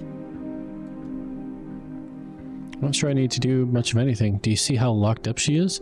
I'm just going to leave her here. Sit with her. You step towards the princess, but she stops you before you get too close, holding up one shackled hand. There's fine. I'd prefer we keep some distance until we've sorted this out. That's reasonable. Pragmatic. We do have a weapon. Might as well put her at ease. Sit where you were told to sit. Okay, this is interesting. Because she's pragmatic. Right? Cold. So do I sit closer? Because we didn't... Ooh.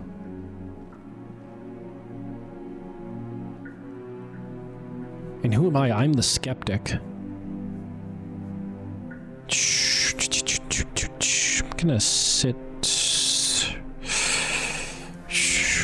Giving me the option. So let's sit where we were told to sit. Do as she asks and sit on the floor, still a good distance away from her. Thank you. Now, what are your intentions for me? I've been here before. Am I the only one who remembers that? What happened after I died last time? That other chain on the wall, who was it for? What would you have me do? Leave her in the basement? Nope, we're going to... I've been here before. Am I the only one who remembers that? Oh, are we acknowledging that? I thought we weren't going to give away the game. But yeah, I remember. I guess what you said back in the woods really was true. As much as I would like to remain in denial, it's no use. This has complicated things. It's complicated things how, exactly? Ideally, this was supposed to be one and done. You go to the cabin, you heroically slay the princess, Heroically slay the princess. you save the entire world from being damned to oblivion. The situation right now, where you're getting a second shot at things, is a contingency. So we're learning more. A contingency for what? For you failing, obviously. And you being here means that things are going to be a lot harder than they were. I really shouldn't say anything else, I'm just going to make it worse. Just... good luck. Now hold on, if you knew this could happen, why didn't you believe us back in the woods? Why lay out all those hypotheticals? We didn't have to talk in circles. I That's a good question. to believe this was your first time here, even if that wasn't the truth. I hoped if I pushed back hard enough, I could cram this seeping mess back into the bottle. Oh, it's out of the And bottle. Maybe I wanted to be the first version of me that you met. I didn't want to be confronted by the alternative. That's pathetic. Ooh. Never said Shots I fired. wasn't. Oh. Oh. I feel a bit bad. Get it? It would be pretty upsetting, wouldn't it? To know that you might not be the first version of yourself. At least we can remember what happened before. Seems like we should count ourselves lucky for that. And yet he is not the first version of himself. He gets it. You're lucky. So don't waste that luck by messing it up again. All right? Moving on. Why is it important for us to be ignorant? How is it ever helpful to be in the dark? Says the skeptic. The more I say, the more your mind will swim into dangerous waters. Even saying that is too much. Your success hinges on you having imperfect information. For the sake of the entire world, you need to accept that. I won't. Fine, but you won't get another word from me on the matter. Yeah, sure.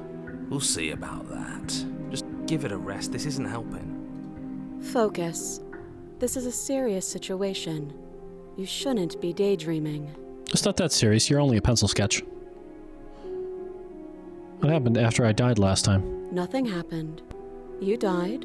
I went upstairs. I couldn't leave. I found myself in a new place in chains again. More of them. And now you're back. Is that really all she knows? It's not like we have much of a clue about how things work. This is true. And she's probably even more in the dark than we are. You're looking at me like I might be hiding something. I'm not. I guess it's possible she really doesn't know anything. Maybe both of us are stuck in this loop without any idea why or how. I have some ideas about my intentions, Shirley. What did you mean by that? Yes, your intentions. You have a knife. What are you going to do with it? Why are you here? There isn't a keyhole in these shackles, and I don't see any keys in your hands either. So I'm afraid my only way out is another surgical removal. Is she forgetting about the shackle on her neck? Or does she think she'd survive a beheading? You're right. Maybe she's delusional. All the more reason not to trust her. Unless she really could survive. Though I suppose you could just be here to kill me. But I don't think that's in either of our best interests. Okay. How am I supposed to cut you out if you didn't notice your head is in a shackle too? No. Like I trust you to come any closer with that knife. All you're going to do is hand it to me and watch me work. But she would have to cut her head off, right? She can't be suggesting that. She certainly seems confident. Maybe she knows something we don't. Or maybe you should consider the most likely scenario. She's bluffing so she can disarm you. It would ostensibly be Though the if most she isn't likely. bluffing, whatever she has planned might be for her benefit alone. There's no guarantee that what's good for her is good for us. So, what should we do? I don't know. I'm just spelling out our options, listing the pros and cons. Then let me help you. I'll start with the cons. The end of the If world! you're handing her your weapon, the cons are that she might use it to escape and end the entire world. And she might use it to kill you. That doesn't sound great. What about the pros? There are none. The pros are that we can't trust him. Capital Possibly H even him. more than we can't trust her. And whatever she has planned could do something to mess with what he has planned. Capital Or H-E. maybe they're both screwing us over in their own ways. That other chain on the wall, who's it for? I don't know, but you could always try it on. Maybe it'll fit. I hope I don't actually have to say this, but please don't lock yourself in chains. We need you ambulatory if you're going to save the world.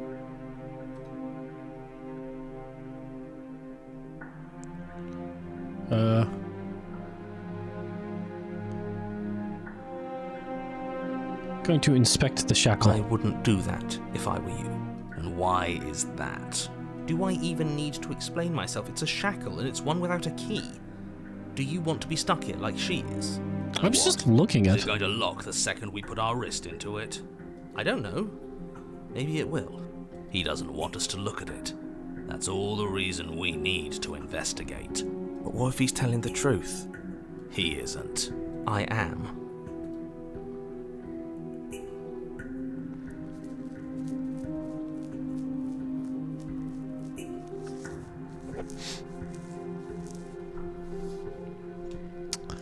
The curiosity is really killing the cat here.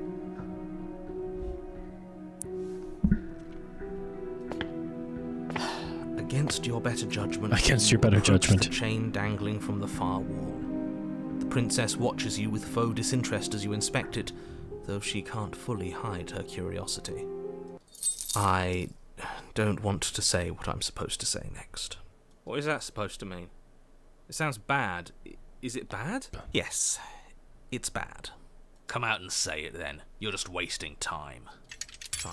As you hoist the shackle, its heft shifts within your grasp, as if pulled by some odd magnetism. Before you can so much as blink, it practically leaps from your hands, snapping around your neck. Oh, that's interesting. And, as if your situation weren't bad enough, the same magnetism repels your blade, which is flung from your hand and sent skittering across the floor of the basement. Excuse me? Excuse me, indeed. Yes? Are we stuck here now? Also, that's not how any of that works, but okay. Become your own jailer. Yes. Prison of the mind. Huh, so it does fit. And I guess it doesn't like your knife. We're stuck here together, aren't we? That's funny.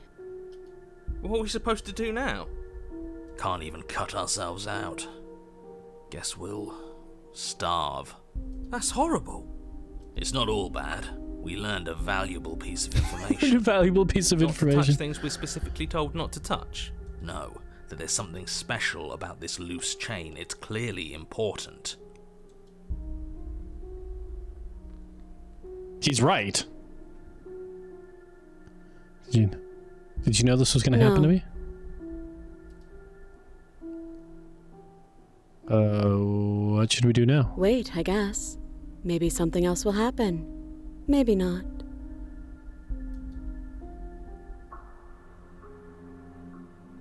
Not one for small talk, are you? Nope. That's rude. So we're both stuck here. You and the Wait, princess wait in silence, though neither of you knows what you're waiting for. But you're waiting for something. You're waiting for anything. This is true. Anything is better than nothing. This is so boring. There must be something we can do to get out of here. There must be something we're missing. But there isn't. Time Searching around. passes. It always does that. Passes and passes and passes. And the basement of the cabin remains much the same. It is cold and silent. At least the world is safe. It isn't. You're stuck. Too far away from both the princess and your blade to do much of anything. But she's not ending anything. She's just sitting there. Her very existence is a threat. It harms everything around it. See, and this is where I doubt the whole end of the world thing. How exactly does that work? It just does. But Your line of questioning is interrupted by the passage of even more time. And after that, even more time passes again. And let me guess, the cabin remains the same. if time is passing, the cabin can't be the same. Even if the differences are small, they have to exist. That's just how things work. He makes a point. I suppose you're correct. Things are changing. The differences are small at first, a bit of weathering here, a bit of erosion there, but then they get larger and larger. So we are also an immortal being. Hey, have you noticed the basement changing? I don't like small talk. Remember? Okay, can we call it large talk and still have rude. conversation?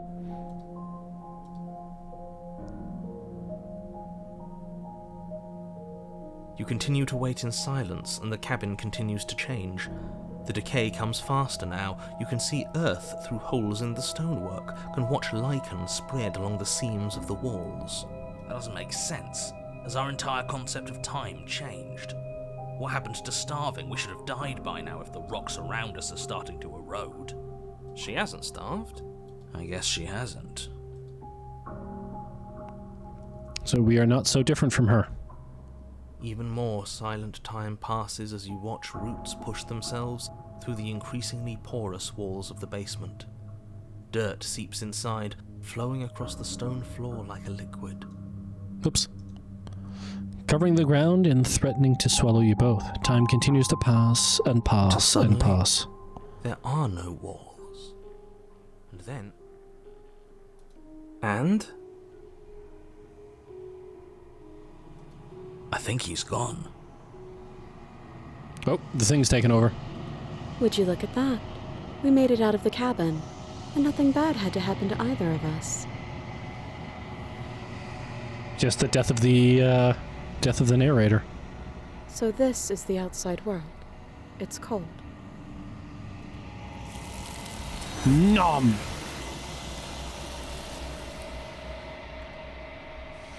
But you do not get the chance to respond, nor will you ever.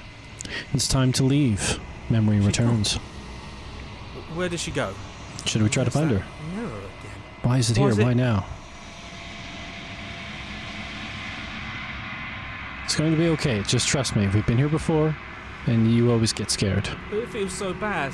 Like looking into it right now is going to be the end of everything. You're right. Part of me wants the truth, but something stronger is holding me back. Fear. Well, even the skeptic can have fear. It's not the end. Whatever's on the other side is going to...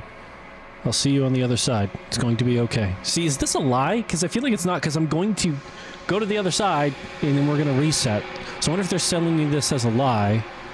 It's not the end. Whatever's on the other side is going to be nice. If you say so. We'll trust you. Feels too good to be true. Some things are. You approach the mirror. They're gone once again. The mirror always makes them leave. But you need to see what's in it. You've unraveled. Unraveled. You find yourself in the long quiet once again. Proceed to the cabin. You are at the cabin. Approach her. There's a world beyond the endless walls of the long quiet. We're supposed to be there. Do you know what we'll find out there? Is that a rhetorical question? Do you know? Do you want me to tell? Do you want to tell me? There's trees and stars, and there are people. I think. At least there are supposed to be people. Do you think that anything is real out there? Do you think that we're real? Do you have thoughts on this vessel? Do you know what's going to happen when you awaken? When you send me back, I'm not alone. There are voices that speak to me. Some of them are mine, but one of... Okay.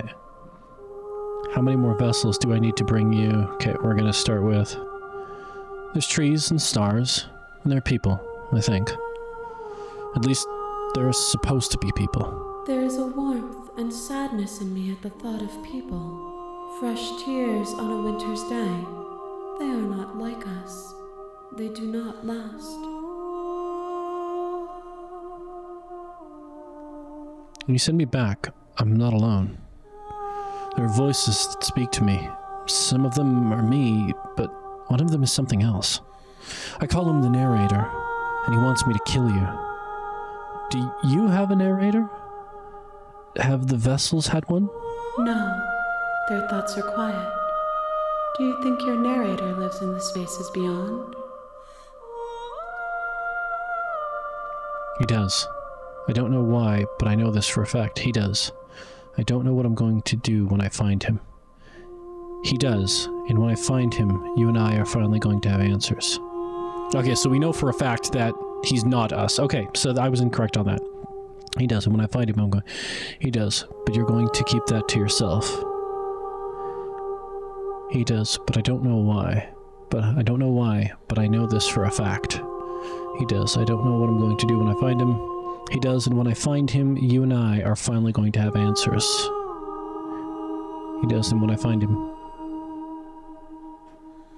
Yeah, I like this first one. He does. I don't know why, but I know this for a fact. I am on the cusp of my awakening. Perhaps you are on the cusp of yours.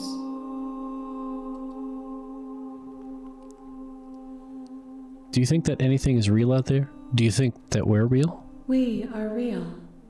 Nothing is an idea that dwells in the absence of something, but nothing cannot exist on its own, and because of that, nothing can't exist. Fair. Do you have thoughts on this vessel? This one is cold and cynical. She has protected herself when others could not. She will make for a clever heart. Do not mourn her. She doesn't need to be protected any longer. You know what's going to happen when you awaken? No. The point of awakening is to find out. How many more vessels do I need to bring you? One. Whatever you bring me next will be enough, and then gravity will pull the others back to me. I will be singular, a final multitude. If this is the last time, is there anything you would like me to bring you? If this is the last stage before your completion, then I'm not going back. I'm just going to stay here. Is there anything you'd like me to bring you? These gifts are a conversation, and each one shows me the contours of your heart. The only thing I want to see is what you choose for me when the thread is fully drawn.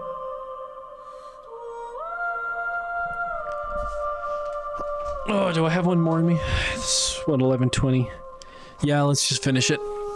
Because I'm not going to be able to play again for a couple of days with Christmas and things, so... I'm ready to go back. The next time I see you, each of us will finally know what we are. I will be here, waiting for you. I'm ready this time. I'm ready this time. You didn't get me. Chapter 1. The Hero and the Princess. You're on a path. A guarded vessel. In the Bring the woods. prisoner to her. And at the end of that path, you're here to... Silently continue to the cabin. You make your way up the short path. We're not going to go through with this, right? Ignore him. Proceed into the cabin. The interior of the cabin is almost entirely bare. The blade is...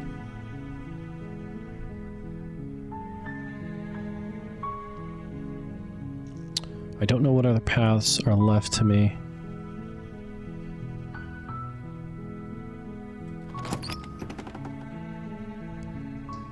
Her voice Hello?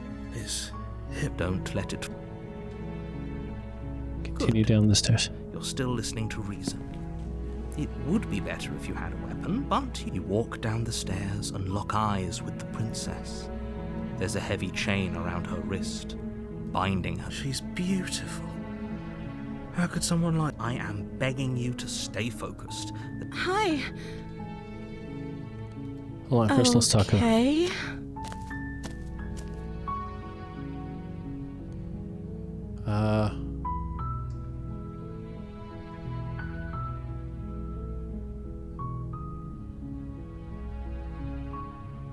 What are you gonna do if I left you out of here? Hesitates. She doesn't know.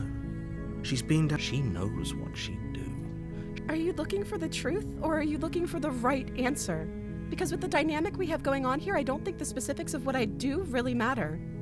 It's not like you'd believe me. What's your name? Oh, She pauses. Carefully. you can address me as Your Royal Highness. Or you can just call me Princess if Your Royal Highness... Is princess. I don't know anything about you. For all I know, you're locked down here for a reason. Of course I'm locked up down. I don't actually know... You have all the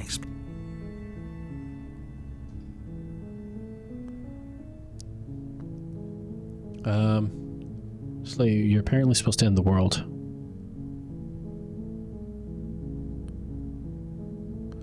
But I wanted to see you for myself. I'm still not sure what to believe. Is that why they threw me down here? But I don't want to hurt anyone. I like the world, I think. I don't remember much about it, to be honest. I've been down here for so long. That's... How long has she been locked away? Did they tell you how I'm supposed to end the... No, which is why I don't think you're actually dangerous. Sooner or later, you'll learn to trust me. Hopefully it won't be too late when you find... Thank you for believing me. There's going to be plenty of time to chat after I'm free. Somebody just can't trust you. I'm the first person you've seen in a while. What have you been... We're gonna try to leave her down here. I won't kill you, but I can't just set you free. It's too risky. What if I stayed for a while and just kept you company? Maybe then everyone could be happy. That seems like a pretty good compromise. I don't think I could bear being down here that much longer. Leaving her alive is too risky. If you don't deal with her soon, she will find a way out. So I'm the only one who liked that idea. Sigh. One way or another, I'm going to find a way out of here. It would make it easier for both of us if you'd help. But if you don't, I can promise that you'll regret that decision. Oh, this one turns too. You have to make a choice. Let's hope for all our sakes it's the right one. Thank you. I only have one choice. Turn back to the stairs. Where are you going? You can't just leave me here. This is new. Fine. Turn your back on me. But it won't be long before I slip these chains. And once I'm out of here, there will be hell to pay for leaving me behind. Slip these chains? She can't, right? She needed our help to get out of here. But do you hear the conviction in her voice? I don't think she's bluffing. She has to be bluffing, but hurry. You rush up to the first floor, grabbing the blade, both yours and the world's only possible salvation. Okay, if we're sure about this decision, I'll support it. I suppose we have a world to save after all. You slowly creep down the basement stairs. It's quiet. Where the princess sat only a moment ago, there's only a severed arm, its cooling flesh still chained to the wall. And she is nowhere to be seen. Interesting. Is it just me? Or did this room get a lot bigger? It did. We got off the wrong foot. Do you think we can start over? Hello? Why don't you come closer? I have something to show you. Is it your stub? Your eyes dart to the corners of the room. You don't see her. Where is she? Close the door behind you. Close the door behind you. Almost magically, its locks immediately click into place. Maybe they'll open if you finish the job. Interesting.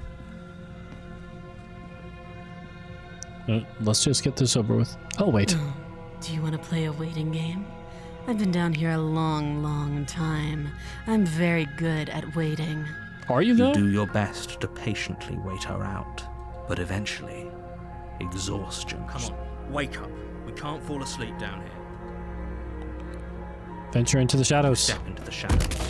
Too late, you hear the quiet patter of feet against the basement floor, followed by the taut pull and sharp pain of tearing flesh as the princess lunges into you from behind and drags you to the floor. Well, this is the... Velocity overwhelms you, and as the princess rends flesh from bone, your limp fingers lose their grip on the... So is this not the same? Oh no, it's... I'm gonna get a little bit boxed in on the next one. Defense, lying useless beside you in a pool of your cooling blood. I suppose you just lacked the will to fight back. This is the end. I'm afraid it is. You shouldn't have let that fear creep into your heart. You had the upper hand. And now look at you. Everything goes dark. And you die. The beast. You're on a path in the woods. You're here to slay her.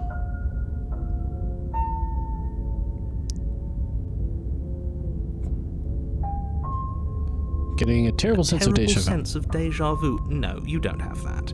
This is the first time either of us have been here. If he doesn't remember what happened, then... If he doesn't remember what happened, then something else must have trapped us here. You're not trapped here. Nobody's forcing you to do anything, though the only sensible thing for you to do right now is march up to that cabin and slay the princess.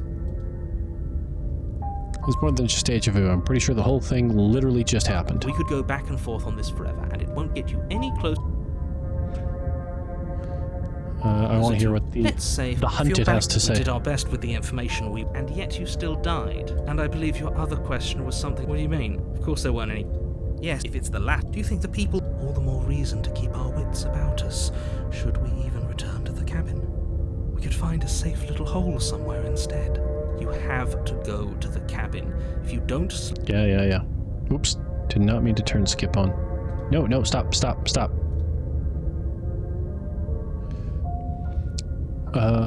Just be quick. Like I said, if she killed you... Ripping me to pieces. Don't get me wrong, I hated it. But how can someone like that end the world? Just can. Great. You have already committed to my completion. You cannot go further. Oh, okay. A warning. Before you go, she will lie. Cheat, She will yeah. cheat. Does a cat lie to a cornered mouse when it plays with its freedom? Or is it just acting out its nature? I don't see I'm not why gonna that like this guy. matters. A lie's a lie, and if anything, she's the one who's cornered. She could have gotten out of there whenever she wanted to. We should trust nothing that she tells us, only what we hear and smell. That's a very roundabout way of saying that you should listen to me and take this seriously. Maybe. Proceed to the cabin.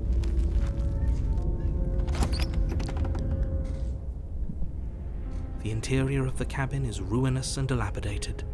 It feels like no one has lived here for a long time, wind rushing in through cracks and holes in the wooden walls. The only furniture of note is a termite-eaten table with a pristine blade perched on its edge. The blade is your Implement you need. That's because there isn't a mirror. There's a table. There's nothing else. definitely a mirror. There isn't. What a strange thing to lie about. Maybe he doesn't see it. Much like he hasn't seen what's already happened. We'll skip the mirror this time. Remain I care silent. about whether we're being lied to. If he's willing to lie about something as innocuous as a mirror, what else could he be hiding from us? What else could he hiding from us? They must to be. Again, those capitalized H's. I'm not lying to you, I promise. There isn't a mirror.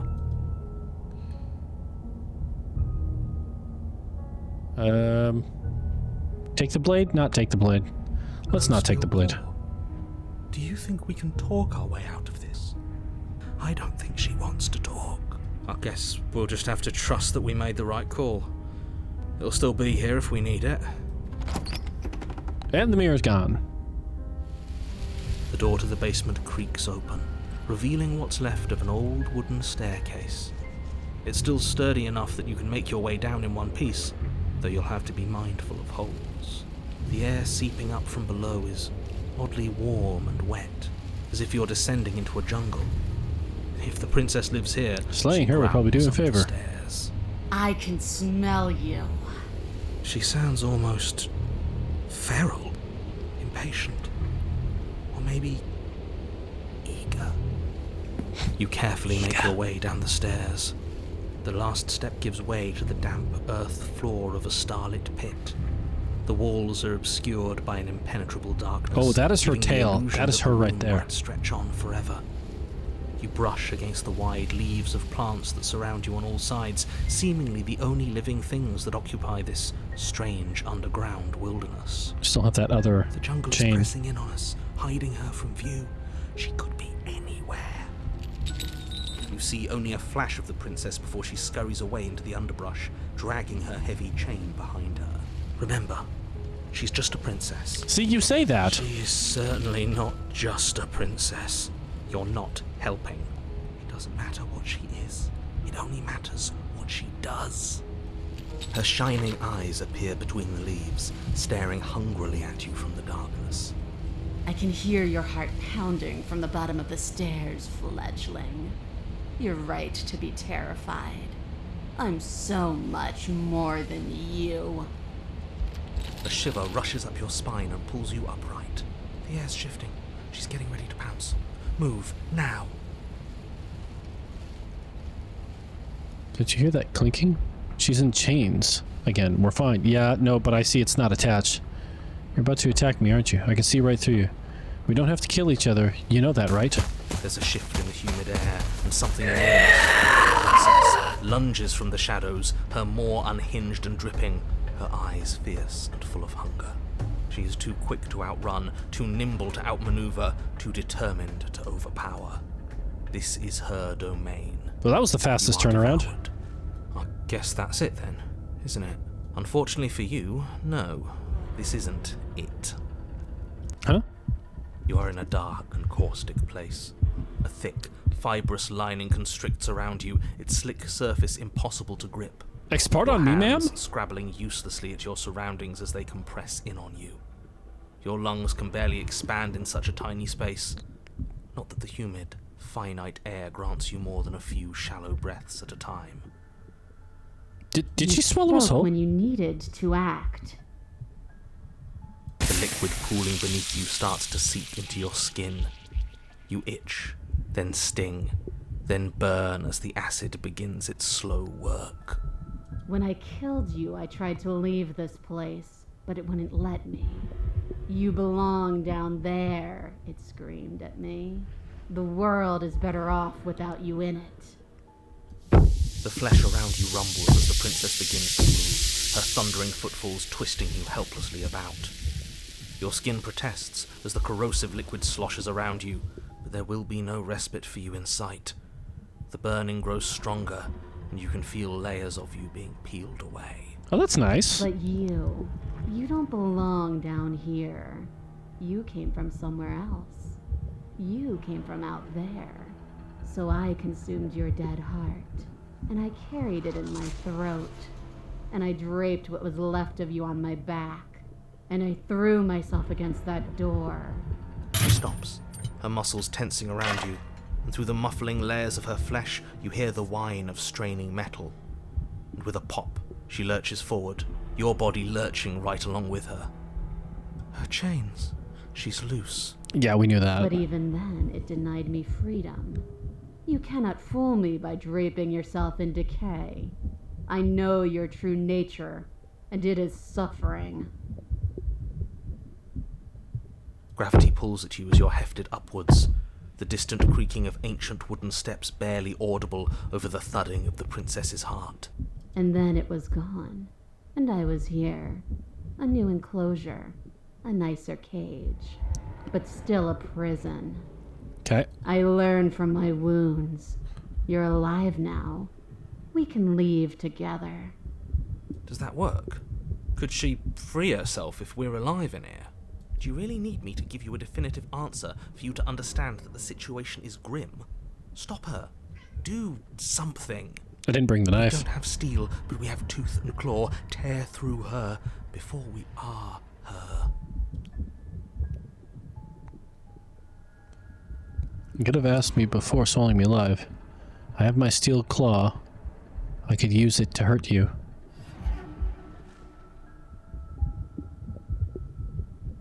You can leave, just let me go. Can I? Yes. Click of what you presume to be a door ripples through the layers of suffocating flesh. That wasn't so hard. You feel her take another massive step, and then another, and then... And then... It's gone quiet, hasn't it?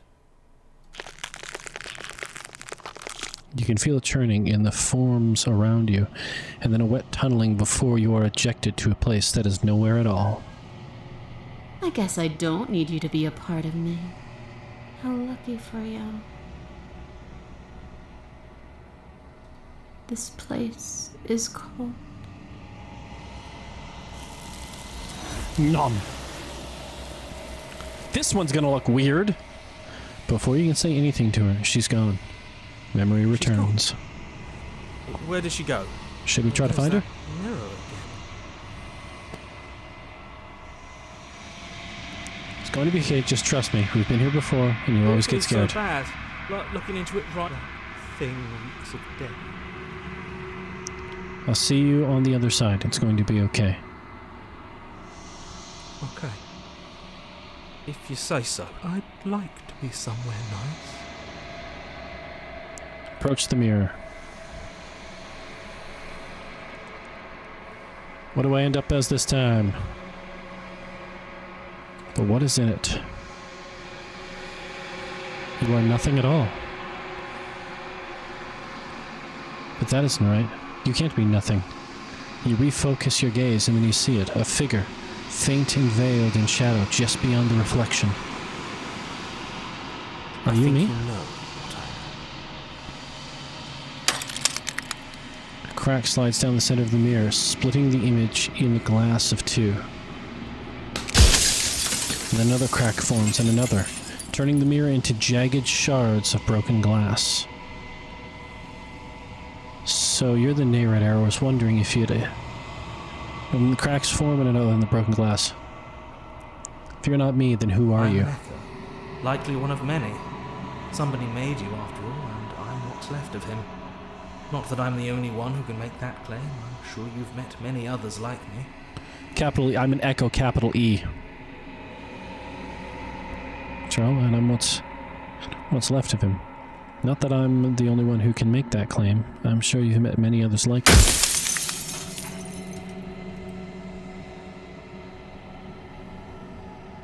Ooh, there's a lot of questions. I'm assuming we only get so many. So you're the narrator.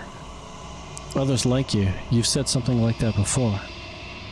Has every narrator really been different? I have... Of course. That is by both necessity and design.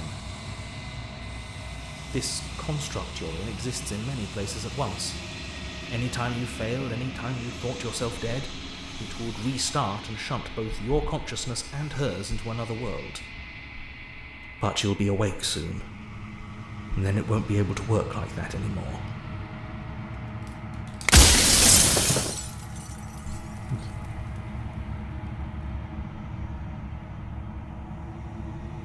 You save for yourself? For all this... Alright, I was wondering if I'd ever... I have so many questions. And does it hurt when pieces of you break off like that? I'm sorry, I don't want to destroy you. Will it help if I look away or stop asking questions? Every time I ask you something, yeah, peace. Are you a part of me, or are you something else? I'm not a part of you. But that's all a matter of perspective, isn't it? From one vantage point I must seem wholly foreign, but from another, well, all the versions of me that have existed have collectively heard your every thought and driven your every action. If that isn't being part of you, then what is? Stamp. I wasn't supposed to see all this, was I? You were either going to have seen all this, or you weren't going to have seen all this. This is worse, but you still have an opportunity to save the world. You can still slay her.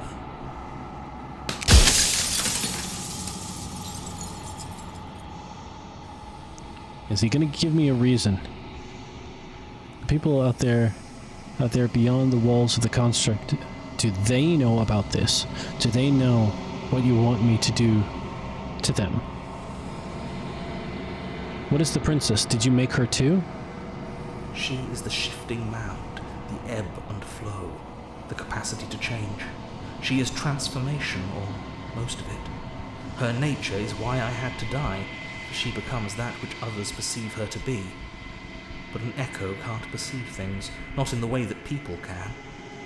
So I tucked a part of myself into the folds of this construct to guide you.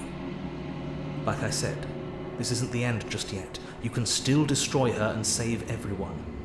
You were made to do this single task, and you will still have a chance to fulfill your purpose once I'm gone.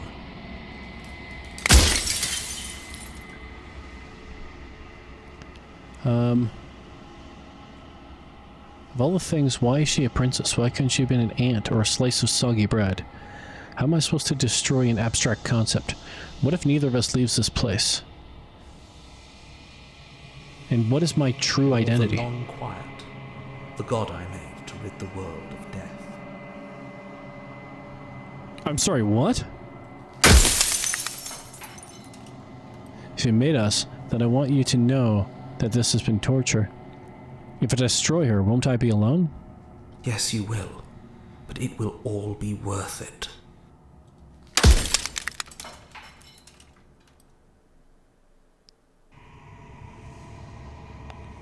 God, I always knew I was supposed to get right.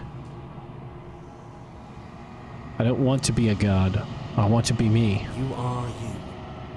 And if you had let everything work the way it was supposed to, you never would have woken up to the reality of your true nature. There's no accounting for free will.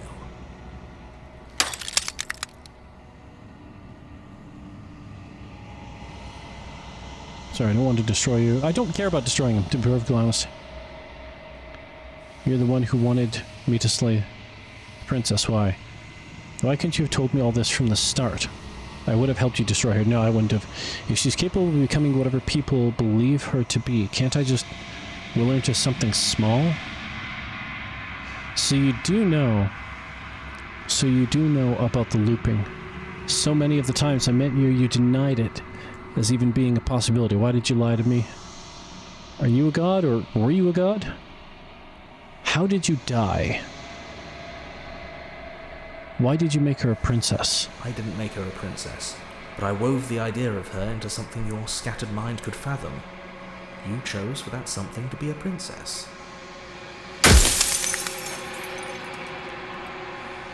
If you made us, then I want you to know. After everything you've done to us, do you think anyone deserves to live? Yeah, that's weird wording. Do you know the things won't... Do you... people outside one.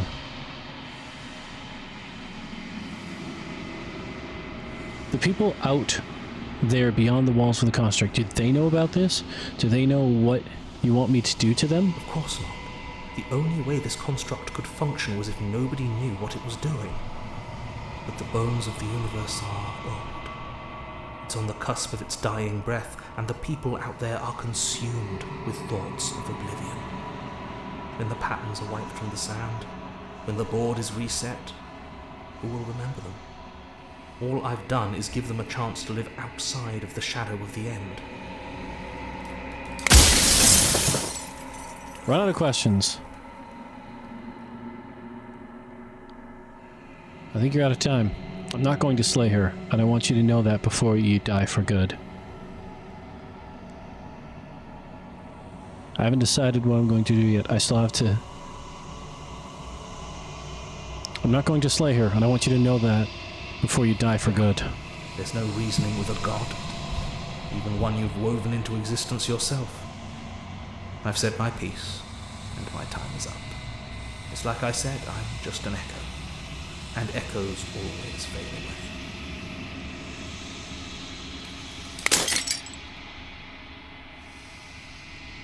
As the final fragment of glass shatters, you see yourself with new-found clarity. The narrator was right. You are the Long Quiet, a vast and nascent god, and it is finally time for you to wake up. All of this is you. Proceed to the cabin one last time. A feral vessel, bring the beast to her. When you arrive at the heart of things, there's no final vessel for you to bear witness to. There's nothing for you to find. I am spaghetti.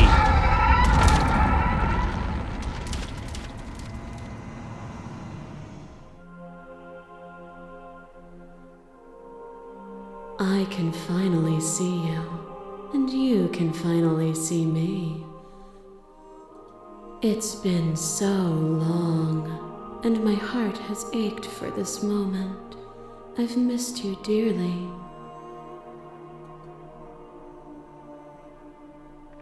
Do you know about the echo? Did you hear our conversation? Long Quiet, but I don't really know what that means.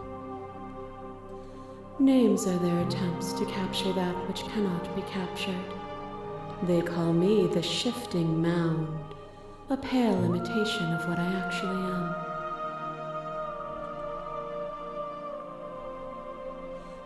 Do you know about the echo? Did you hear our conversation? Every word you spoke found its way to me. I know him, and I know his construct. He was deluded by his fear of death. Pay him no mind. What happens now? Ever the passive player, always reacting and never acting. But it's woven into your nature, isn't it? Well, I'm called the Long Quiet. When the echo spun us from one into two, he gave you a choice and me a role to play. I am not death, but I contain it in my multitudes. So, will you attempt to destroy me and bring about a world devoid of death and the possibility of meaning? Or will you open the final doors to our liberation? There's so many stories we've left unfinished. Can we really just leave? Don't you have a say in all of this? Why is this all falling on me? Of course I have a say in all of this. You and I share reflections of each other's burdens, just as you and I share reflections of each other's gifts. If we didn't, the winding paths that brought us here wouldn't have been full of strife and conflict.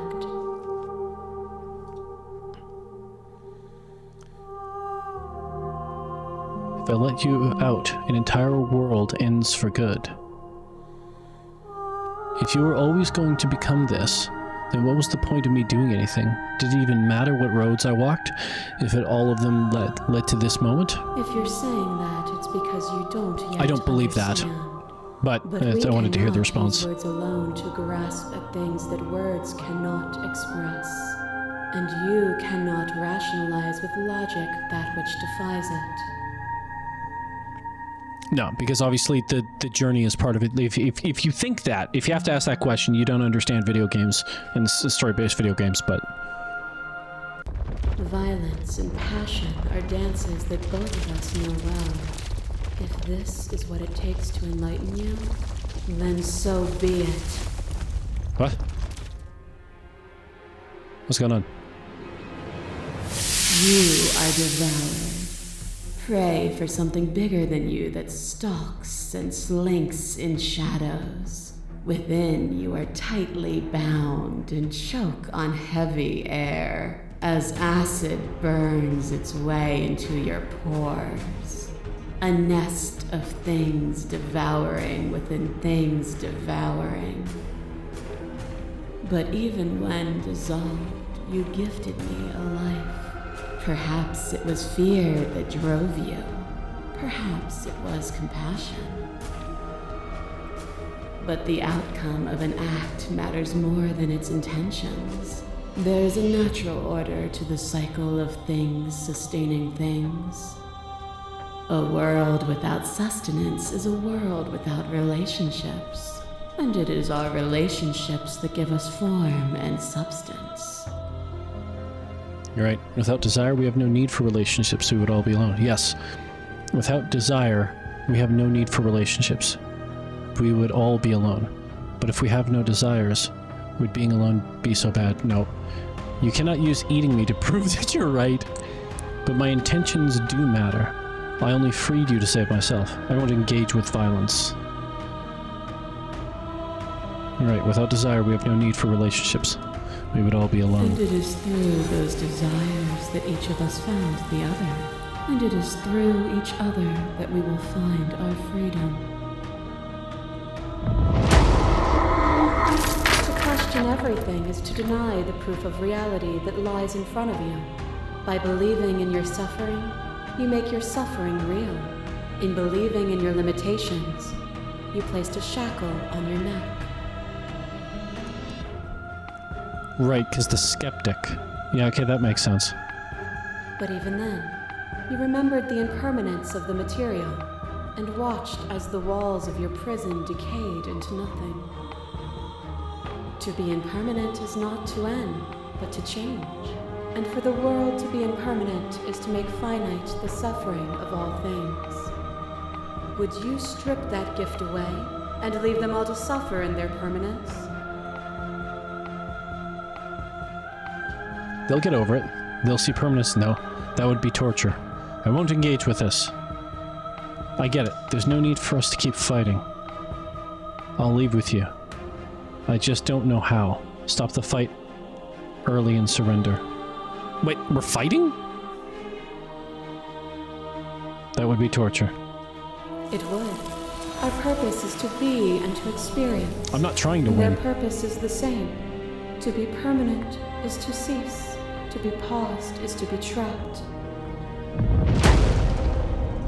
A trick behind your back and a trick behind mine. We dance, revolving and revolving around each other. but forever stuck in place. We both move, and yet we both don't. For each of us watches the other instead of ourselves. But forever is not forever. I move and you react, and both of us break the other. But broken is only a moment in time. To change is to hold the potential to rise above. Would you limit yourself to what you are now? Or would you like to see what you might become tomorrow? If there are no endings, there are no limits. If there are no limits, then there's no difference between growth and decay. I've already come so far. What more is there left for me to see? With time, we could have been better. I won't engage with violence. I get it. There's no need for us to keep fighting. I'll leave with you. I just don't know how.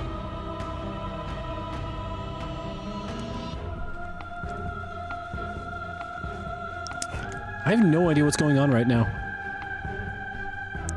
Hold back potential to rise above you. To change is to hold the potential to rise above. Would you limit yourself to what you are now, or would you like to see what you might become tomorrow? If there are no endings, there are no limits. If there are no limits, then there's no difference between growth and decay.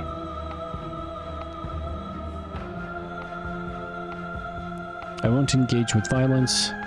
I get it. There's no need for us to keep fighting. I'll leave with you. Yeah, I like this first one. Meaning lies in experience, and experience lies in contrast. Yep. Abandoning one's search is not the same as losing the capacity to discover. I am contrast itself. To reject me is to reject the shape of everything. Do not use words to reduce that which your eyes know to be irreducible. Your left arrow threads a stake into your body, and another, and another, and another. Do I miss your heart because I can't stand to see it go? I had to die every time. Okay. But the stakes meant nothing to you. You had a desire, and you set that desire free. You lifting me, and me lifting you. Forever and ever and ever. Consumed by true belief, there was nothing that could hold us back. Well, I'm gonna finish on this one. I was blinded by emotion, we both know that. I want that feeling back. That feeling never left me. I get it. There's no need for us to keep fighting. I'll leave with you. I just don't know how. That feeling never left me. Then there's no need for you to fight with me. Whenever you're ready, we can leave together. Hand in loving hand.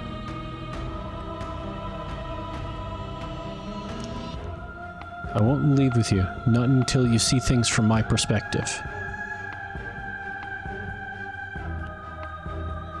What? I'm confused. Is this a boss battle? 'Cause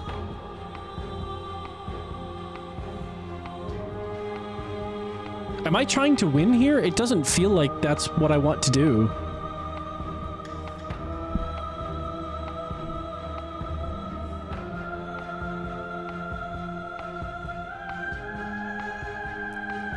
But now I feel like I'm being told I need to win. Stop the fight early and surrender. I don't...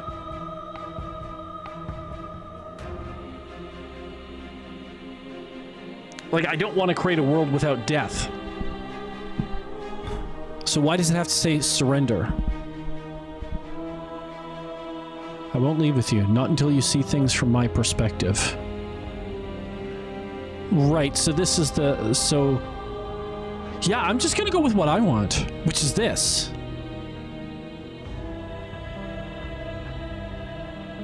You know what? Here's the thing. I'm gonna play this game again. So let's... Nothing brings me greater joy than to hear those words. The final peace lies with you.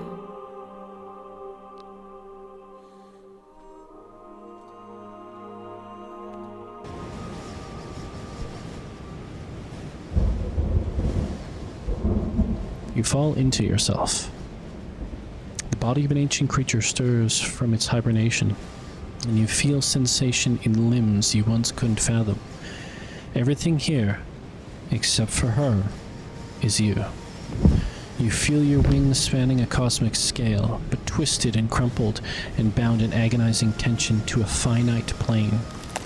You can feel the glass of the construct pressing on it, pressing in on you, confining you across infinite sides and infinite angles. You push back and strain against it, but it does not yield. I love you.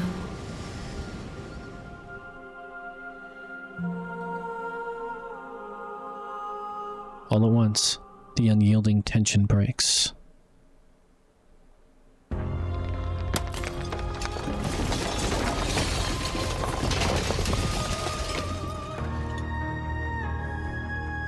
You are free, and she is with you. It's magnificent. It's a friggin' kaleidoscope. There are no words, no thoughts to describe absolute reality. Something that simply is. What happens now? Everything. Just like it always has been. And just like it always will be. This visual is not working for me, I'm gonna be honest with you. Step into the infinite. You and she steps forward into 1,000 dawns and 1,000 sunsets, each of which contains 1,000 more. You exist and are aware, just as you have always been, and just as you will always be. Though conflict is in your nature, the two of you will never be alone, and the two of you will never know fear. You and she are finally home. There are no endings, only new beginnings.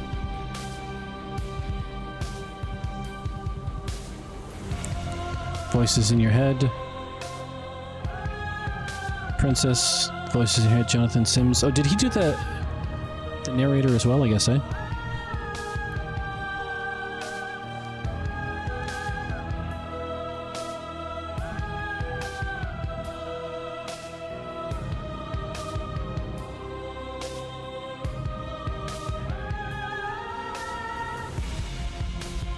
Game, the good end. Finish the game.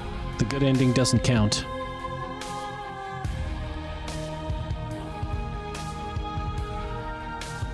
Thank you so much for playing. As an expression of our gratitude, here's the track order for a special playlist just for you. If you'd like to take a screenshot, you can hide the UI by hitting H.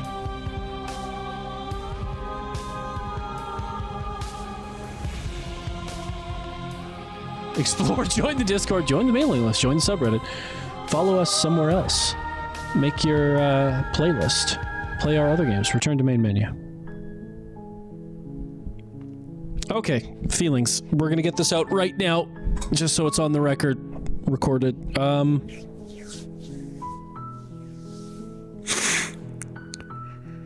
Yeah, I went from 0 to Neon Genesis Evangelion pretty fast.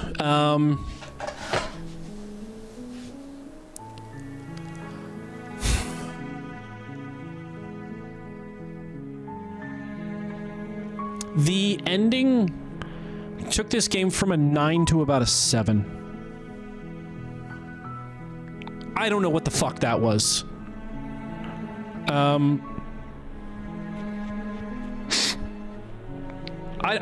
don't know what that was. That was... It was a big goopy mess of big concepts.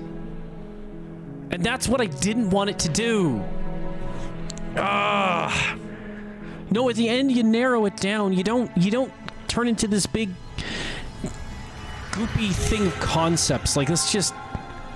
Oh man, that was disappointing. And then, like, to have the after a game like this, to have the end, like, was it a boss battle? Did I get the bad ending? Why would you have that? Ah, man. There was so much potential here. It's still a good game. Still a good game, but it was just like... like that end was just a big goopy mess of large concepts and nothing else. That was disappointing. That was disappointing. That was so unfulfilling. Okay, but See, it built up really well, and I liked the concepts that it seemed to be working on, and the building of oneself and all of that. Here's the problem: when you take these are human concepts, and we need to start treating them as human concepts. And the fact that they just went to, and it's gods, and it's like, just shut up. Like, why?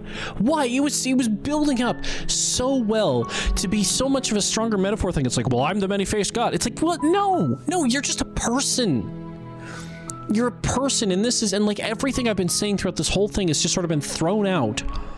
And because it was just, there was so much potential in there for this to be a real human story about real humans and interactions between people and all these things.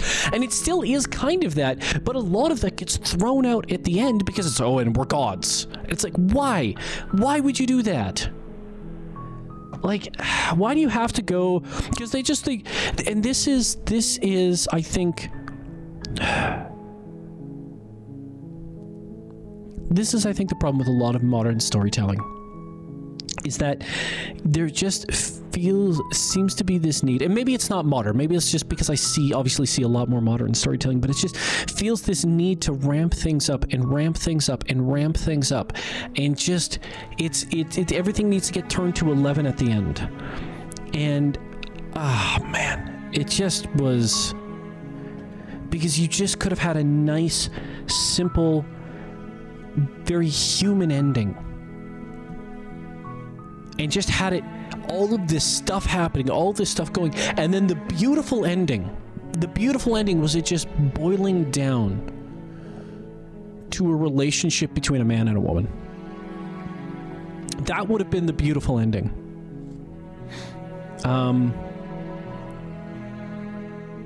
But instead we end up with some gobbledygook about gods and eternity, and it just went, like I said, it went from Zero, Neon Genesis, Evangelion, like that right at the end. And it just makes everything else seem so much weaker. And like, it makes the story feel so much less. I mean, I always go back to Lord of the Rings, but if you go to Lord of the Rings, right, it's the moral of the story of Lord of the Rings, the theme, the message is that, and this is from Tolkien himself, evil, or you can't always destroy evil, but if you make the right, merciful decisions, evil will destroy itself. And that's why both Frodo, Bilbo, and Sam having mercy, pity on Gollum, Smeagol, that's the reason he's there at the end, to destroy the ring. Accidentally, but without him there, Frodo makes the decision to keep the ring.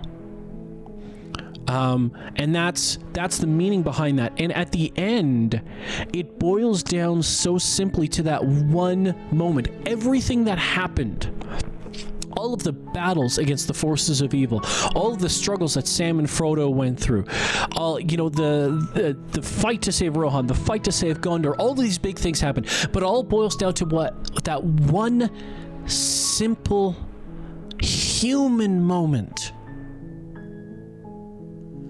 And that's what makes it so strong. That's what makes it so enduring.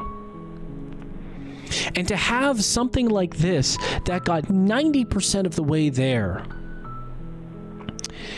and then at the end swerved up to, and it's all about gods, when it could have been that simple, pure, powerful human moment. And some sort of weird text-based boss battle. It's disappointing. Still a good game. I still want to play it again. I'm significantly less excited about it now than I was, but that ending was just the absolute wrong direction. It just inspires me to write more. That's what it does. Okay. I'm gonna hit the credits now because it's late. Quit the game. Quit. Yeah. Okay. So I don't know when I'm streaming again. Hopefully next week, but we'll see. Obviously, January, we've got the deep play of Doki Doki coming up. This one right here. So we've got that coming up, so that's going to be good. I'm excited for that. I've played 5 hours of this game. Finish the game, the good ending doesn't count. So hold on, I'm going to look at the illusion of choice. When everything is possible, nothing is. Denial, return to your destined path, or face the consequences. Our song. Finish the game, the good ending doesn't count. What is the good ending?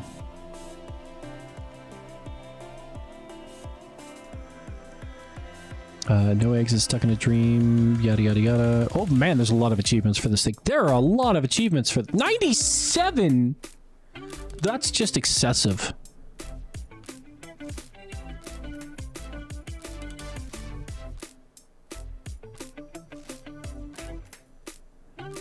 Yeah. Yeah, oh man. Disappointing. Started off so strong.